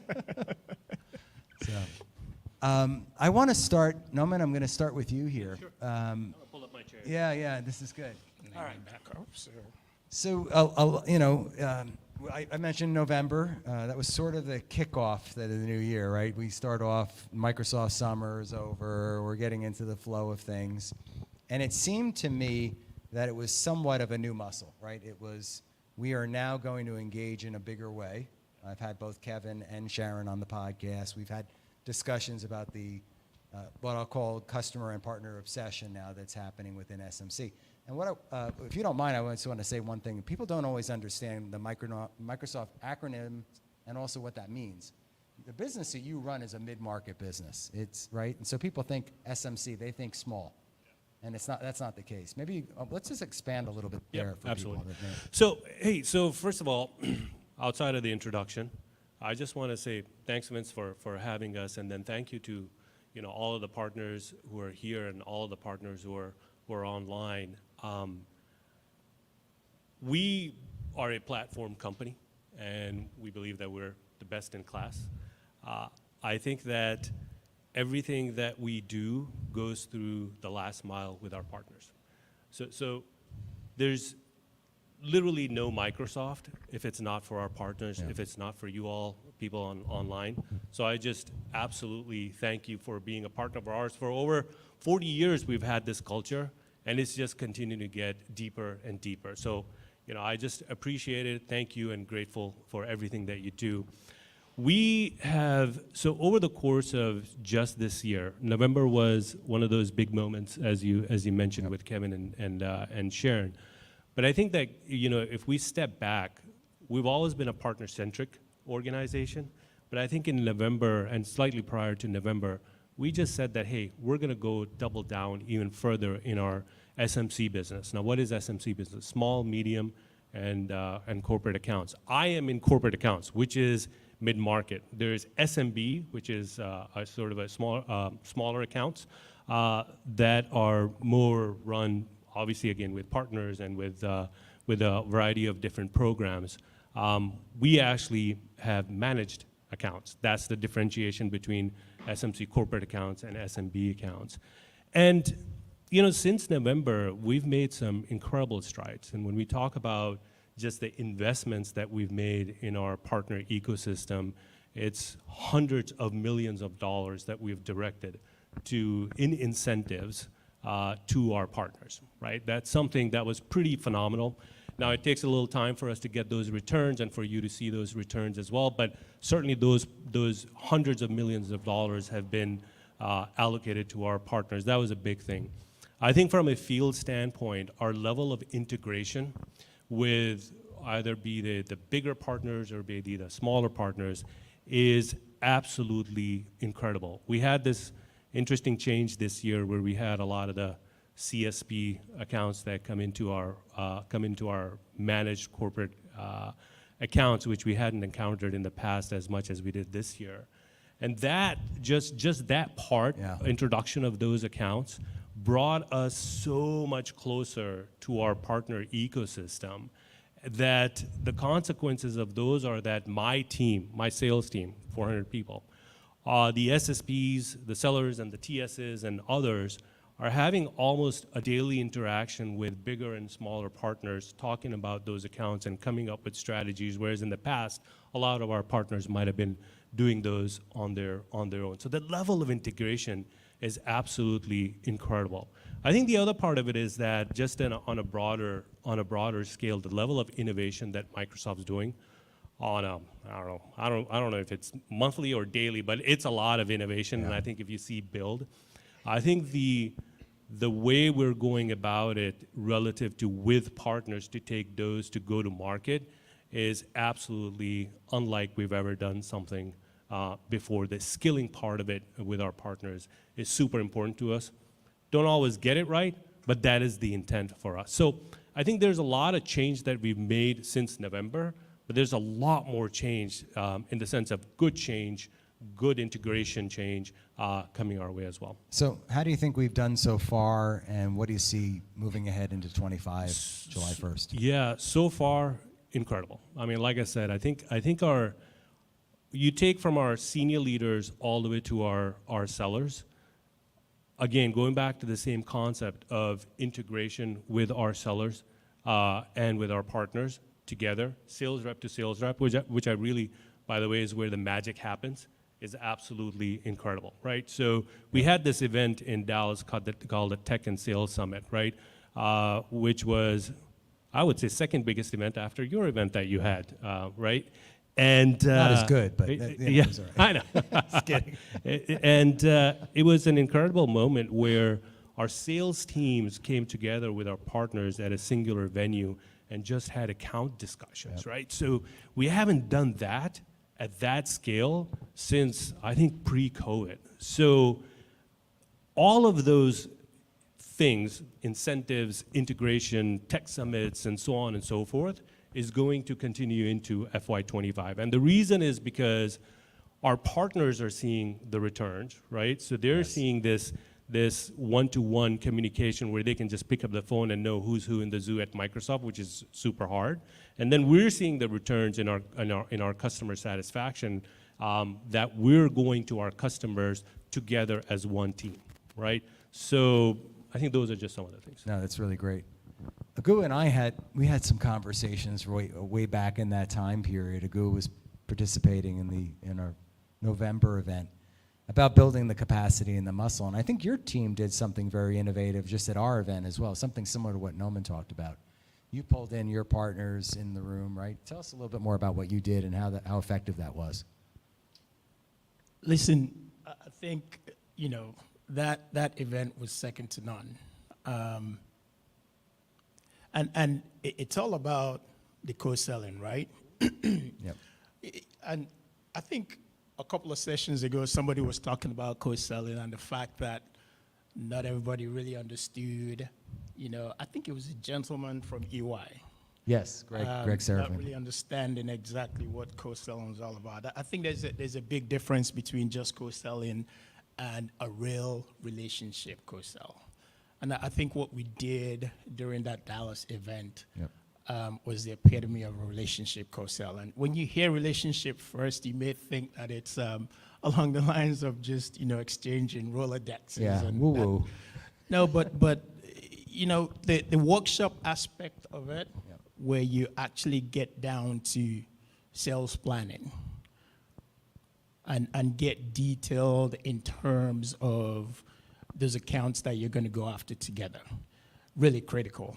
The pre-work that was done before that event, helping the field understand exactly what each partner's capabilities were, and how to leverage those capabilities to close the opportunities. Critical. And what's even more impressive beyond that is how the relationship lived on beyond that event. Yeah. Right? And then you're looking at the opportunities that were created and, all the opportunities that were fed into the pipe that are now going through the MSEM, journey. So I can't speak enough about when we're able to get, partners and our sellers, in one room, driving that true relationship co-sell. I'm gonna add a couple things to this. Great answer, by the way.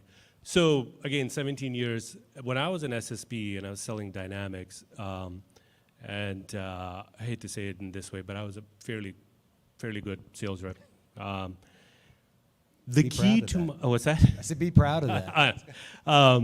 The key to my success, and that was in Wisconsin selling Dynamics. I mean, just imagine, this is in 2007 or so, right?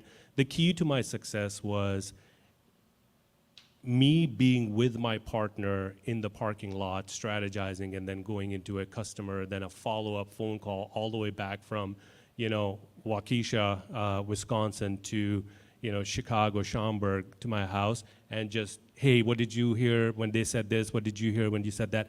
That goes beyond co-selling. Yes. That is a relationship. So what I've instituted, and I'm trying to scale this in my business, and it's hard, but I think we're getting there, is that we instituted that some of the key strategic deals, they could be big deals, could be small deals, right, with a really interesting workload. What we started is, hey, let's have deal reviews.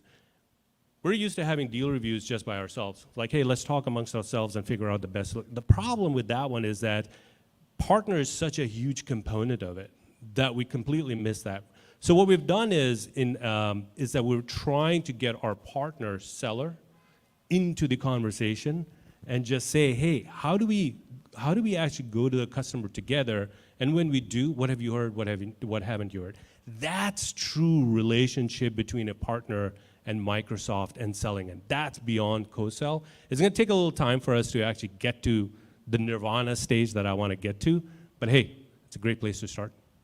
Let's talk about the ratio too. I think it needs to be an appreciation for partners around the ratio of account coverage that you have, right? We've had this high concentration of the enterprise, and maybe there's 11,000 enterprise accounts worldwide, and maybe you have a 1-to-5 ratio, sometimes a 1-to-1 ratio with a rep, or maybe a whole team supporting one customer.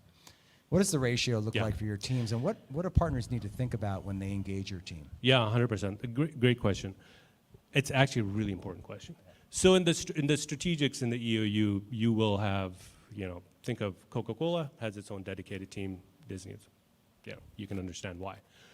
Then when you look at corporate, so my account executives ratio is around 40 to 45 accounts per account executive.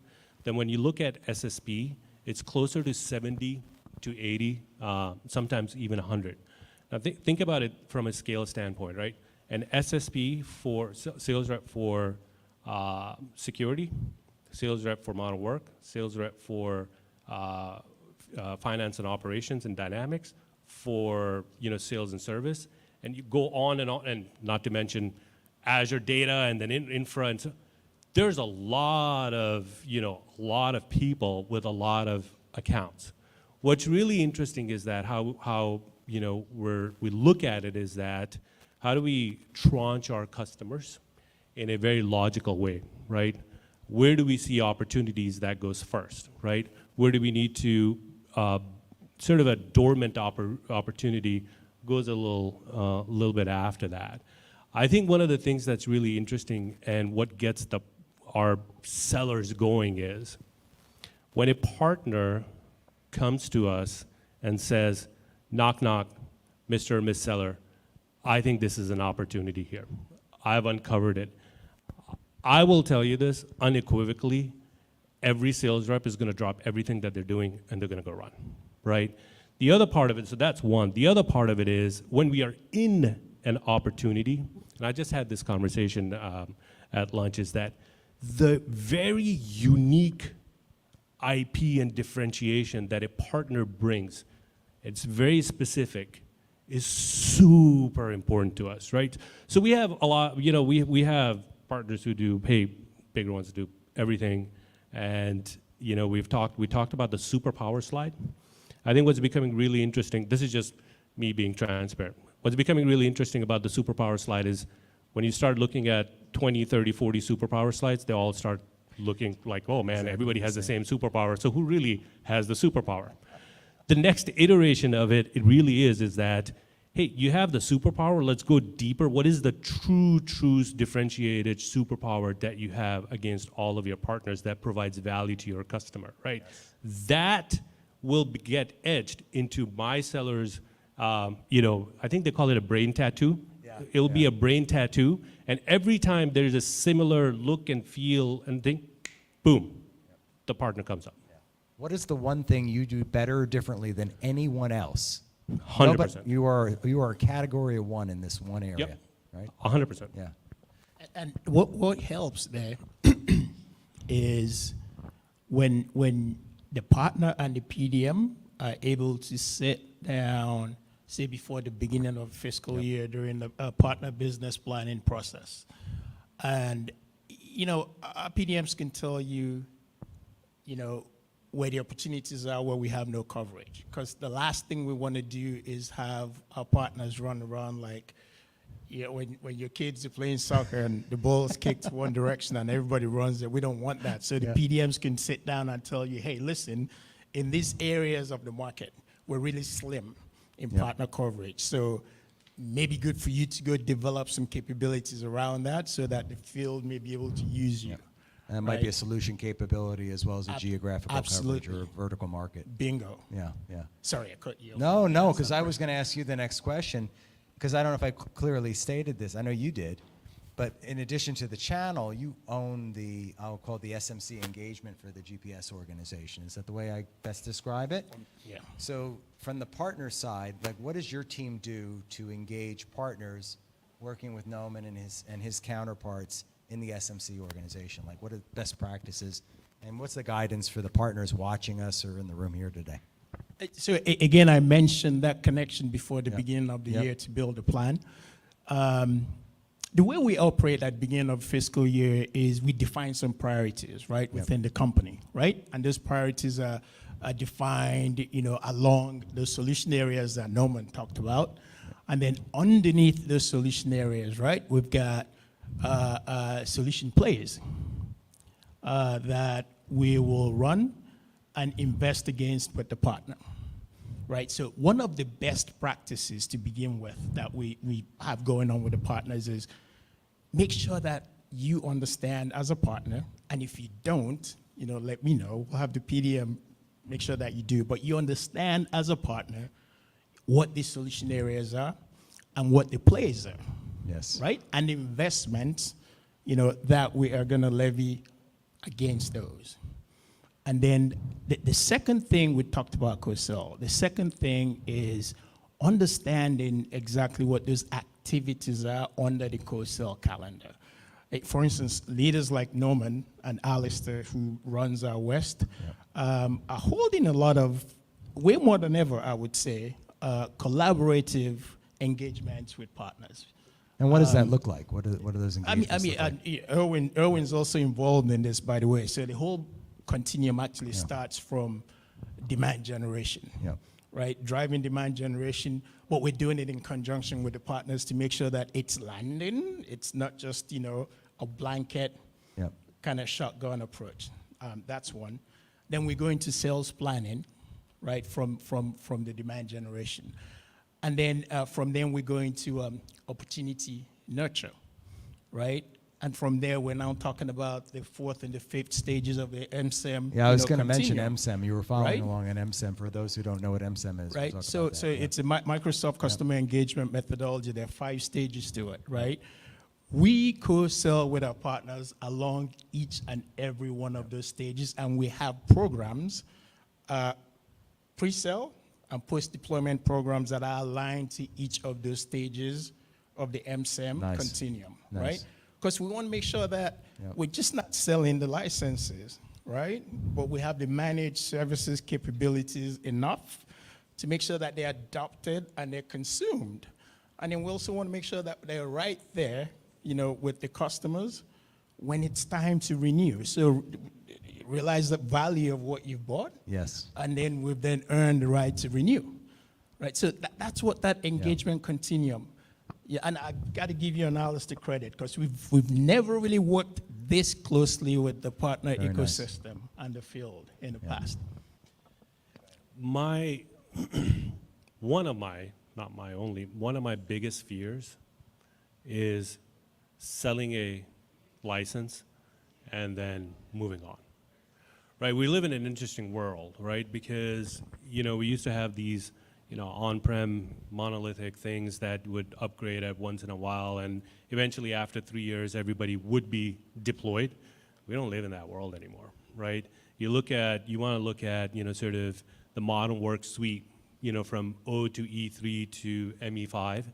There's not a customer who's going to go from E3 to E5, which is our, and security and compliance together, if they haven't really deployed E3.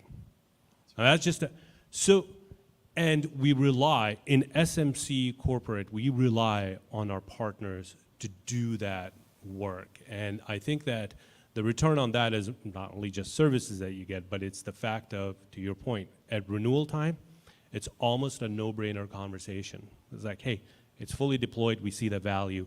That's one of the things that keeps you awake at night, is deployment. No, it's really great. I'm going to shift gears here because we just finished Build last week. And I wanted to ask you, Noman, specifically around Build. And what are you seeing from your side, from the customer side? What's the sentiment about some of the announcements that were made last week? Yeah. And then we'll talk about the partner side of this Yeah, in a second. the Build was incredible. I was watching it again and again, and it's a pretty big event with a lot of sessions and everything else. And I I watched the session with Satya. I think the pace of innovation that we're going at is absolutely mind-blowing, right? As soon as we launched into this AI world earlier, we've just been nonstop, right? And part of it is, to be honest, is our competitors are pushing us to do more and more and more. But our pace of change is pretty interesting, right? So the momentum in the marketplace is incredible, right? Our customers are sort of sitting back and saying, holy cow, this is really interesting, right? You look at some of the studies from McKinsey, from Deloitte, from some of these, these big houses that write long 95-page, white papers. The number one priority of every CEO is how do I take advantage of AI, right? Yes. What the interesting thing is, a lot of the folks don't know what that really means for them, that's right? The power of partners comes into play at that point, right? Which is two things. One is, first of all partners, Microsoft themselves, we have to keep up with this stuff, and it's really hard. But even beyond that, our partners at the forefront with our customers have to skill, right?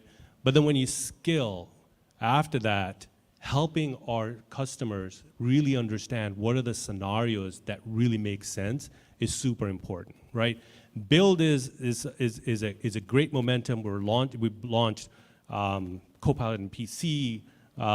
We launched some more stuff around Copilot GitHub. There was talk of quantum computing, which was it's absolutely mind-blowing. I think there are 3 phases of quantum computing. I think we've passed the first phase out of any other provider that's there, which is stabilization of qubits, which is a pretty interesting feat for us. But you think about the pace of innovation that's going to change with that, which we're leading, which is almost, as Satya said, I think 23 years of information we're stuffing into, 23 sort of days. And it's really interesting, and taking that compute power from weeks of compute power to just a matter of minutes. It's a game-changing thing, right? It's just fascinating. Marketplace is ripe. There's a tremendous amount of momentum in the marketplace for Microsoft. I think it's our partners just have to go out, skill, and help our customers drive that. And our pace of innovation is not slowing down at all. How are you equipping the partners now after Build? Anything differently? Or maybe the better question is, what are the priorities looking like as we getting close to fiscal year 25? Yeah. Are we going to say, was it going to normalize? Because we had a lot of change last year. How are we thinking about 25? Yeah. Oh boy. Well, as far as I know, from an organizational, you want me to call Jetson? No, please. From an organizational perspective, we've normalized. Yeah, Now, good. change is never constant, right? Yeah. I mean, I Change should is say it's constant, constant, but it's never definite, right? There are still going to be changes, but as far as I know, we've normalized for the most part from an org perspective.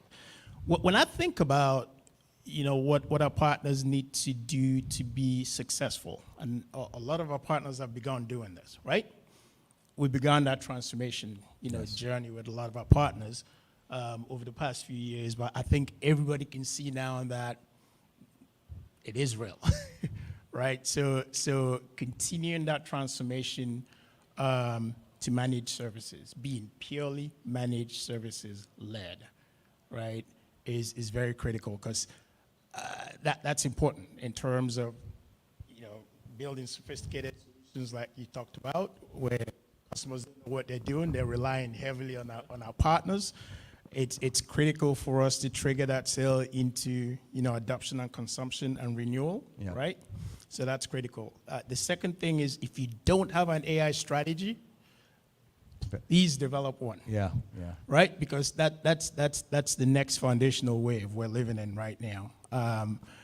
And I think somebody also mentioned this earlier. This is not like the cloud transformation period where technology and IT was actually driving the change.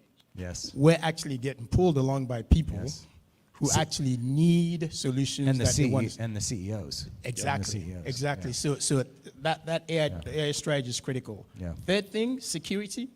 one could even argue that security may be more important than the AI wave itself, because you see a lot of organizations now slowing down and trying to figure out if their environment is secure enough, you know, to go on that AI journey, right? So that's another It's the priority underpinning for us. across all three. It is the horizontal foundation of the whole thing. And then the last thing we also talked about is, you know, co-sell, but co-sell on a very different, you know, level right now with the sorts of technologies we have in mind. Okay. Right, so we're gonna be here. We're gonna be here to help you along the way, but we really need a transformation of that, you know, acumen from the seller floor to the back of the tech room. Yeah, Yeoman, go ahead. I'm going to add a couple of things. So just on the topic of change, because I actually hear that a lot from our partners. They're like, hey, we're changing everything, right? And I think the thing is, I've never been too shy about change. And the reason is that, you know, in the event that you hosted with Kevin, he very openly stated that, hey, we're a $60 billion business. We're going to go to be a $100 billion business, right? Microsoft stock when I started was $23. Was stuck there for a long period of time, and it's at 400 and some odd, well, you experienced it too. You know, $420, right? Those things don't happen without changing. You know, and changing of engineering teams, my Microsoft sales teams, technical teams, and everything else. So not afraid of change, because without that, we will never grow at the pace that we're growing. I think the change that happened this fiscal year was because of the fact that there were propensity in accounts that we wanted to bring up and provide some really meaningful oversight to drive that, to drive a lot of the revenues that are there, and a lot of the products that, you know, those customers are hungry for. That was the change that we made to go give them that concentrated effort. I think next year there are three clear priorities. One is, you know, Copilot, AI design wins, and all of it around security. Those are the three things which we're going to go double and triple down on across the entire organization. That's our future. That's where we're going to be. So, those are really great call-outs. So, how do we equip? You mentioned like we're going to come back and equip, but how do we think about for this group and all the people that have been watching us through this session? What do we need? What do they need to go do differently? You talked about they need to get AI capable, right? What else do they need to think about? How to pivot their businesses if they haven't already? What else would you recommend? Yeah, I think it's a slow pivot. You can't just sort of turn around and flip a switch and just have all folks, you know, turned into something different, doing something different. I think it's a slow roll. It goes back to what we've talked about is around skilling and skilling and skilling. I mean, there's no panacea to it. There's no overnight success to it. It's grueling work, and we're all just collectively, my sales teams have to go do it. I have to do it, right? Honestly, I'm learning almost every single day. My sales teams have to do it, and our partners actually have to do it as well. But I think what's really interesting is that what I just offer up is think about skilling, but think about people that you have within your organization, right? Do you have the right types of individuals that are future-looking, that are sort of bleeding-edge thinkers? Because the world is changing, like I said before, so fast that we need those type of thinkers in our partner organizations to then have that hunger to learn, grow, and drive those solutions with our customers, with our respective customers. So. Guidance that you're giving partners, Agua? You mentioned MSPs specifically, build their capabilities. Along the same lines, the managed services continue that. Get an AI strategy, security, and co-sell. But underpinning all of that is what you talked about. Get the right people in place, get the right practices in place, leverage what we have, you know, to help you do those. I think what I'm hearing now too is that security is not just this off on the side tranche, specialized partners. It is the underpinning. No, it is the underpinning. It is. And I think that's a big difference, right? So partners that want to be successful had to build their practices around this, or acquire them. And we're gonna keep bolstering that. Yeah. We've had conversations with a few of you over the past few weeks, vis-a-vis how can we improve the way we go to market from a security standpoint. That's going to continue because those actually go hand in hand, security and AI. And, Norman just talked about the fact that these are the bedrocks of our strategy moving forward. So I'm a partner, and I've never engaged with SMC before. I haven't worked with your team, Noam, I haven't worked with your team, Agua. How do I engage? What are the things I need to go do as well to get engaged here? Maybe I was just selling up market, or I was in enterprise, or I was down in the SMB space. How do I best engage? If you're a partner, you've never engaged with us? Yeah.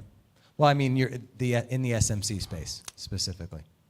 So the way we support SMC twofold, right, from within the GPS organization. One is through a managed program, right? So if you're a partner, if you have a PDM, you've never really deeply engaged, grab that PDM. Let's start with what are your plans, who are you, what capabilities do you have, how do you want to engage in the marketplace, right? If you don't have a PDM, right, we'll get you connected to the programmatic, element of how we support partners. But it's going to be along the same lines, but think of it as, that programmatic, vehicle we have being the go-between between us and you for those that don't have a PDM. But the things you do are going to be pretty much the same. Okay. Can I just give you a really sort of a, please. You got this in my head, ragtag solution to it. It's not very scientific, by the way, just so you know.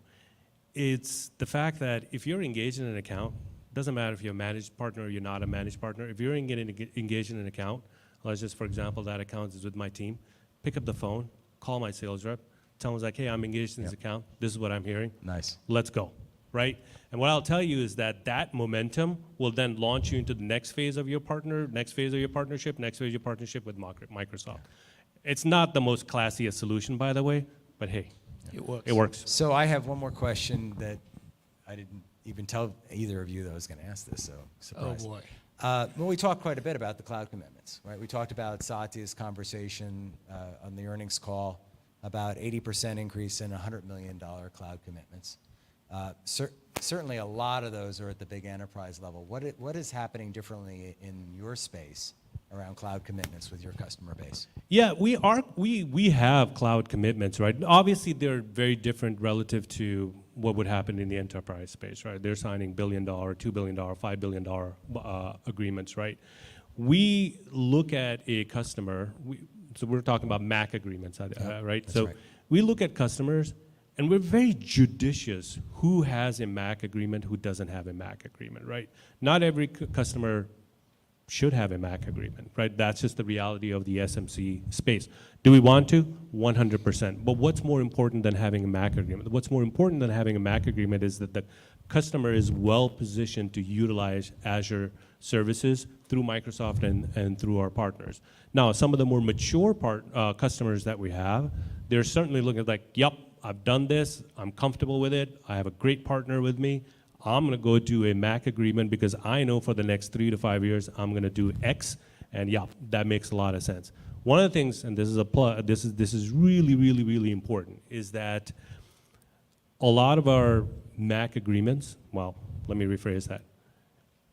Most, if not all, MAC agreements need to have unified support to it, right? That's and I'm just making a plug over here because I think a MAC agreement without unified support, just, and that get assigned the customer gets assigned a technical account manager, has a ton of services that help our customers sort of optimize around Azure and optimize in a really good way. But I think that unified is super important. So having said that, I don't think Mac is for everybody, but I think for the right customers who see, a pathway to be able to consume and going into different workloads and driving that, it is an incredible vehicle.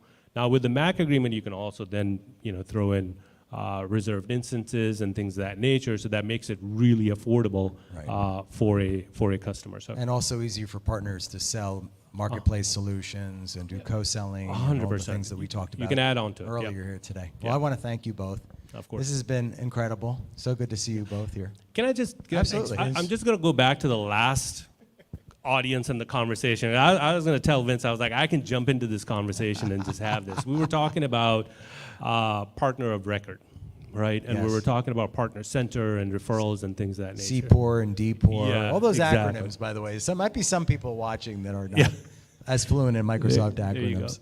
What's really fascinating to me is a couple of things is that we have so many programs that, you know, we have a master class over here explaining to partners. That's pretty incredible. That just shows how many programs we're putting out in the marketplace. But I think just on the partner side of it, the partner of record, I think what was said over here is super critical. Is that I'm going to speak for my sales team, right? My sales team intent is not to replace the partner. I just want you all to know that it is not to replace a partner, introduce a partner, or anything else. Most of the time that it happens is because we just don't know who's doing what within the customer, right? The most ideal scenario, by the way, for Microsoft, and the most ideal scenario for the customer is the partner of record is providing so much value that they just don't want to deal with anybody else, right? So that's the one part. The other part of it is, I have, like I said, 5,000 accounts. You multiply that by God knows how many opportunities across all solution areas and so on and so forth. Without having things entered into a system, we just don't have visibility. It's not that we're trying to intentionally do something. When we don't have visibility, we just sort of, you know, stumble. Well, and I think Aaron Feiger covered that in the co-selling session by saying you have to stay actively engaged with the Microsoft reps so they know that you're current, what you're doing, how you're, like, the communication flow, like, And this comes you down know to what? that, right? It all comes down to trust. Absolutely. I think the biggest thing we're developing this year with the partners is trust. Yes. And the most potential rich segment that we've seen is SMC. It sure is. And It's we interesting. can't do it without the partners. Yeah. Mutual trust. You look at the potential opportunity. I know you want to conclude. You're probably running over, but like, all good. but if you look at it, right? So when you look at I don't want to say any, like, when you look at the enterprise space, it's very well covered. It's very well managed. It's very well, you know, saturated with Microsoft products. When you look at, you know, the SMC corporate space and SMB space, we have a lot of white space. A lot of white space, right? I think the one thing that I'll say here is that our partners shy away from building and nurturing an account that has absolutely nothing, right? And that's why we have so much white space, which then implies the fact that if we nurture that customer that, let's just say, is dark on, you know, Microsoft technologies, you have that much more potential over the course of the journey of the customer. So think about the value of of a singular customer that you penetrate over the period of time. It's incredible. So that's a drop the mic, because that white space is that acre of diamonds. You just nailed it. You know? Well, I want to thank you, gentlemen. So good to see you. Noman, so great to have you as well. So great. And you did keep the energy level up to the Kevin Piesker level. So I love fantastic. energy. Yeah. I was just getting warmed up, by the way, just so you know.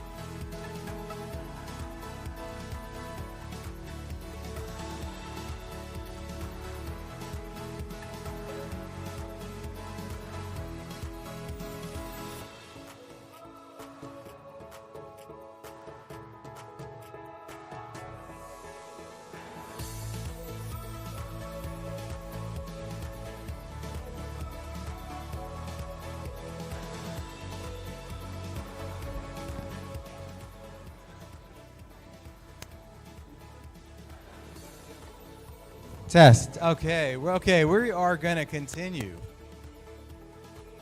We're going to power through.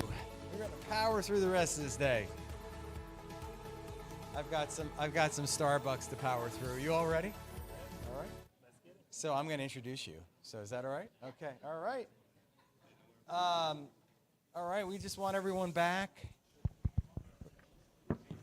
And then I'll let you introduce the panel. All right, good. All right, we are going to get started. I'm going to ask everybody to take your seats. We're going to power through. We've got a few more sessions. I'm seeing you all, too.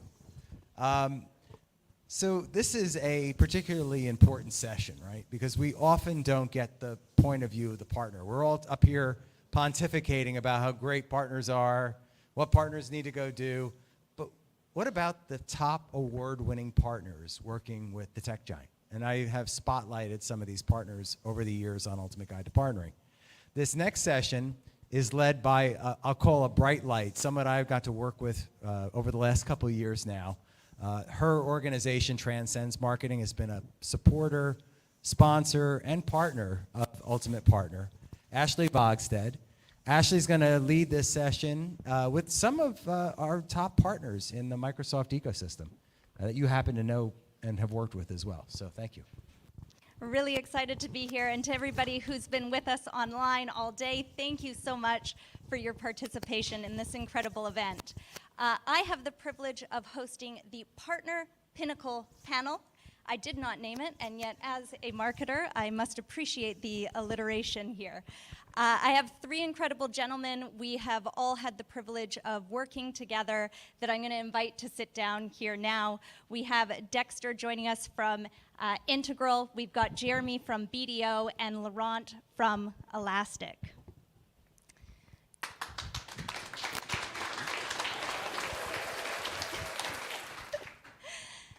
So I was thinking, how do we want to start off this session? And there's this quintessential question that anyone in go-to-market with a hyperscaler, you're constantly asked, what is your better together story?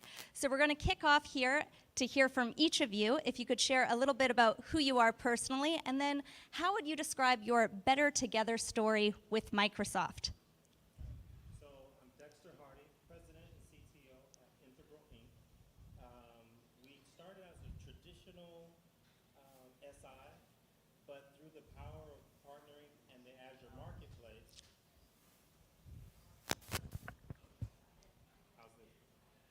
Through the power of the Azure Marketplace, we were able to scale.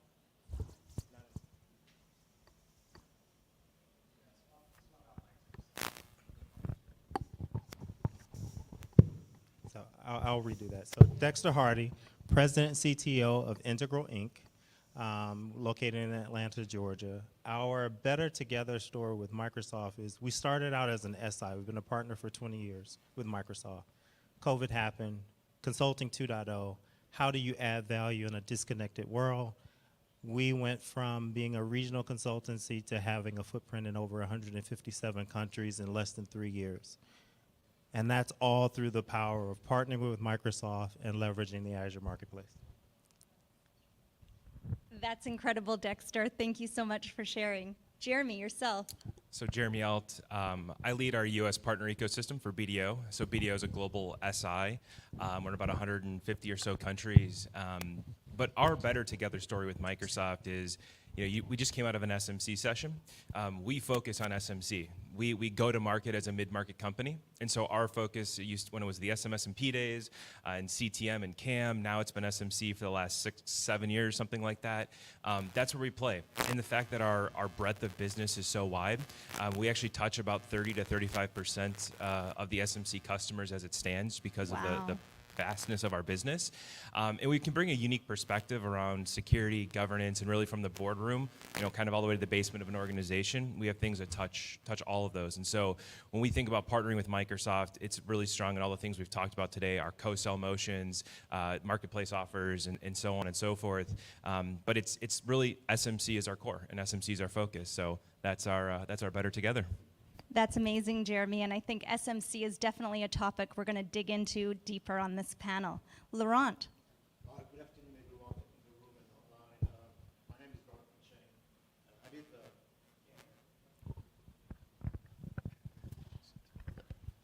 So let me try again. Good afternoon, everyone. My name is Laurent Mitchain. I work for Elastic. I lead our global alliances there, especially partnerships with cloud providers. At Elastic, if you don't know us, we are actually the #1 search company in the world.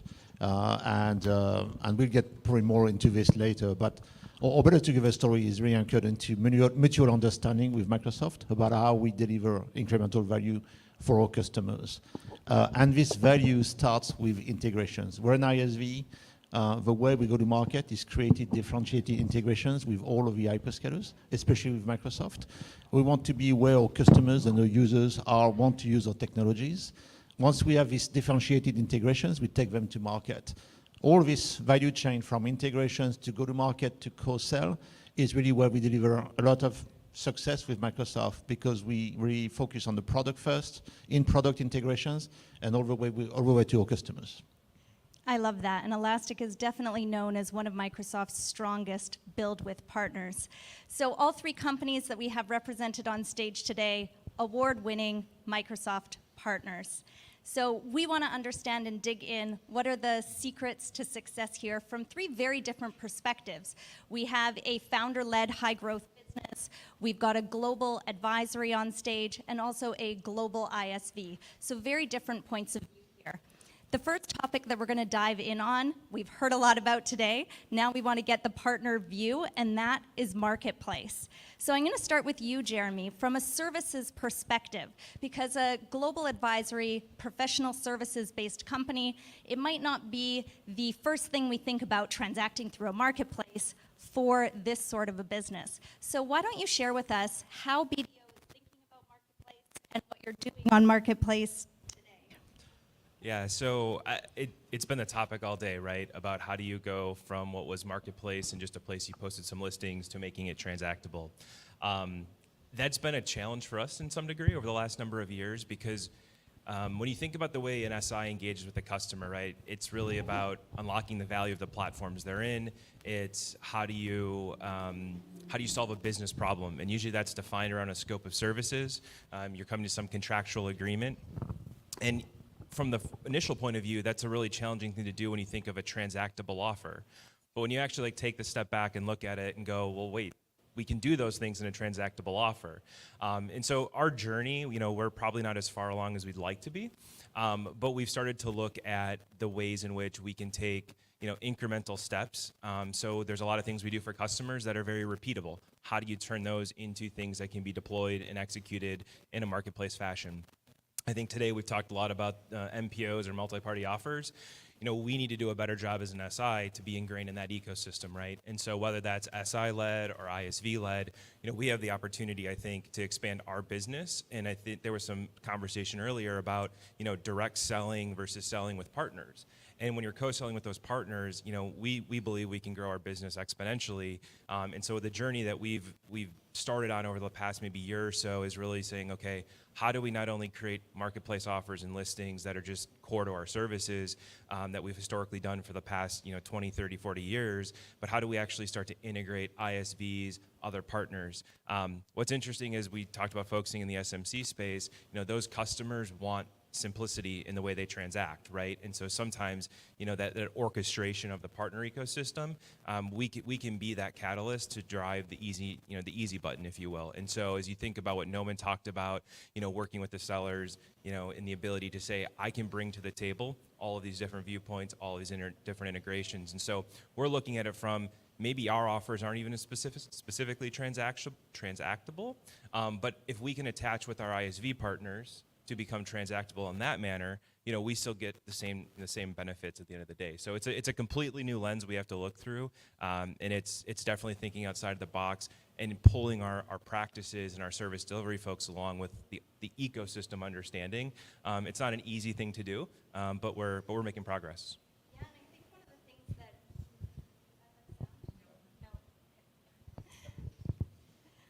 And I think one of the things that BDO is doing incredibly well with Marketplace is speed to market. You must have been one of the first partners out of the gate with Copilot offerings, and that was really great to see with your alignment with Microsoft there. So now let's switch gears into the ISV world. Dexter, I'm going to go to you next, and correct me if I don't have these stats perfect, but you're incredibly strong when it comes to a digital customer acquisition model. And my understanding is you have acquired 19,000 customers through Marketplace, 19,000, and driven over 100 million hours of Azure consumption for Microsoft. Tell us a bit about it.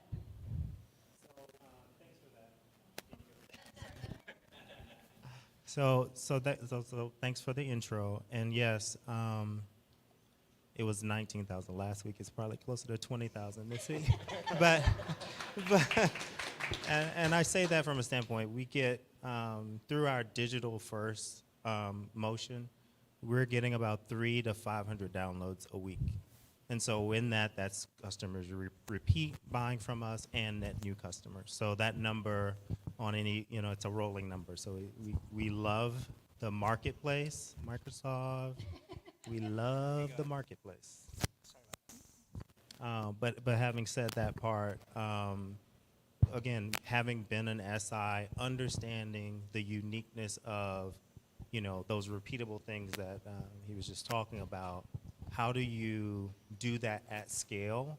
We've already created those solution accelerators as part of our Concierge Cloud offering so that we could actually partner with BDO to have that multi-party private offer. Our solutions are already IP co-sale incentivized. They're already, MAC eligible. So the pairing of those two, one would help with profitability around, your execution model or go-to-market from a consulting standpoint, but also it's taking from that MAC budget as opposed to you have a MAC and then some of the stuff is falling outside in a different SOW.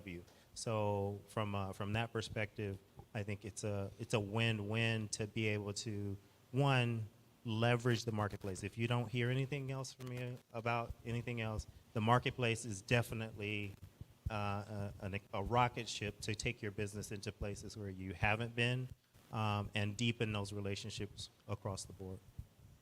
Just an incredible journey. And I think anyone here in the room or online, if you're looking to understand Marketplace better and to have a voice of somebody who has actually done it. And how long has this Marketplace journey been? It hasn't a couple years. Yeah, so we started our Marketplace journey. We've been a partner with Microsoft since 2002. For the vast majority of that time, like I said, SI 2021 was our first solution package in the Azure Marketplace. Wow. And so, we hadn't even changed our website. We hadn't done any marketing. By the end of the week, we had 3 customers. And I was like, we got something here.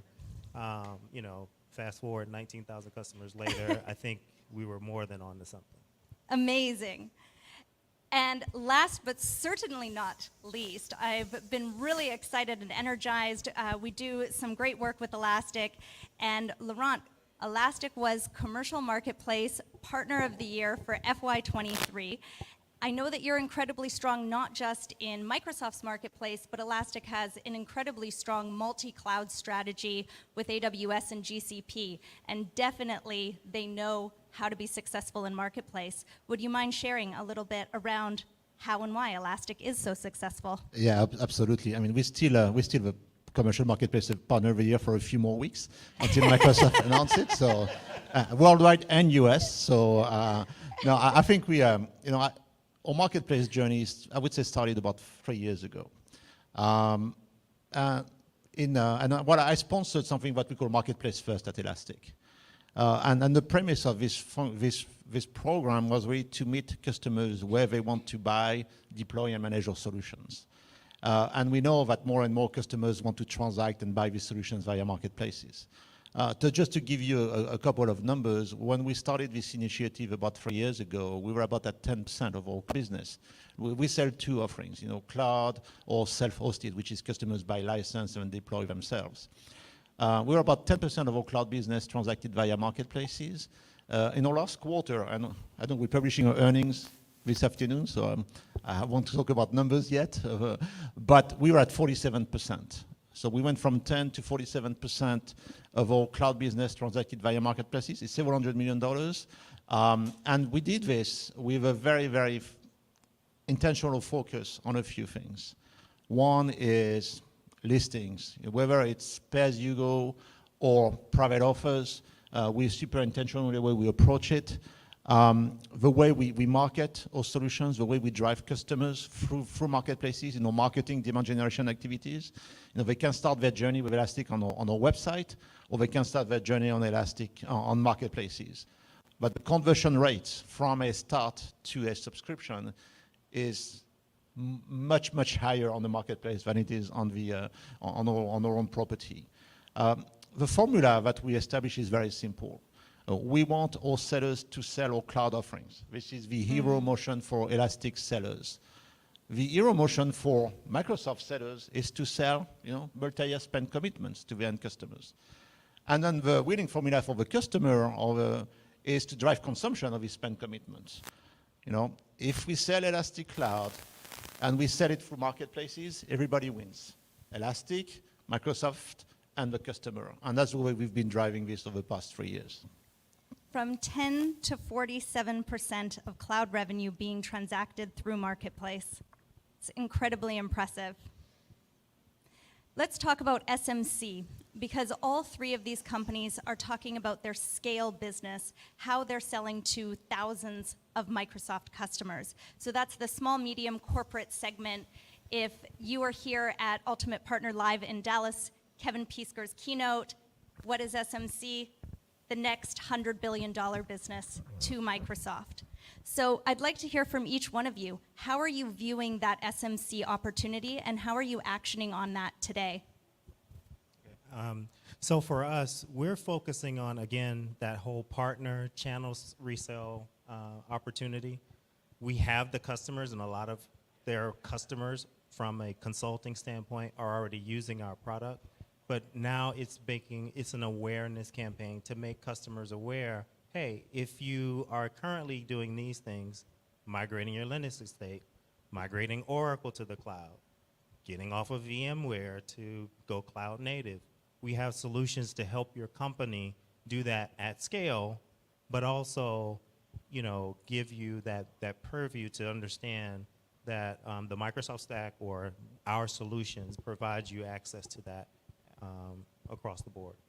Thank you so much, Dexter. And I know you got to share some of this story at Microsoft Build recently as well. I did, yeah. That was awesome. It was an awesome experience. Terrific. Jeremy, I think when I actually first met you and started working with BDO and we're trying to distill down what is that high-level vision for the Microsoft Alliance for BDO. And really what came out is we want to be Microsoft's #1 SMC partner. So tell us a little bit around that and where you're at today. Yeah, so as I mentioned a little bit ago in the introductions, we go to market as a mid-market focused company, which aligns directly to SMC. We've been in that for a long time. So as you've heard throughout the day, right, SMC is this kind of up and coming space. Well, it's been great for a long time. It's just been really underserved.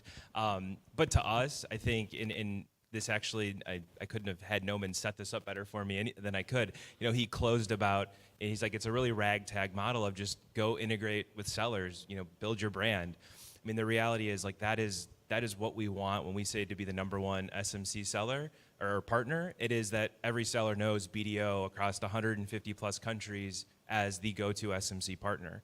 And we're there in some places, we're not in others. But what I would say is, we look at that in a couple strategic pillars. One, integration with the field, having aligned co-sell offers, being able to bring a point of view. One of the key things with SMC is they're a scale business. They always have been, and they probably will always be a scale business. Sometimes we as the partner have deeper relationships with the accounts than the actual Microsoft team does. And if you can bring to that Microsoft seller a point of view about the customer that they don't know, or more importantly, the connections into that account that they don't have. We can bring boardroom level connections, other C-level connections, a CFO presence.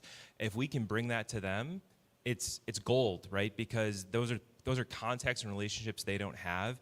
And if you think about the buying patterns of customers, it's shifted from a CIO, right, to a board function or a CEO. I think somebody used a statement that the new CIO is the CEO or something like that, right? But we're finding that those types of decisions are happening pervasively throughout the business. And so we bring a really unique perspective with those connection points. And so by doing all of those things, we truly believe we can be really the #1 partner in SMC. And I think we've We've won awards in the past. We have a lot of cool stuff coming for FY25 that I think will continue to elevate us up. And I think one of the points on won awards in the past, BDO was is still Microsoft's FY23 Security Partner of the Year. And one of the immersive themes I've noticed over the course of today is how much we're talking about security. And I think in the last session, there was really these 3 pillars highlighted around Microsoft's strategic priorities, one of those being security. And I think that that has worked for BDO really well in the SMC space. Yeah, I would say that everything we do is rooted from a security and a governance lens. AI is the hottest topic, right? But we'll talk to customers about, there was a stat earlier, 87% thought they had a competitive advantage if they use generative AI. When we have the conversation with the customer, we say, yes, you may, and you may feel left behind if you do something, or if you don't do something with AI. But if you do that without the right security controls and the governance and compliance around it, you may actually be at a larger risk by doing it without that than doing nothing at all. And so, our point of view, just the nature of our broader business in the tax and accounting and other assurance worlds, we have to think that way. And so, especially in the SMC space, there's a lot of very technical focused SI partners who don't necessarily come to the table to say, let's think about this holistically, the impact it could have to your business, the governance and security controls. And so I think that's, that leads us in almost every conversation we have. Thank you, Jeremy. And if we look at the story of Elastic, I think Elastic is often known for selling into enterprise accounts, which they do incredibly well. But they have this monstrous SMC business as well. And I think one of the coolest things about Elastic's story, they're known as the search company. And search is really a door opener to their latest innovative offerings in AI. And it's an access point for Microsoft to get AI into the thousands and thousands of SMC accounts through the partnership with Elastic. Laurent, tell us a little bit about Elastic's SMC strategy. I think, we started as an open source company about 12 years ago. During the lifetime of our existence, we have 4 billion with a B downloads of our open distribution. Every developer in the planet knows about Elastic. I didn't know about Elastic when I joined, but I'm not a developer. Although I would say that after last week and the demos of GitHub Copilot, I think I could become a developer again. But I think for us, it's reaching out to where our users are, and we're a developer-first audience company. And a lot of these developers are in the SMC space. You're right. Our portfolio of customers range from large enterprise to very small shops. It's a technical audience, but our SMC motion is partner-led, 100%, or self-service led.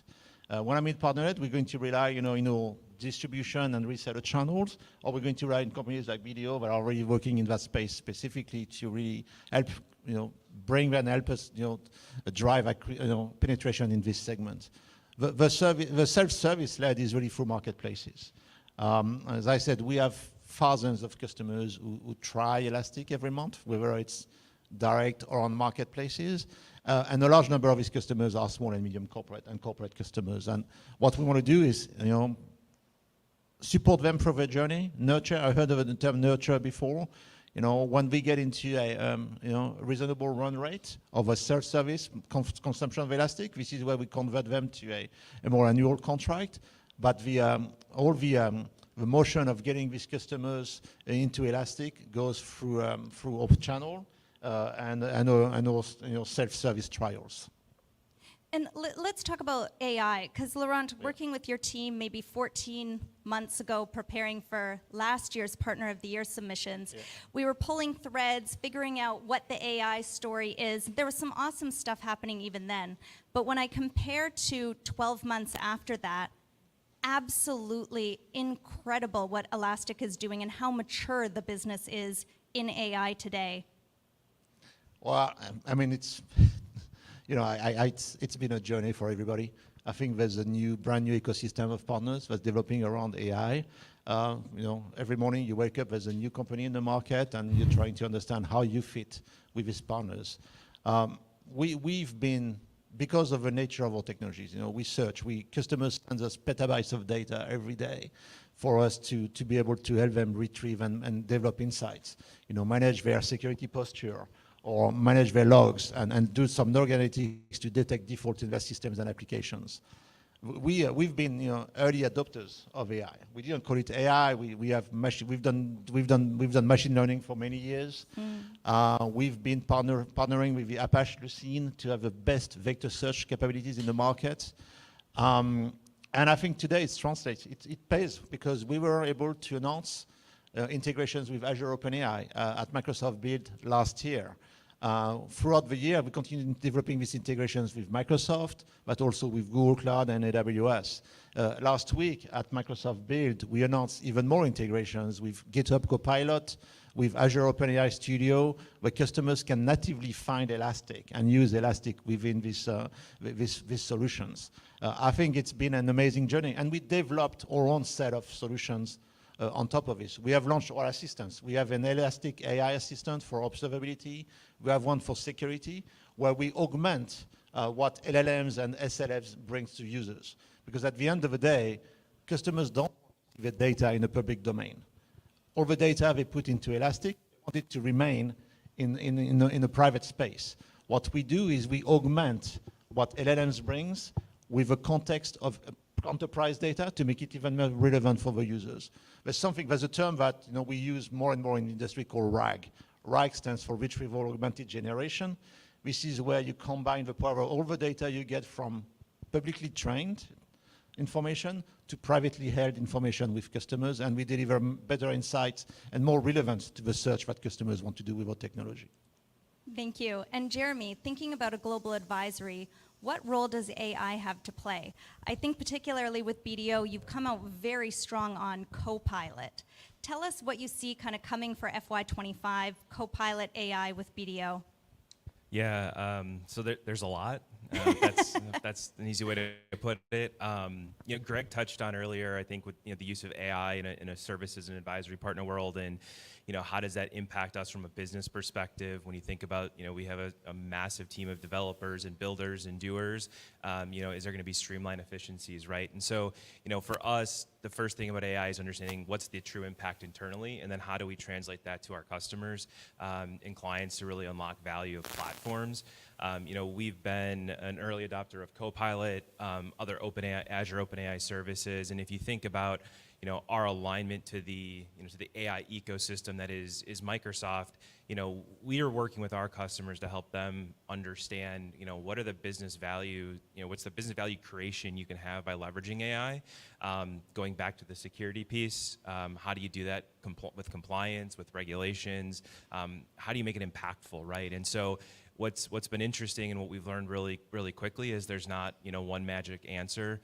Microsoft has adopted or built a good philosophy around adopt, extend, and then build from an AI strategy perspective, right? So think of Copilot into Copilot Studio into, broader, are you building ground up applications with integrations to, LLMs and OpenAI services? And so, for us, that's the approach we've taken with a lot of our customers is, how do we meet you where you're at? How do we make it user-friendly? How do we then translate that back ultimately, though, to unlocking the business value? Because if there's not an ROI on these tools, it's a really hard justification. But when customers start to see what you can unlock for them, it spreads like wildfire. So it's a lot of different moving parts that we have to orchestrate and bring together. But as we've done that really across the board, both internally and with our customers, we've seen tremendous value. And then the success stories that we can take back, as we partner with like the SMC segment as an example, we can translate real outcomes that drove a business forward. And that's continued to move the needle for us from an AI perspective. We've heard from a few people today on the importance of win wires. So anyone from Microsoft, you can watch for the BDO win wires to start rolling out. Dexter, you sometimes use this analogy with AI about the iceberg. Is that something you could share here? Oh, absolutely. So the analogy he's talking about is AI is like an iceberg. There's what you see, and then there's all the stuff underneath. And so our technology is like an enabler because it's data plus AI that makes your model, gives you the accessibility, have something to secure, to be able to learn from, and then train your models to be more effective and efficient. And so we look at that from the lens of, as an enabler of that, what you see above the ice is only the beginning of what's available or accessible within AI. Amazing, thank you. So we have one final question for our panel today, and that's really about the time of year that we're in currently. So we're in Q4 for Microsoft, July 1st, new financial year, FY25 just around the corner. I want to ask each of you if there is just one thing you were to do in your go-to-market in FY25, one priority that you have in your business for go-to-market with Microsoft, what would that be? Dexter, we can start with you. Sell with motion. Sell with. Yes, absolutely. And I say that from a standpoint of we're talking about channel sales, we've talked about building out your network, reseller programs, but also leveraging Microsoft sales agents because we're IP co-sale incentivized to go in and then get those additional benefits from us as well. Great, thank you. Sell with. Jeremy. I'll go back to what Noman said earlier. It's forging kind of an always-on motion with the SMC field, and co-selling alongside of them and helping their customers unlock the value that the Microsoft platform brings. Working with the SMC field, love it. Laurent. Well, I might have to use two instead of one answers. Someone always has to be a rule breaker. Yeah, I mean, one is because I pretty much say the word AI enough during this conversation. So if people are from my team are watching live, it might be counting the number of times I say AI. But I think, as I said before, all integrations around AI and generative AI is priority number one for us at the moment. Whether it's with the cloud providers, whether it's other partners like Cohere and Hugging Face and many other providers in the industry, we're going to continue to invest heavily from a product perspective in these integrations. The second priority is around the shift to cloud. Close to 50% of our business is cloud, which is great, which means 50% of our business is not cloud. And we have to continue helping customers make this transition from self-hosted, self-managed to cloud. We're launching a new serverless offering. It's in public preview now, and that's going to really drive acceleration of this motion to cloud. That's really our priorities for the year. That's great. So we got AI in there one more time, and cloud transformation. We're hearing some buzzwords today up on stage, but a lot of hard work and authenticity behind those buzzwords to make that actually happen and transform these three winning Microsoft partners. Do we have time for questions from the audience? Does anybody have a question? Great. Please.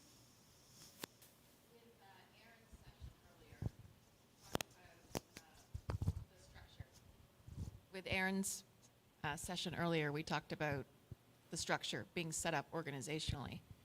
Given they're the top partners, among the top partners, very curious about organizationally what have been their key success factors. Who'd like to take that? Well, let me start. I mean, from a pure partner standpoint, I think in order to be successful with companies as big as Microsoft, you need to speak the language of a partner. What we have for each of our cloud provider alliances, we have a CTO, we have a CMO, and we have a COO. The CTO is a dedicated solution architect that is focusing 100% on partnership with Microsoft. We have a marketing manager who is 100% dedicated to go-to-market with Microsoft. And I've got an alliance manager that's 100% focused. They carry the number. Usually sometimes their counterparts at Microsoft or other companies carry also an elastic number. And that's, for me, that's a critical element of success. Thank you. Any other questions? Did you gentlemen want to answer? So I can chime in on that and say, piggybacking on what he was saying, our focus is on value. And by adding value to our customers, that resonates across the value chain, be it with Microsoft, at the partner organization, or with anyone that we partner with. So we start with value, and then and that permeates everywhere. I would just add to it the ability to continue to foster change and growth in an organization is key, because every fiscal year something new comes out, something changes. And that doesn't mean you have to change your organization, but the ability to be nimble enough, and I think also an understanding to make it a priority.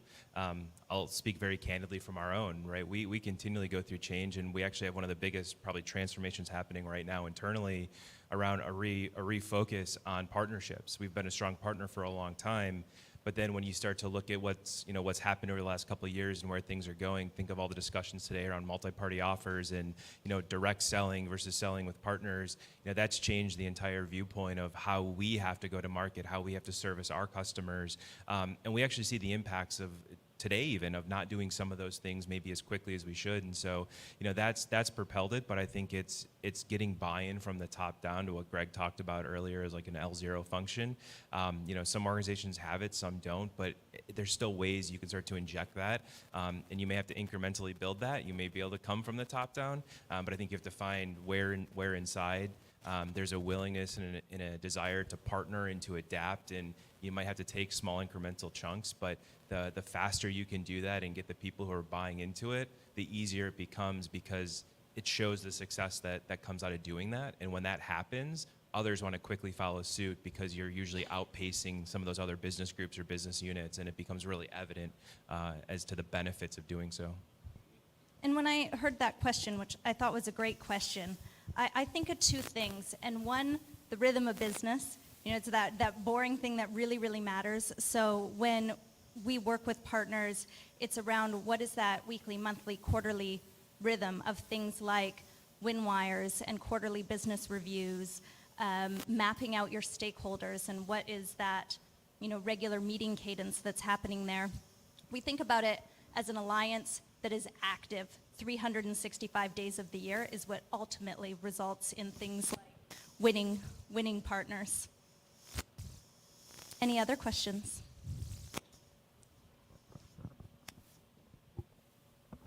So I was just wondering if anybody had any success with any of these other third-party marketplaces out there. I'm guessing that the Microsoft field is not going to be on them, but there's a certain gentleman in this room that says they're up and coming, and I'm just wondering if you've seen that. Wow, in the spirit of bragging a little bit, in April we were one of the GCP Marketplace Partner of the Year for the data analytics category. So we work across all three marketplaces. We didn't go from 10% to 47% of our cloud business on Microsoft. We had to focus on all of them. I would say that today the challenge for us is keeping the pace of adoption of the new capabilities that come up from hyperscalers every month. Not every marketplace is equal. Sometimes there's more maturity on one side or another, but the challenge is, our intent is always going to be adopting these capabilities. It's more a when than an if, but the pace of adoption is the challenges. But we are very intentional in driving marketplace. That's what we want our sellers to do. And it's, we've done this across all of three, not just Microsoft. And I would just say, begin with the end in mind. So if you're going onto a marketplace, really understand that marketplace, understand which customer set or segment is using that marketplace, and then therefore you can better hone your strategy around, leads, demand generation, nurturing those particular leads. It's a great point, Dexter, because I think some of Integral's success is really who you sell to and the likelihood of that audience wanting to make a purchase on a marketplace. Tell us a bit about who your customers are. So our customers, we focus on DevOps, and it's, nobody's going to go out and win the sexy award for being on the DevOps team, but we're going to change that, bringing it back. But, and I say that from a standpoint of every organization is a cloud-based organization. And the thing that runs the cloud-based organization is your DevOps team. You're going to have to deploy these solutions in a repeatable fashion. Hopefully you want to do that in a quick time or a faster cadence. If you're taking advantage of AI, the demand that search and those vector searches are going to be doing on your system, it needs to be in a cloud-native environment. And so those are the types of things that you have to keep top of mind and then focus. Awesome. Well, that was an awesome panel. Thank you so much for the honor of hosting you three today. And thank you to all of you and everybody online. Woohoo! Woohoo! What a fantastic panel. Awesome. We are going to continue to power through. You're staying up here. We need one more chair. I need someone to get one of the stools out here. This is a session that's near and dear to my heart. I don't talk about this often because I don't want to come off the wrong way, but when I was at Microsoft and I was a leader, I was the first diversity lead. We called it diversity and inclusion at Microsoft. Simply because I thought it was the right thing to do, and I was working with partners, and we wanted to get more partners that represented our customers. And so now this has evolved to a conversation around inclusive ecosystem. We have a leader who's in the room from the WIT Network, Christine Bongard, a good friend of mine, fellow New Jerseyan, by the way. When we were together for too long, I step into my Jersey accent a little too much. Christine has been very generous in supporting with Innovate, this session in particular. And by the way, Alley Cat, thank them for supporting and providing support for the Alley Cat today, which I think created a great opportunity for people to mingle and spend some time together. Christine, I'm going to let you take the floor. You've got a great panel that you're going to be leading here. So come on up stage. Come on. Let's go, everybody. We're almost the last session, so we have to get a little rowdy. We've got to fire it up. Okay, here comes Ramel. All right, so hello, everyone. I'm Christine Bongard, the CEO of the WIT Network. It's such a pleasure to be here, and I really want to thank Vince because he is the ultimate ally. From the very beginning days of planning this event, he reached out to me and said it's really important that inclusion, the topic of inclusion, is part of this event. And I love to see an executive event that's almost 50% women, so yay. Great job, Vince. So the WIT Network, we're a global nonprofit supporting women in technology. I've been in the Microsoft ecosystem my whole career, and the WIT Network is proud to be a Microsoft community partner. We partner with Microsoft partners, saying partner a lot, to provide technology training, leadership development, networking, and mentorship to women in the Microsoft partner companies. And so it's a great way to help the businesses use our services to help support the women on their career journey.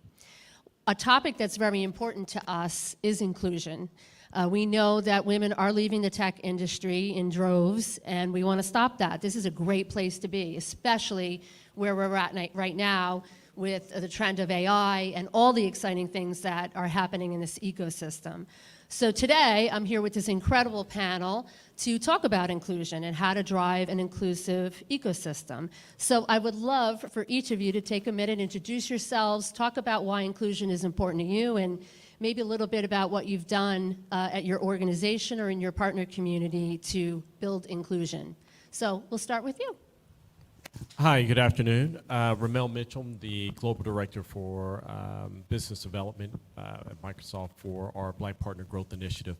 Part of what we have been focused on over the last few years here, actually starting in 2020, is developing a diverse partner ecosystem. You heard Vince say the importance about having a diverse ecosystem a little earlier.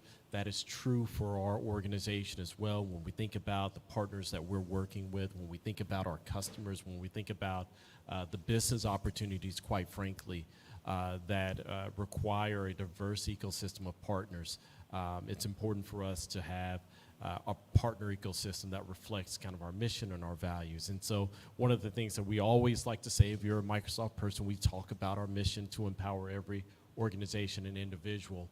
And if we're going to empower every organization and individual, we have to think about what does the partner ecosystem also look like. So as part of our mission, as part of the organization, as we go to market, as we think about opportunities that span the commercial sector, that span public sector, it's really, really super critical for us to have a partner ecosystem that reflects what our customers are actually asking for, what they need, and what, quite frankly, aligns to our business values as well. And so that's what we've been driving. I love it. Wonderful. Thank you. Eve? Thanks, Christine. I'm Eve Klein. I'm the Chief Experience Officer at Innovate. We are a Microsoft Dynamics partner. My career has also spanned, I don't even want to put a number to it anymore, but I've been in the Microsoft Dynamics channel for quite a long time, working with some of the larger Microsoft Dynamics partners. As Chief Experience Officer, I am focused on the experience that our clients and our team members have with our company. So myself and my team are looking at the strategy that we are developing in terms of our go-to-market, but also how are we building our company to ensure that that team member experience is diverse, is inclusive, and that we're building the best possible culture that we can. I really love what you said in terms of how you're doing that for the partners. We are very much focused on our culture. We want to build team members that feel as though they're included, and we want to be able to extend that culture out to our clients. Our tagline, if you will, is we transform businesses and the lives they touch. To us, it's personal, and we take that internally as well. Our number one core value is team members, we take care of our own, and so it's so important to us that we're building cultural initiatives and that we are hiring and retaining the people that are going to help us to provide that best possible client experience. Yeah, and with a global company, you have other challenges. I know you're going to be getting into those with us a little bit later, so thank you. Per. Yeah, I'm Per Werngren. I lead ID Next nowadays, and I have led several organizations, mostly in tech. And I also founded IMCP, International Association of Microsoft Channel Partners. Yes. And Christine was a member in the past, and yes, you still are. And we started this initiative, Women in Tech, I think it was 15 years ago in the IMCP.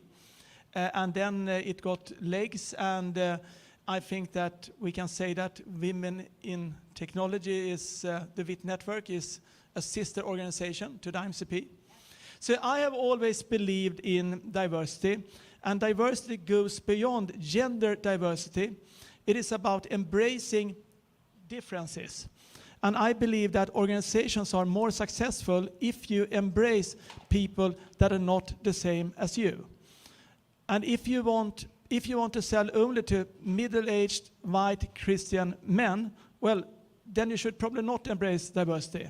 But if you want to sell to the rest of the world, then you probably need to mirror how the world looks like and make sure that your organization is a reflection of that.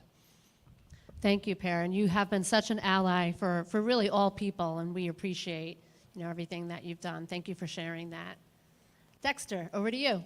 Hi, Dexter Hardy, President CTO at Integral Inc. out of Atlanta, Georgia. Simply put, we help you move to the cloud.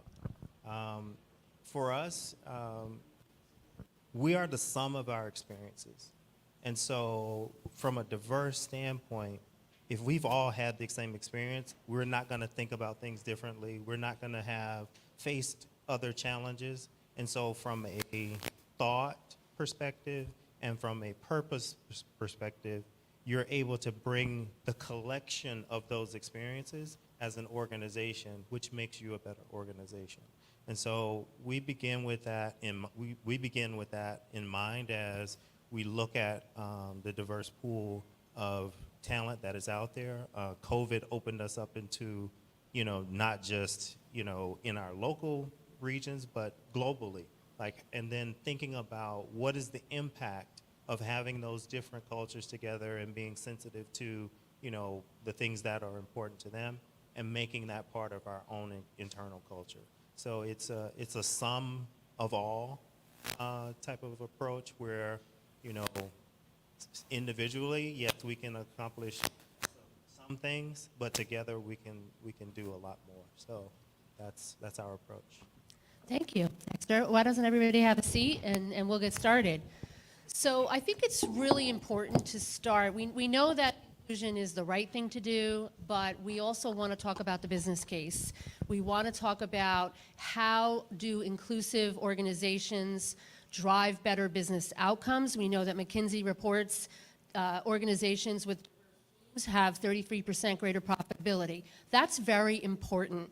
We all need and should want to understand why that is. These mics are. So I'd like to ask the panelists here, what are your thoughts on how can great inclusion strategies drive better business outcomes? And more importantly, what can leaders do to ensure their organization drives the adoption of those strategies? Dexter, I'd like to start with you.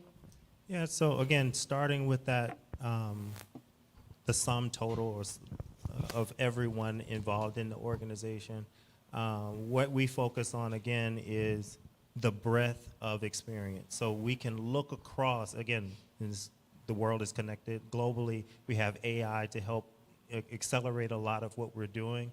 And so what we do is we're very purposeful about the differences of experience.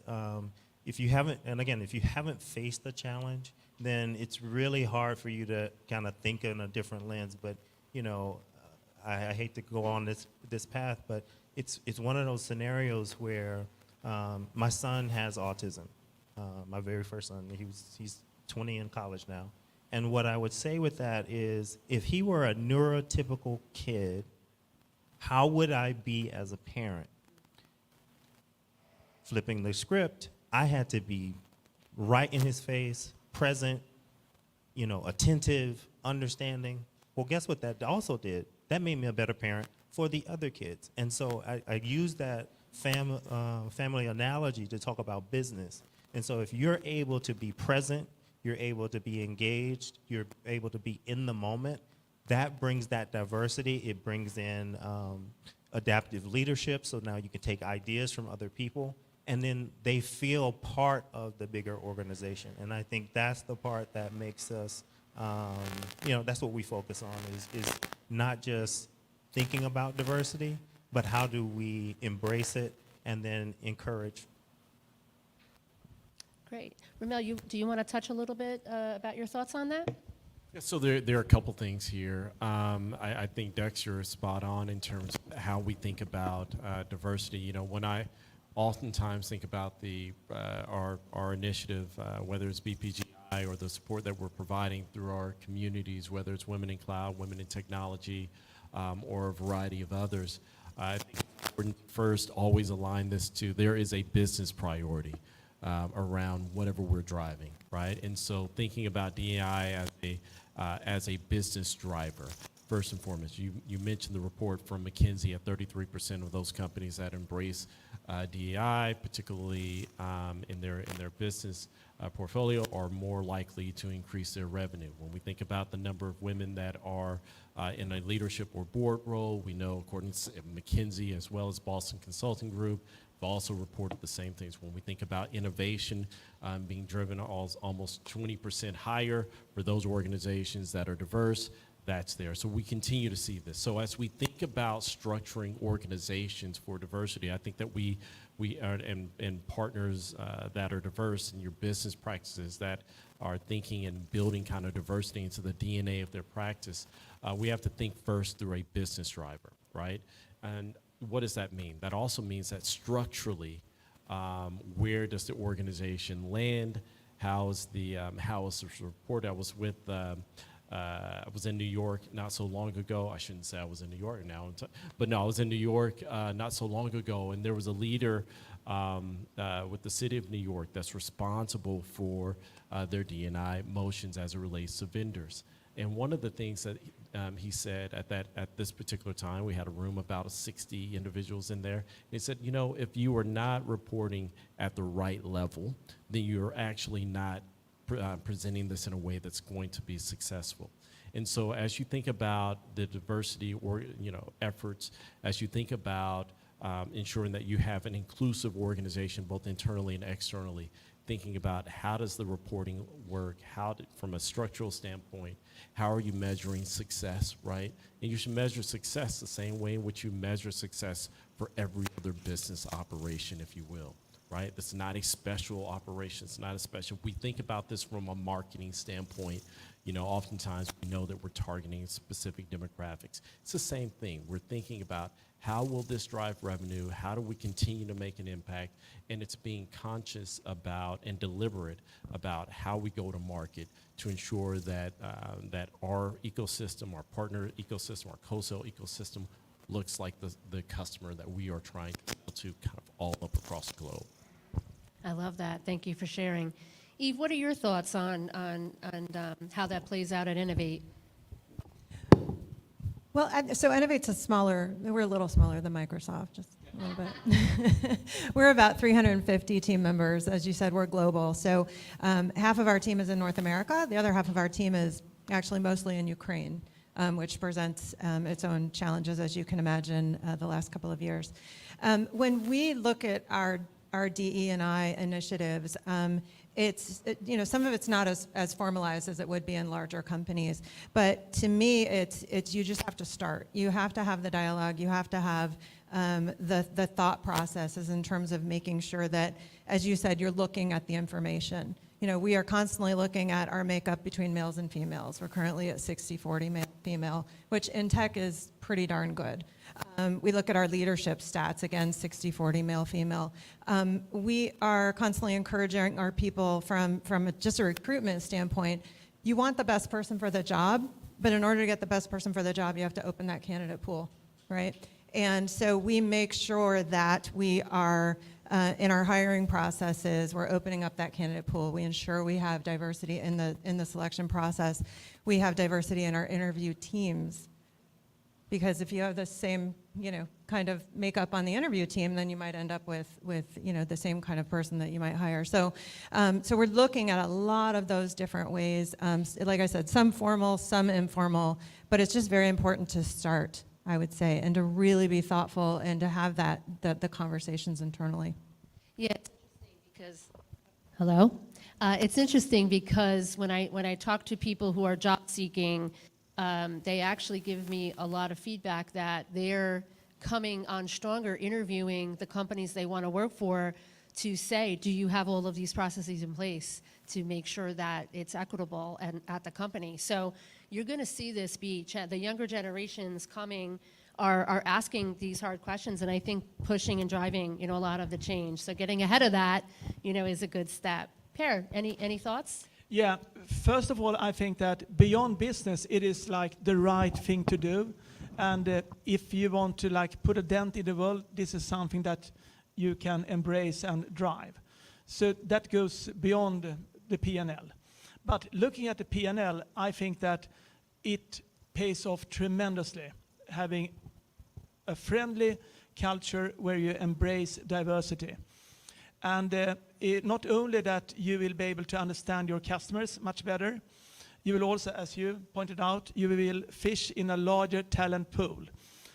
If you're not discriminating, and if the culture in your company is such so that you really embrace finding the right person, and if there are two people that are the right people, then you probably should go with one that has another color on his skin, another religion, another gender, I believe. And also, the world is becoming global. And this is kind of beyond this, but it is not a problem if you have people from different countries, people that can understand different cultures. And now with all the abilities to work remote, well, they can sit in another country as well. It works very well. And a little bit of an anecdote. When I was running my old company, we were battling against IBM for getting Barilla, the pasta maker, the contract for Northern Europe. And finally, we convinced the CIO to come over to Sweden and visit us. And he met Barilla from Italy. He met 3 Italians. One was the person responsible for our operation. So the deal was signed the same day. Sayonara IBM. Good for business. Good for business. All right. So now that we've set the stage for the business case, let's talk a little bit about the role that leadership plays in ensuring that the inclusion strategies are successful. I remember when we started the WIT Network, I met with Lindsay Ray McIntyre. She's the Chief People Officer of Microsoft, and I spoke with her about, hey, what's your advice on how we can partner with Microsoft partners to drive these initiatives? And she said, I'm going to give you one piece of feedback on that, and that is you have to start at the top. This kind of change within an organization has to come from the CEO. You can't go in the middle. It has to, the messaging has to come. Everyone's looking at the CEO to say, is this good? Is this bad? Is this real? Should we do it? And so, that really is the first place to start. So, Ramel, I'll start with you to see, what are your thoughts on the role that leadership plays, in ensuring that the company culture embraces, inclusion strategies? Yeah, so I think that's perfect because, and you stated it a little earlier, it does start at the top. The CEO sets the tone for the organization. The CEOs, the leadership team, the executive leadership, medium, large organization, sets the tone. Here's where we're going. This is part of the strategic mission. This is part of our strategy. This is how we go to market. This is part of our culture. Ultimately, that's important. But how do you do that? To make sure that those that are leading are also not just bought in from a philosophical standpoint, but most people in this room and most of the people that we work with are sellers, right? What do sellers operate on? They operate on incentive. They operate on what their commitments look like. So if the senior leaders of the organization or your managers don't have this in their commitments, or the sellers or the teams don't have this in their commitments, generally speaking, if you can't measure it, and if it's not going to be measured, it's not going to be successful. So everyone in that organization has to be measured. I think we've taken a really interesting approach on this. Every year, we've been delivering a report that's publicly available on our REI initiatives that we launched back in 2020. It is something that we continue to measure and watch, and it's something that as an organization is figuring out, all right, how do we go to market with this? How do we ensure that our partners are actually receiving what we're doing? Internally, how are we developing and growing talent?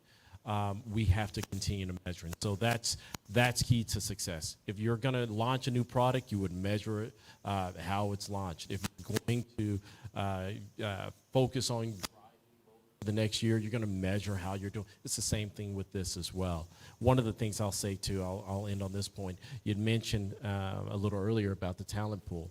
I think there was another study. I think this was a HBR study, and it's something to the effect of LinkedIn. Sorry, I missed that one. I should have got LinkedIn right. LinkedIn did a study in their talent survey. It said 78% of new talent coming in actually wanted a diverse workforce. Right? So this is critical to new talent. This is critical to senior leaders. It's critical for our customers, and so you just have to measure it all up. Okay, I'm so glad you brought up that report. I forgot about that, but I remember when Microsoft did it the very first year, and when I was working with the different leaders at Microsoft, they said to me, we kind of don't want to publish it because it's not great. And here's the lesson from that. I think I talk to a lot of CEOs, and they say similar things to me. They're like, I don't know where to start. I'm afraid to make a mistake. We don't have good numbers. Exactly, but be forthcoming about it, and you have to start somewhere. And we're all on this, everybody in here is on the same journey. You're not alone, right? There may be a few early adopters that are ahead, but for the most part, we're all in the same place on the journey. And I love that you have to start somewhere. So, and now the report looks a lot better, right? Because they put the metrics in place, and every year they show the growth, and that's what people want to see. So, Eve, any thoughts on this one? I would echo everything that Ramel said. I think that the point is, if you're not looking at it, you have to start, and the place to start is just look at the numbers. I've worked for other companies where it was kind of an afterthought, and then when the CEO looked at the numbers and said, wow, this is a while back, but I think we were 80-20 male-female at the time. This was not Innovate, this was years ago. And when the CEO looked at those numbers and he said, this is a problem.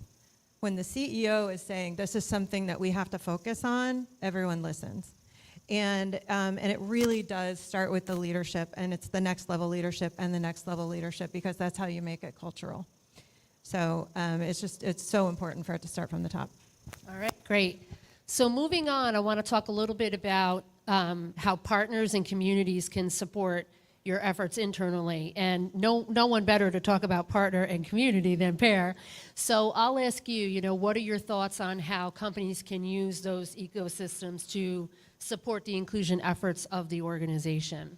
Yeah, it's about educating and creating a mindset. And organizations like yours, and of course yours, but also some other minor organizations like Women in Cloud, the IMCP, and other initiatives are important because it gives the tools for how to create a diverse workplace. So absolutely embrace these organizations, the programs that they have created, and also engage with these organizations and send people to their meetings. Yeah. Because that shows that gives strength to these organizations, and it also gives knowledge and trustworthiness. Okay, I love it. Dexter, have thoughts on that? Yeah, and to piggyback on what he was saying, looking at the different organizations that are out there, Black Partner Growth Initiative, Black Partner Channel Alliance, IMCP, you guys put together great programs, Women in Cloud, the activations that they have, Women in Tech. I think that the biggest part of community is it's a community. So it's no longer looking at the lens of revenue, it's looking at the lens of support. And if people feel like they belong, if they feel like they can engage and be a part of the community, that becomes part of the North Star that the organization is driving towards. So, you know, going through what everyone said earlier about it starts with leadership, but if you start at the top saying, hey, we are a community-first organization. We're going to do good in our community. We're going to be good stewards of our environment. We're going to be better people on every day. Like 1% better every day is one of the things I always say. If we're focusing on that as an organization, that is what a community is, right? We're helping each other. We're supporting and providing a backing for everyone. I want to add one thing to what Dexter just said too, because I think it's so important, right? When we think about this oftentimes as a community and an ecosystem approach. The one thing I think about, so in business school, you come out of business school, the one thing you probably know is like Porter's 5 forces. You remember, you might not remember the hundreds of thousands of dollars that you paid for your MBA, but you'll remember Porter's 5 forces. And one of those forces that we don't talk about is like this external force of community impact, right? And so when you think about that being a forcing function to drive and accelerate growth and impact, the way I think about a deal, I think about driving kind of, earlier there was a discussion that every customer that you have has 7 partners that are tied to that particular deal or opportunity. In the partners that we're working with through BPGI, and oftentimes I would say it's the same even in WIT and WIC, is that a number of our partners, even though they're smaller, they're actually engaged in the CEO room of the house, in the CIO room of the house. They're engaged in the HR room of the house, going back to this MSIM process that we discussed a little earlier. They're discussing and having conversations and relationships with individuals that you're trying to get to, and you're missing an opportunity if you don't leverage the entire community, because that community is connected, right? And so when you think about this, not only are you thinking about this in terms of, yes, this is great for my employees to ensure that we're driving DEI, all right, great. All right, great, it's to drive a diverse partner ecosystem. All right, fantastic. But the reality, how does this land from an execution standpoint? There are relationships and relational selling, the impact that's being made, the long-term view of this, you're able to capitalize, quite frankly, when you're tapping into the community. So a quick addition, I think that it's also important as a leader that when these organizations have meetings and when there are events, make it a priority. Make sure that you as a leader stand behind that person that is representing your company. So it is a business priority. That is a way to elevate that this is an important initiative in your organization. Thank you. And I'll just add one last thing if I can. We can't stop on this one. I love this topic. I mean, it's one of those things. Don't just be a part of the community. Engage in the community. Be active. That is the biggest piece that I've seen around being a part of these different communities. The Ultimate Partner is now a community of people. It's not about everyone just being a part or being a member, but being an actual part. And that requires some some action or engagement. Thank you for sharing. Do we need to get to wrap up? Okay, so we're going to go to our last question and speed round. We have partners here. We have so many guests on the streaming. If you were to give advice on how can a partner get started, how can a leadership team start to begin their strategy for building an inclusive ecosystem, what's some advice that you would give? And we'll start here, Ramel, and go down the line.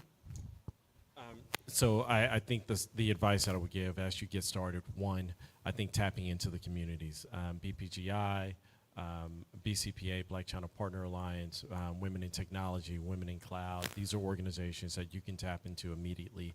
Again, prioritize, love that, right? Make this a priority and ensure that it's aligned to your go-to-market strategy. And then the other part of this is looking at this in terms of mapping out the opportunities that align to this new community that you can tap into. Use Copilot. No, but seriously, just get started. Look at your information. Look where you do want to prioritize. There are programs that you can put in place tomorrow. You can join. I'll do a big plug for the WIT Network. You can join the WIT Network.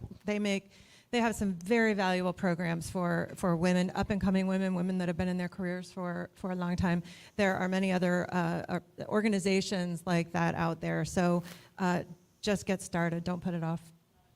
So make diversity a priority when you are recruiting, but also make sure that you take care of the people that you have recruited and make sure that they are promoted at the same pace, regardless of gender, race, etc., etc. And as a leader, every time you hear something like locker talk, say no to that. Make sure that your culture is friendly so that you don't engage, or that your organization don't engage in talk that is like negative, because there are so many small things that can create a toxic atmosphere. So, and I'll finish up with just saying, don't let perfect be the enemy of good. You have to start. Ramel touched on something. If you don't set a goal, I tell my kids this all the time. If you set your goal for the stars and you fall short, great. But if you set it down here really low and you hit that, I'm like, who cares? And again, for our business, we don't want to be the who cares business. We want to be the business that cares. And so by setting those goals, setting those objectives, we can make and enforce change.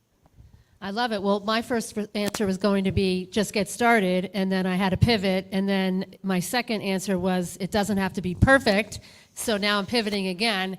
And I would leave you all with, if you're a CEO in the C-suite, leadership, go out and have some conversations with people who don't look like you or are like you, and ask them how they feel the company is on inclusion and what is their experience. Have a cup of coffee and just talk, and maybe ask, how can we be a safer place, a more inclusive place, so that we can drive better business outcomes and take our company to the next level. So I'll leave you with that. Thank you so much to this great panel. Thank you to Innovate for sponsoring. Thanks, Vince. Thank you. Thank you. Thank you. So many good friends up here on stage at the same time. I didn't get to call out all of my great friends. Dexter, Pear, Eve, thank you so much. Ramel, it's always good to, thank you. We're getting towards the wrap up. By the way, there was, am I on? Is my lab on? Everybody hear me okay? All right, great. There was something that struck me in part of Christine's conversation about change management. I think about that quite a bit. Any type of change, being the change we want to see in the world, which is a tremendous Gandhi quote that I reference all the time.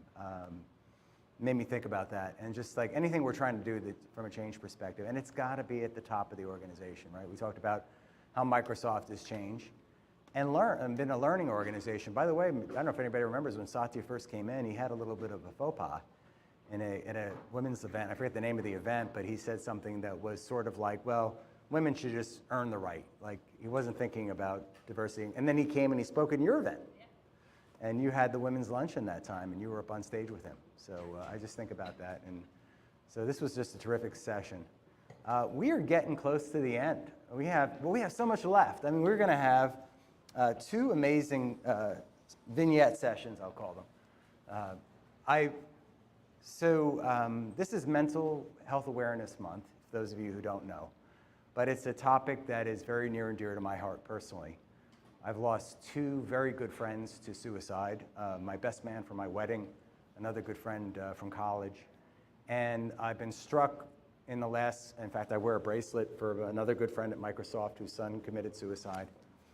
I've been struck by this mental health crisis that we're all facing right now.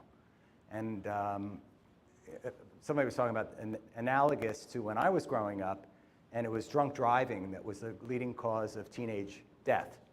And then we created MAD, right? Mothers Against Drunk Driving. And that greatly curtailed the number of deaths to that cause. We have a mental health crisis in this country and maybe even in this world. I don't know all the demographics. A very good friend, Jen Weiss, who was up earlier, has made me acutely aware of this even more so recently. And so I asked her to join us for a wrap-up and a conversation on this issue. So Jen, I'd love to have you come join the stage. Do we need a mic for Jen? Okay, cool. We're bringing you a mic. Jen, thank you. Good to have you here. How was the weather in Wisconsin?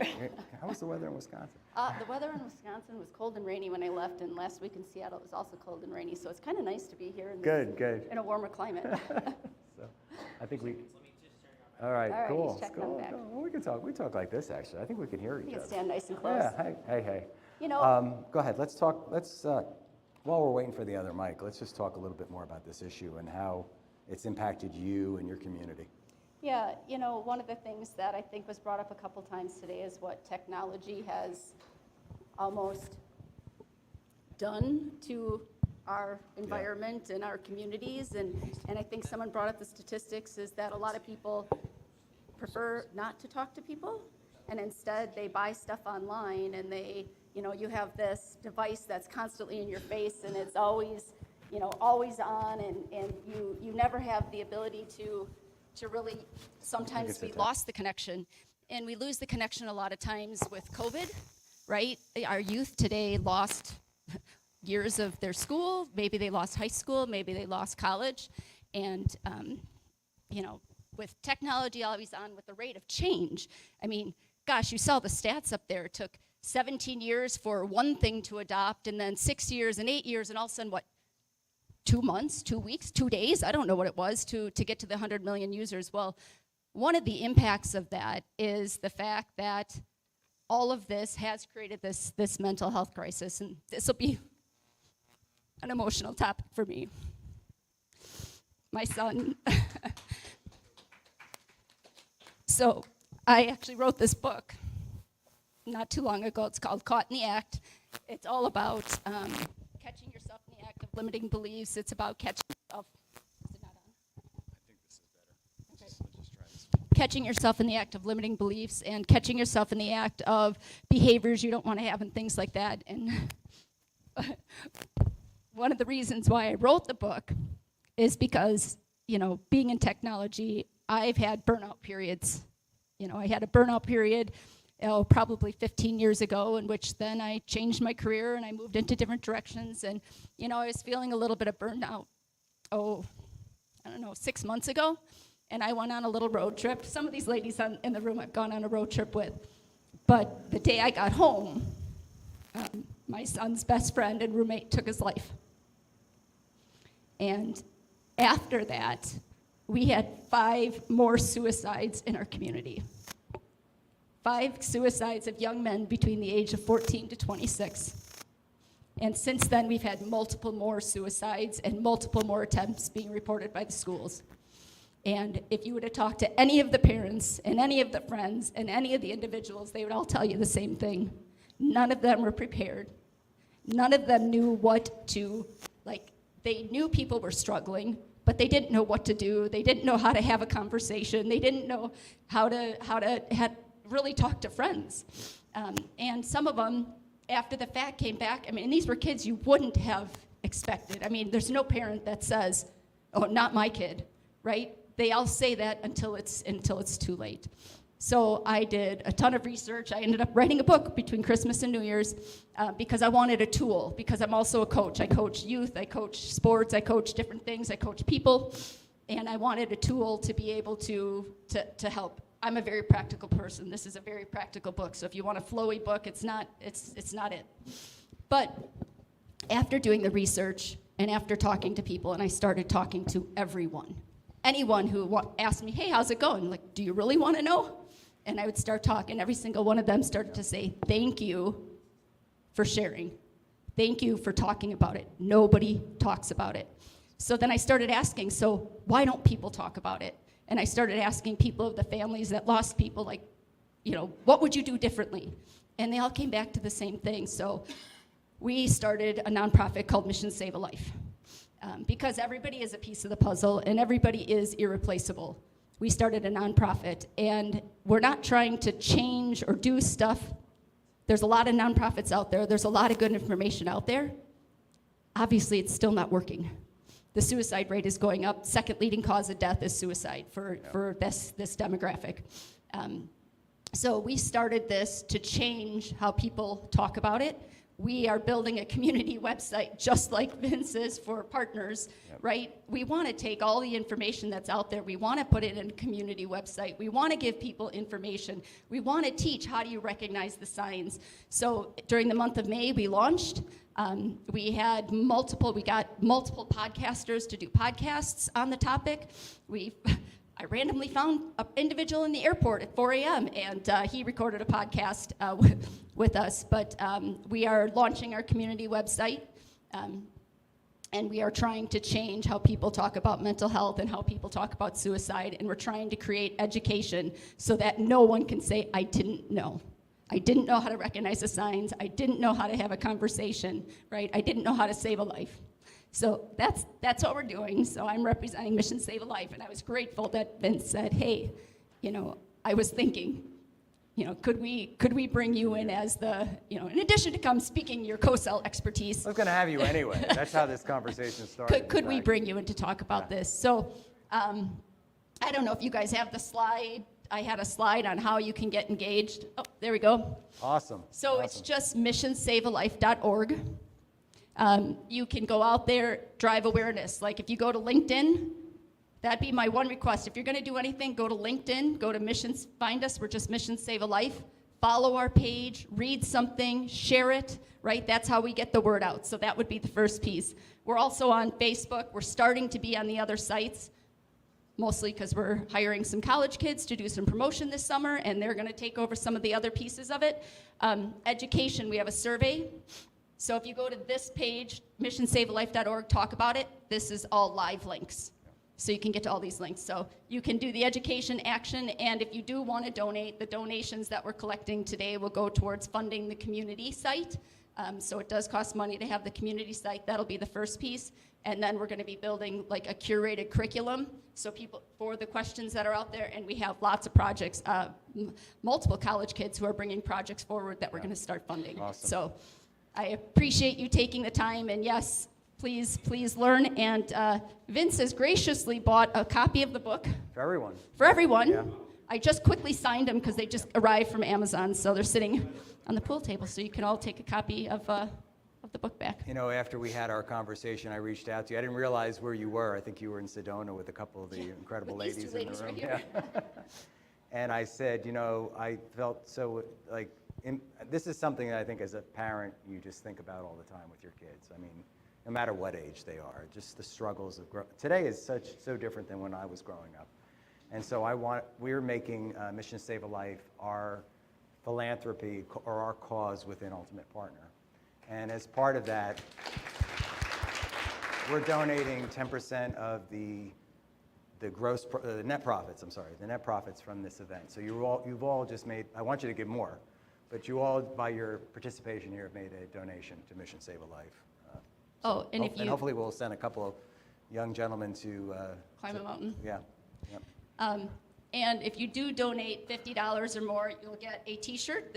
We have multiple t-shirts that are being designed by a few ladies that felt drawn to the cause. And so we'll have different options of t-shirts. So if you do make a $15 donation or more, we'll have your email and we'll reach out to you on how you can claim your t-shirt. Jen, I want to thank you for all you do. You were one of the most passionate people I know. When I came back out and started back up again, was doing some work with Erin, you were one of the first people who leaned in to support Ultimate Partner. You're just an incredible human being, and I want to just thank you for all you do. Thank you very much. Thank you. Glad to be here and glad to support this partner ecosystem. Thank you so much. Okay. All right, I got to keep my eyes dry for this next incredible leader who's joining us. Long story is, I wanted this gentleman on stage for our event. He was all, yeah, let's go do it. I live close by. I don't think I'm traveling that week. Nothing's going on. And then I get the phone call saying, yeah, I got to do this other keynote, and I'm so sorry, and I can't be here. And then last week I get the other phone call. It's like, hey, I think I can be back there in time. Like, I got my scooter, and I could just fly back from Naples, Florida. So I think everybody in the room knows, or if you haven't met him in person, his name got mentioned quite a bit this morning in the keynotes and the other conversations around his organization. But a good friend, Jay McBain, Chief Analyst at Canalys, also a 6-time guest on Ultimate Guide to Partnering, one of the few 6-timers. Good to see you, my friend. Good to see you. We've had a really engaging day today, and you got to be in the room for at least half of the sessions. But I wanted to just, because we have these conversations all the time, and talking about the tectonic shifts, talking about the role of the hyperscalers, marketplaces, co-selling, the ecosystem, this decade of the ecosystem, AI, this $158.6 billion opportunity. Maybe it's undercalled. I don't know. We'll want to talk through that. I wanted to invite you on stage here I want to just talk through some of this with you and what you're seeing. We're getting ready for the second half of the year. I can't believe we're already halfway through this year. Let's talk through it.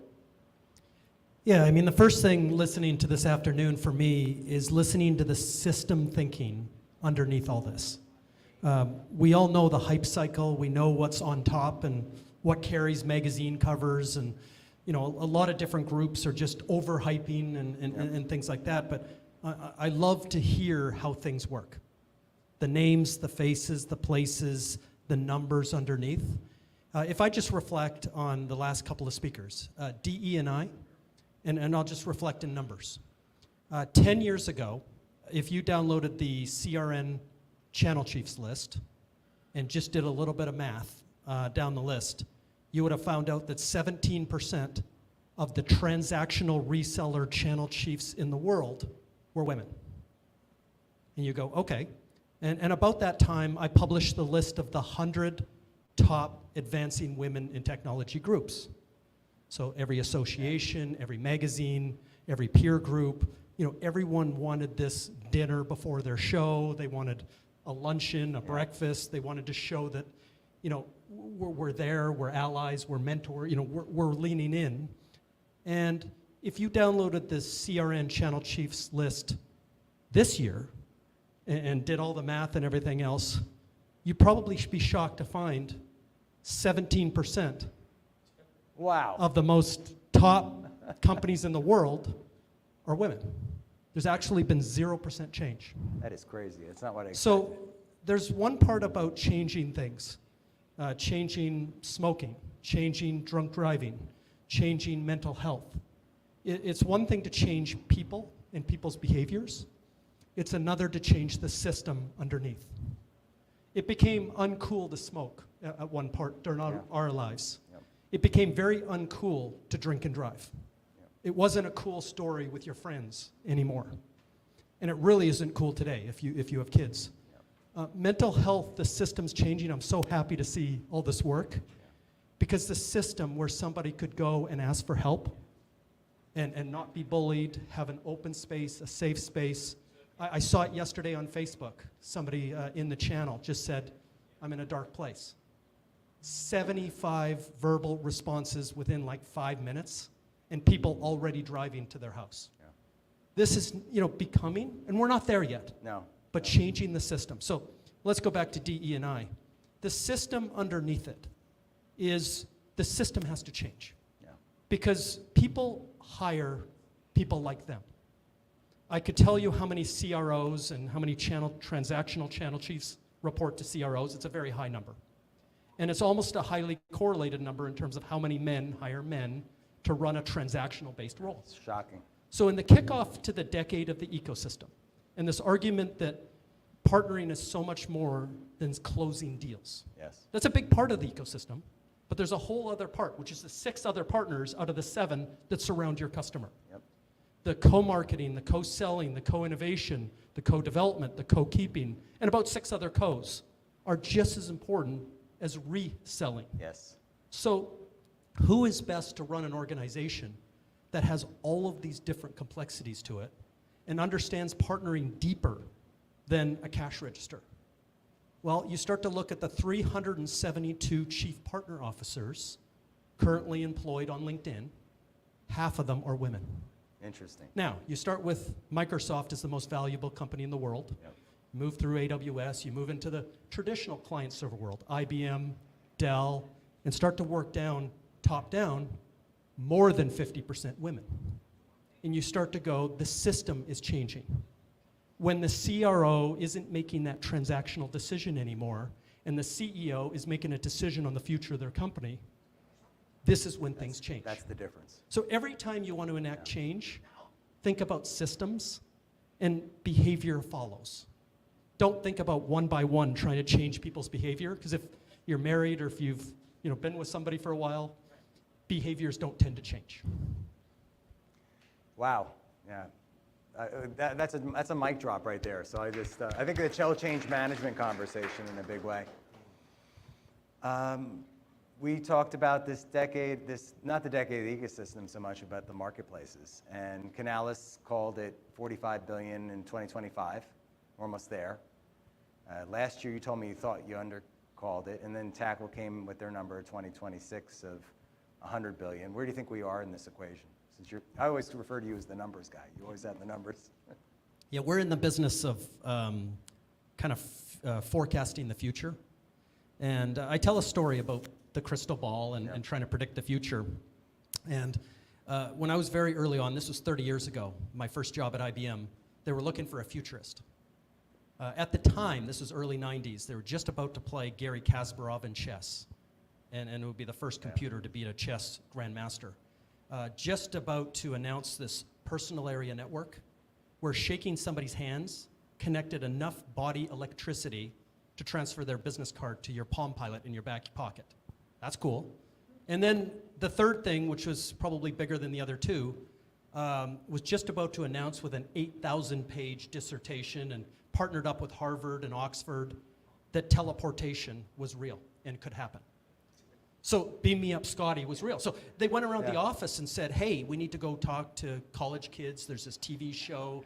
Who can go do this? And nobody put up their hand, but some 20-year-old spiky-haired kid saying, hey, I can do that. From Alberta. Knew nothing about being a futurist, so went and, this was before the internet, but found a place called the World Future Society.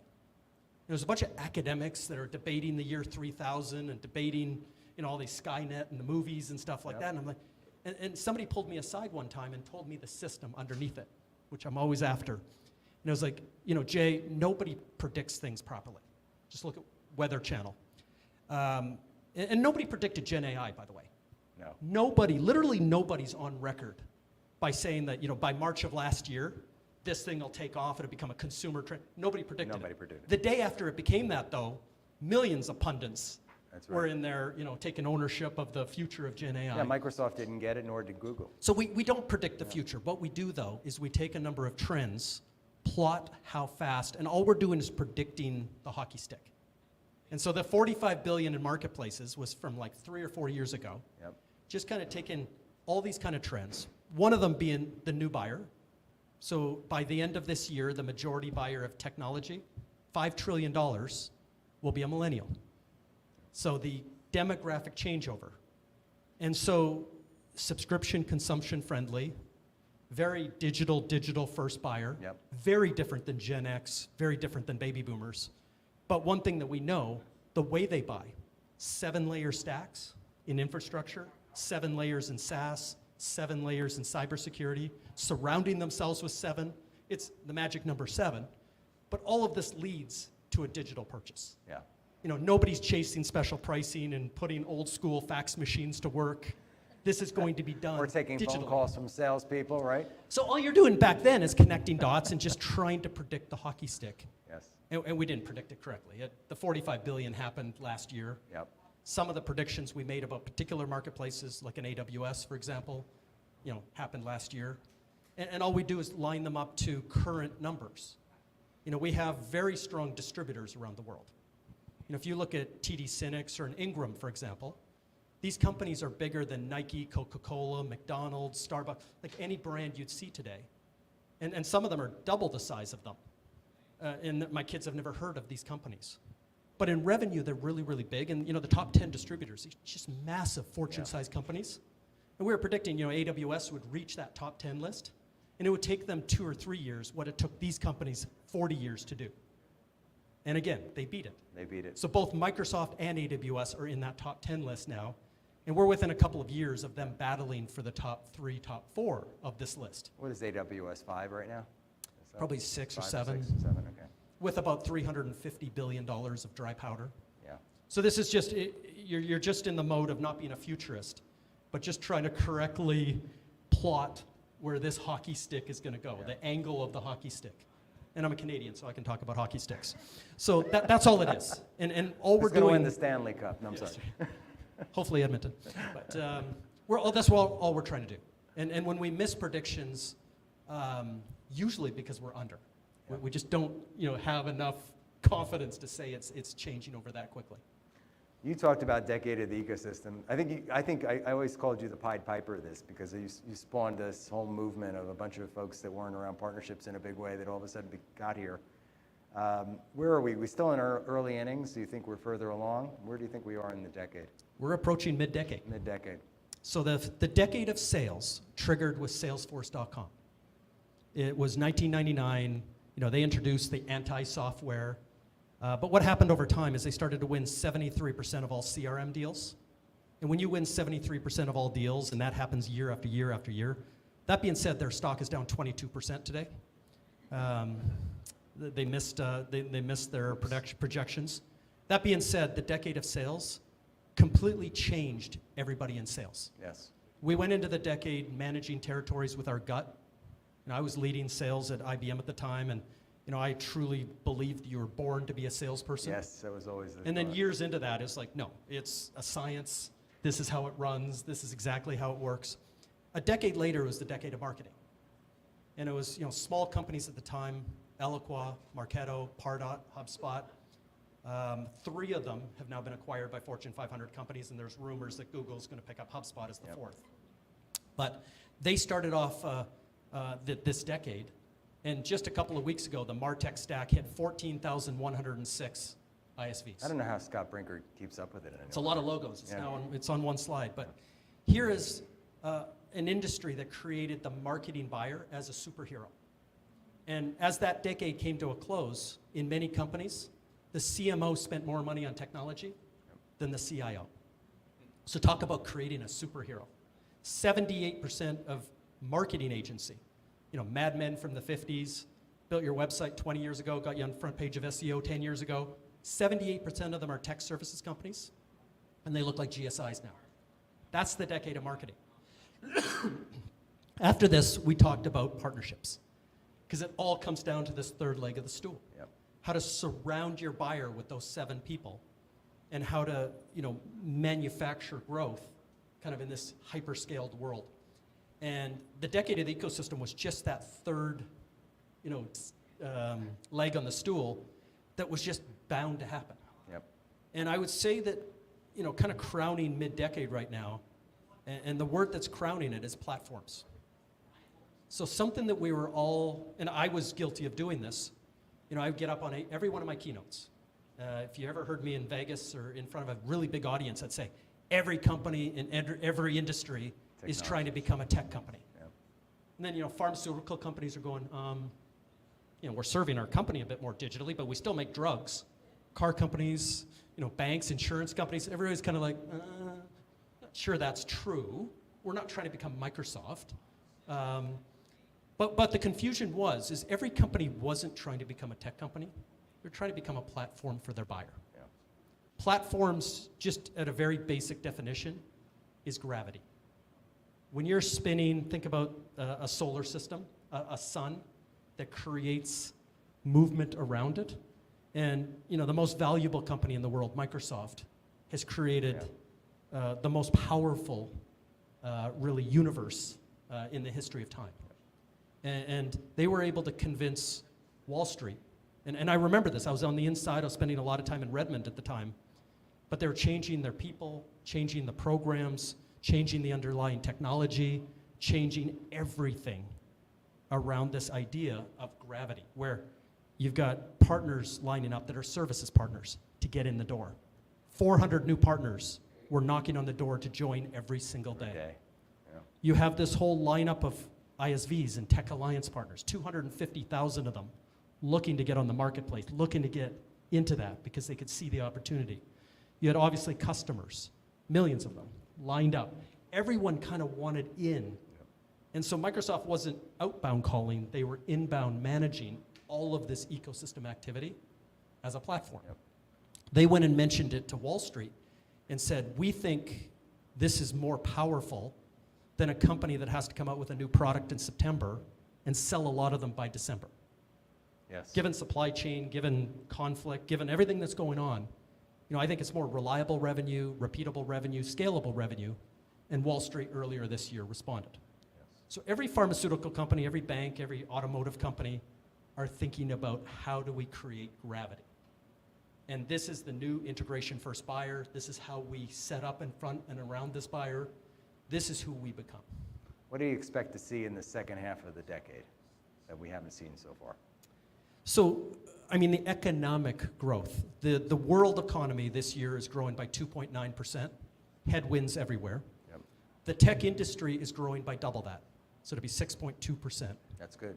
That's better than I The thought. opportunity for different vendors and partners and distributors, others in the room, is actually double that. So when you actually look at the markets that they're in, you talked about cybersecurity today, growing at 12.9%. Unless you're in managed services in cybersecurity, it's 15%. I was this morning at Lenovo, big PC conference on the west coast of Florida, and AI PC is going to grow 15%. They're going through a super cycle. So there's another New big category. growth. Managed services growing at 12% this year. So the companies that are engaging in these multipliers, in these platforms, are looking at a minimum market of 12 to 15%. And if they execute the sales, the marketing, the customer service, execute better than their competitors, people in this industry are looking to grow at 20 to 30% compounded for at least the next decade. And there is no other industry, there is no other place that has this type of opportunity. And that's why we have lines, people lining up by the millions to join us. Yeah. Well, you mentioned Scott Brinker and the MarTech stack.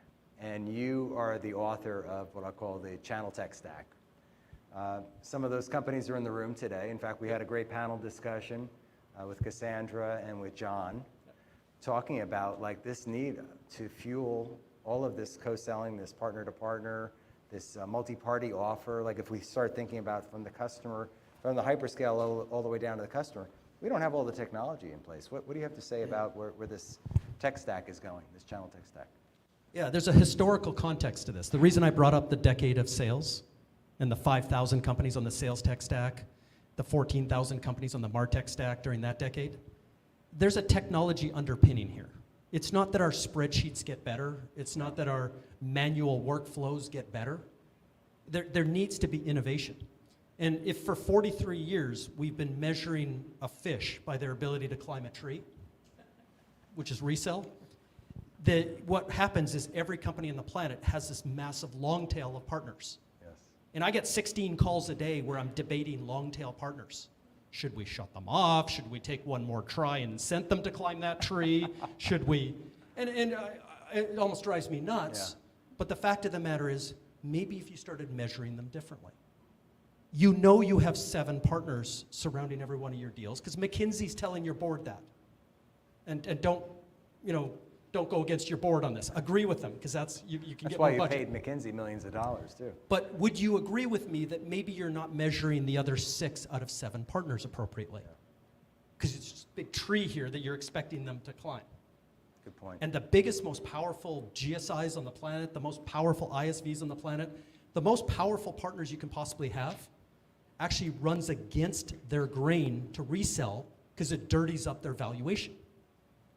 A GSI won't resell unless you can literally buy their procurement services, so they can show it on the right side of their balance sheet and their P&L. So if you start measuring appropriately and doing the right things, then guess what? You're now kind of measuring all 7 out of the 7, and you're not measuring this fish, on one aspect. So just to, the technologies we just talked about is how do we sell, to somebody that will end up in revenue, but they're just not going to take the customer's money. Well, at the end of the cookie, which we're also going through right now, not only the new buyer, but new levels of privacy, where companies can't just go buy with third-party data, all of our personal moves on the internet. When you talk in the kitchen about something, 5 minutes later, it's on your Facebook feed advertising it to you. That's going away as we speak. And while Google's trying to convince Europe on a version 2 of it, they're not having it. We're in a new era of privacy, where third-party data goes away, and all of the 28 moments before every considered purchase, companies have to get to a new way. Right. And that's through partnerships. That's the partnerships. So there's new levels of 5-layer technology to go do this now. I love it. I love it. I want to offer up for a couple questions, but I want to ask you one more question because we didn't deep dive on the whole AI opportunity. We had an early conversation, it was probably on our last podcast, about maybe a lot of hype. There was a hype moment there. But now you've seen greater sentiment towards AI. You've talked about the 158 billion opportunity in the channel. What would you have to say here on this topic? Yeah, I'm a believer. When Bill Gates said that generative AI is bigger than the PC, when Steve Wozniak said that it's bigger than the iPhone, I'm in that camp. Yeah. I'm thinking agricultural revolution, industrial revolution. This is a major change for humans. The fact of the matter, though, is it isn't divvied out equally. The first thing is it isn't a product. No. And a lot of people get confused because most of the channel is built up of product people. Just the legacy of where we've been. Yeah. And I mentioned, working at IBM, the company almost went bankrupt for making the wrong decisions around AI. So once you beat the grandmaster at chess, the next major public showing of AI, and this was generative AI, came about 13 years ago on TV against Watson. Jeopardy. Yeah. So how do you beat Jeopardy? It's only a 2-part problem in science, computer science. One is it's the speed of the Google search. So when Alex Trebek asks you a question, you only get milliseconds, whether you're going to press the button or not. So when the question's being asked, you got to get those results quickly and get to a number, a 0.9% confidence rate that given 4 more seconds, somewhere in your brain you're going to find the answer. And that's what the contestants are doing first. So if you win the button press, now you're given the magic 4 seconds. As you recognize frame it in the form of a question, now you got to go read all those Google results. And in the old sense, you have to go read the internet, click on each link and go see if you can find the answer. Oh, that was clickbait. Next one. Oh, no answer. Next one. So you got to do that all in 4 seconds. So that was truly a generative AI consumer level demonstration. Yep. And then the geniuses at IBM at the time said, this is perfect. We're going to create products. Product SKU A is to cure cancer. Yes. Buy it today, Watson Health. Product B is to predict nuclear explosions. We're skewing that up at TD SYNNEX, buy it today. SKU C is to predict the weather. We just bought the Weather Channel for a whole data trove. Go buy that. Yeah. And said to the sales team, 150,000 sellers, hey, here's your new quota, go get it. And guess what? Didn't cure cancer. And actually, as the expose came out in the New York Times, it actually delayed the cure of cancer. Because doctors at Duke and UNC and people who went all in, they relied too much on it. Interesting. And it was I didn't know that. hallucinating, and it was not getting them to the promised land. So they said without it, they would have actually dug in more in the research. Yeah. And so Watson Health had to be kind of sold out the back door. You know, Watson, it's not a product, it's a feature. Every one of the products we use today, every software product, every toothbrush, every car is going to be infused with this. It's purely horizontal. And so for a whole channel of people who have been product sellers, you know, feature, function, benefit, value, going through a linear sales cycle, it's very confusing. Yeah. And for all those people, there's very little opportunity in the first 2 years. You know, the 6 out of 7, the fish that does climb the tree, there's almost no opportunity.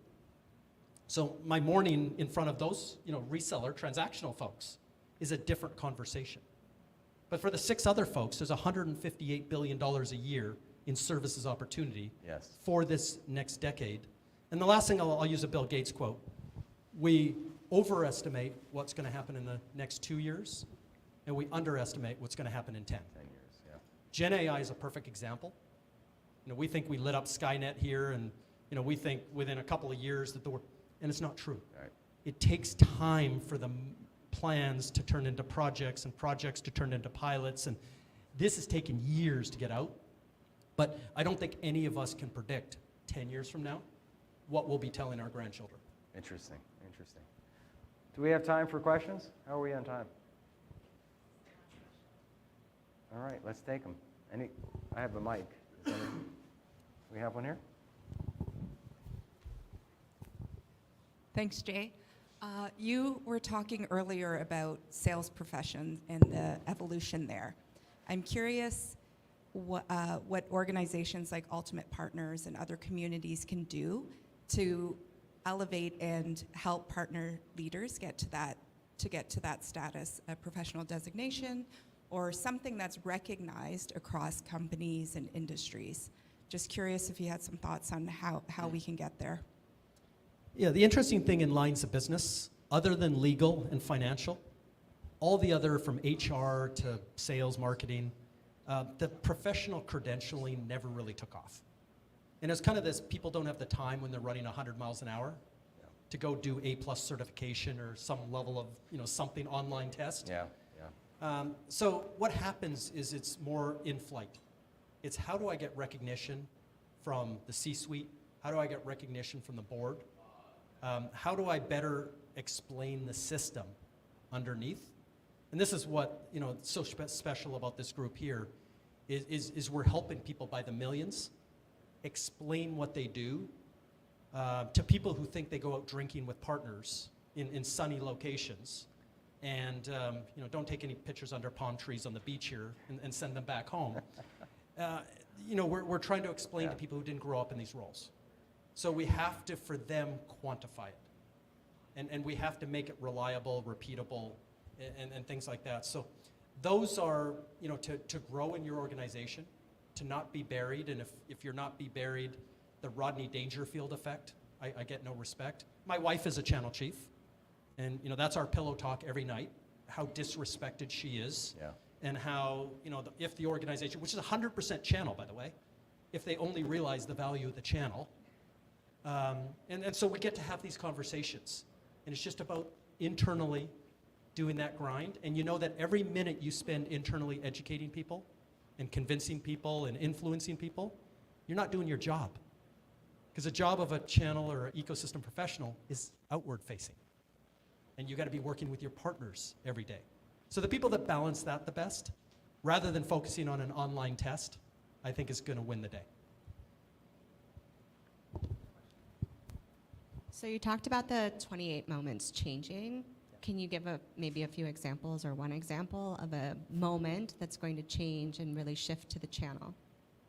Yeah, absolutely. When I worked for Forrester, they put me in the B2B marketing group. The channel group wasn't big enough to be on our own, so you know, we were in B2B marketing. But I was fascinated by my colleagues, some of the best B2B marketing minds on the planet. And I really saw the correlation between channels and obviously these first 28 moments, which is the average amount of measurable moments before making a considered purchase. So if I go out of technology for a minute and talk about a car, and most of us, and some people take 50 moments, some people take 2. Some people just drive to the dealership and meet with Larry, who's sold them cars for 80 years. But most people now, especially if you're born after 1982, set forth on motions. I'm going to go to YouTube and watch videos of these cars racing against Teslas. I'm going to read magazines. I'm going to talk to my neighbors and friends. I'm going to go on social media. You start to look at these early moments. After 81% of them start with some sort of Google search, now some sort of AI in some cases. But these approaches of a considered purchase, the psychology of it and the behaviors is very similar whether you're buying a car, a mattress, $1 million worth of software. It's a human piece. So if you go back to the millennial buyer, and we've seen them for a while now because in SaaS, the buyers of MarTech have been millennials for a few years now, majority. So we've been able to measure scientifically changes. And it goes down to little things like Gartner did a survey weeks back, and 75% of this cohort don't want to talk to a human. They'll go buy a car, second most expensive thing they'll ever buy, and not want to talk to a human. They'll go buy $1 million worth of software and have no need through those 28 moments to ever need human interaction as part of an old sales process or a sales demo, a salesperson walking them through. So these moments are starting to become more crystal clear to us, not only in what they are and who owns them, but how to measure them. And for those in partnerships, it's how do you make a win-win, a 1 + 1 = 3 agreement with that person on YouTube, with that magazine, with that community group, with that chamber of commerce, with, and how do I get into 7, 8, 9, 10 of those 28 moments? And how do I get visibility earlier and more often when the world of third-party data goes away? And I can't just go buy that from Facebook. So that's what's coming into it now, and I think the defining the winners and losers for the next generation will be the ones, the CMOs, the CROs, and obviously the partner leaders who work together the closest to figure out their buyer and make sure they've got all of that figured out. Good answer. Any more questions? Wow. Jay, they're speechless. I'll conclude one piece with that too, because before, during, and after the transaction has always kind of been broken up between the CMO, the CRO, and CX. With the world moving to subscription and consumption across every industry, every company on the planet right now is being told by their board, you got to go sell by the month. This is what Wall Street appreciates today. Well, the point of purchase today is the first 30 days with the customer. And so companies, one of the tricks of what Microsoft did in Wall Street to get that big valuation is they committed in several of their earnings calls to 108% retention. And what it meant is for every customer they lose, they're going to double up other customers. And so they're going to be focused as they were during the first 28 moments, as they were focused in that 7-layer stack, every 30 days forever, they're going to continue to surround that buyer with the 7 people they trust, and they're going to do it better than AWS, they're going to do it better than Google and others, and they're going to continue to renew and retain that client forever. And so that was the stickiness, the repeatability, this was the argument. And that, kind of marketing never ends. So what we thought was we need to do a bunch of work, good, milestone. Oh, got to do different work, milestone. Oh, we got to get it, hopefully they repeat by 3, 5 years from now. Now it's just a consistent engine. And all 3 of those executives are together at the hip from start to finish, which there is no finish. So this is what's wonderful to all of us. This is the decade of the ecosystem where we're just in every conversation now. And these leaders are going to be more partner professionals than ever. I think the next leaders of the Fortune 500 will be more and more partnership professionals. So one last example I always use in cars. 79% of people won't buy a car today unless it has a technology integration, CarPlay or Android Auto. Mostly CarPlay. Mostly CarPlay. Apple doesn't mention the Android part. But the fact of the matter, can you imagine being in that industry? It's $4 trillion in size, it's been around 120 years. You're just taking over a dealership from your great-great-grandparents. You're all excited, you're moving into that management role. You're just about to lose 4/5 of your buyers because you don't have a tech integration. And your new buyer, your new millennial buyer, is an integration first buyer. So this affects everyone.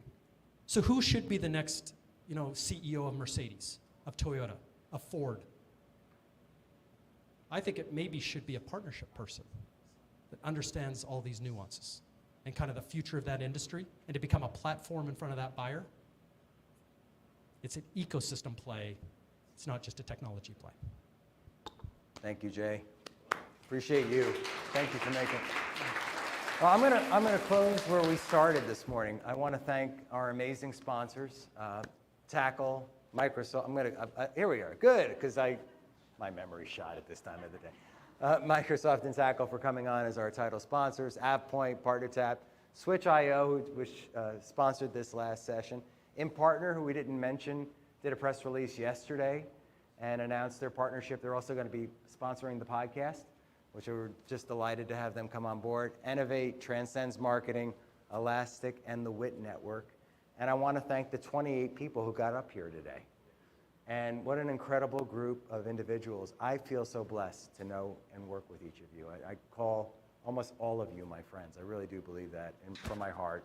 I want to thank you for all your support. It is not easy to do this, I have to tell you, not because I'm special or anything, but just putting this out here and putting this all together. I want to thank Mike and the Media Zones team for an incredible production. I want to thank Susan. Where's Susan? She was over here a second ago. Susan, Tommy, for coming on board. I know I'm going to forget people along the way, but I want to thank each of you for being here in the room. So many of you said, hell yeah, I'm coming. And I was actually surprised. And so I was really excited. Some people came from very, very far. And I just, I feel blessed. I want to thank my son, who made a big leap of faith coming on board and working with me this year. I'm just truly blessed to know and to have the privilege of being associated with each of you. And I want to thank you for joining, watching, listening, supporting what we're doing here. We think we're just getting started. And, as Jay said, we're in the middle of a decade of the ecosystem, but there is so much massive transformation that we feel like we need to continue to educate and build and helping all of us, actually, this group, help propel this economy forward. So I want to thank all of you. So appreciate all your support.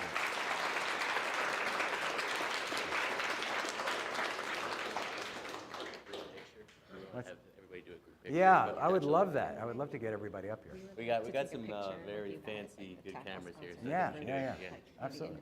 Yeah, we should do that. Yeah, we could, let's move the stools out of the way. We were going to have a step and repeat, and then Mike built this beautiful graphic, and we said, well, we don't need a step and repeat. We want to do a group shot, and then we want to give everybody opportunities to do group and individual, however you want to do. So we could, and then dinner is at 6:30, so we have a little bit of time, right? We have time if people want to go back to the hotel, freshen up, change. I'm going to get out of this suit and put on something a little bit more cool.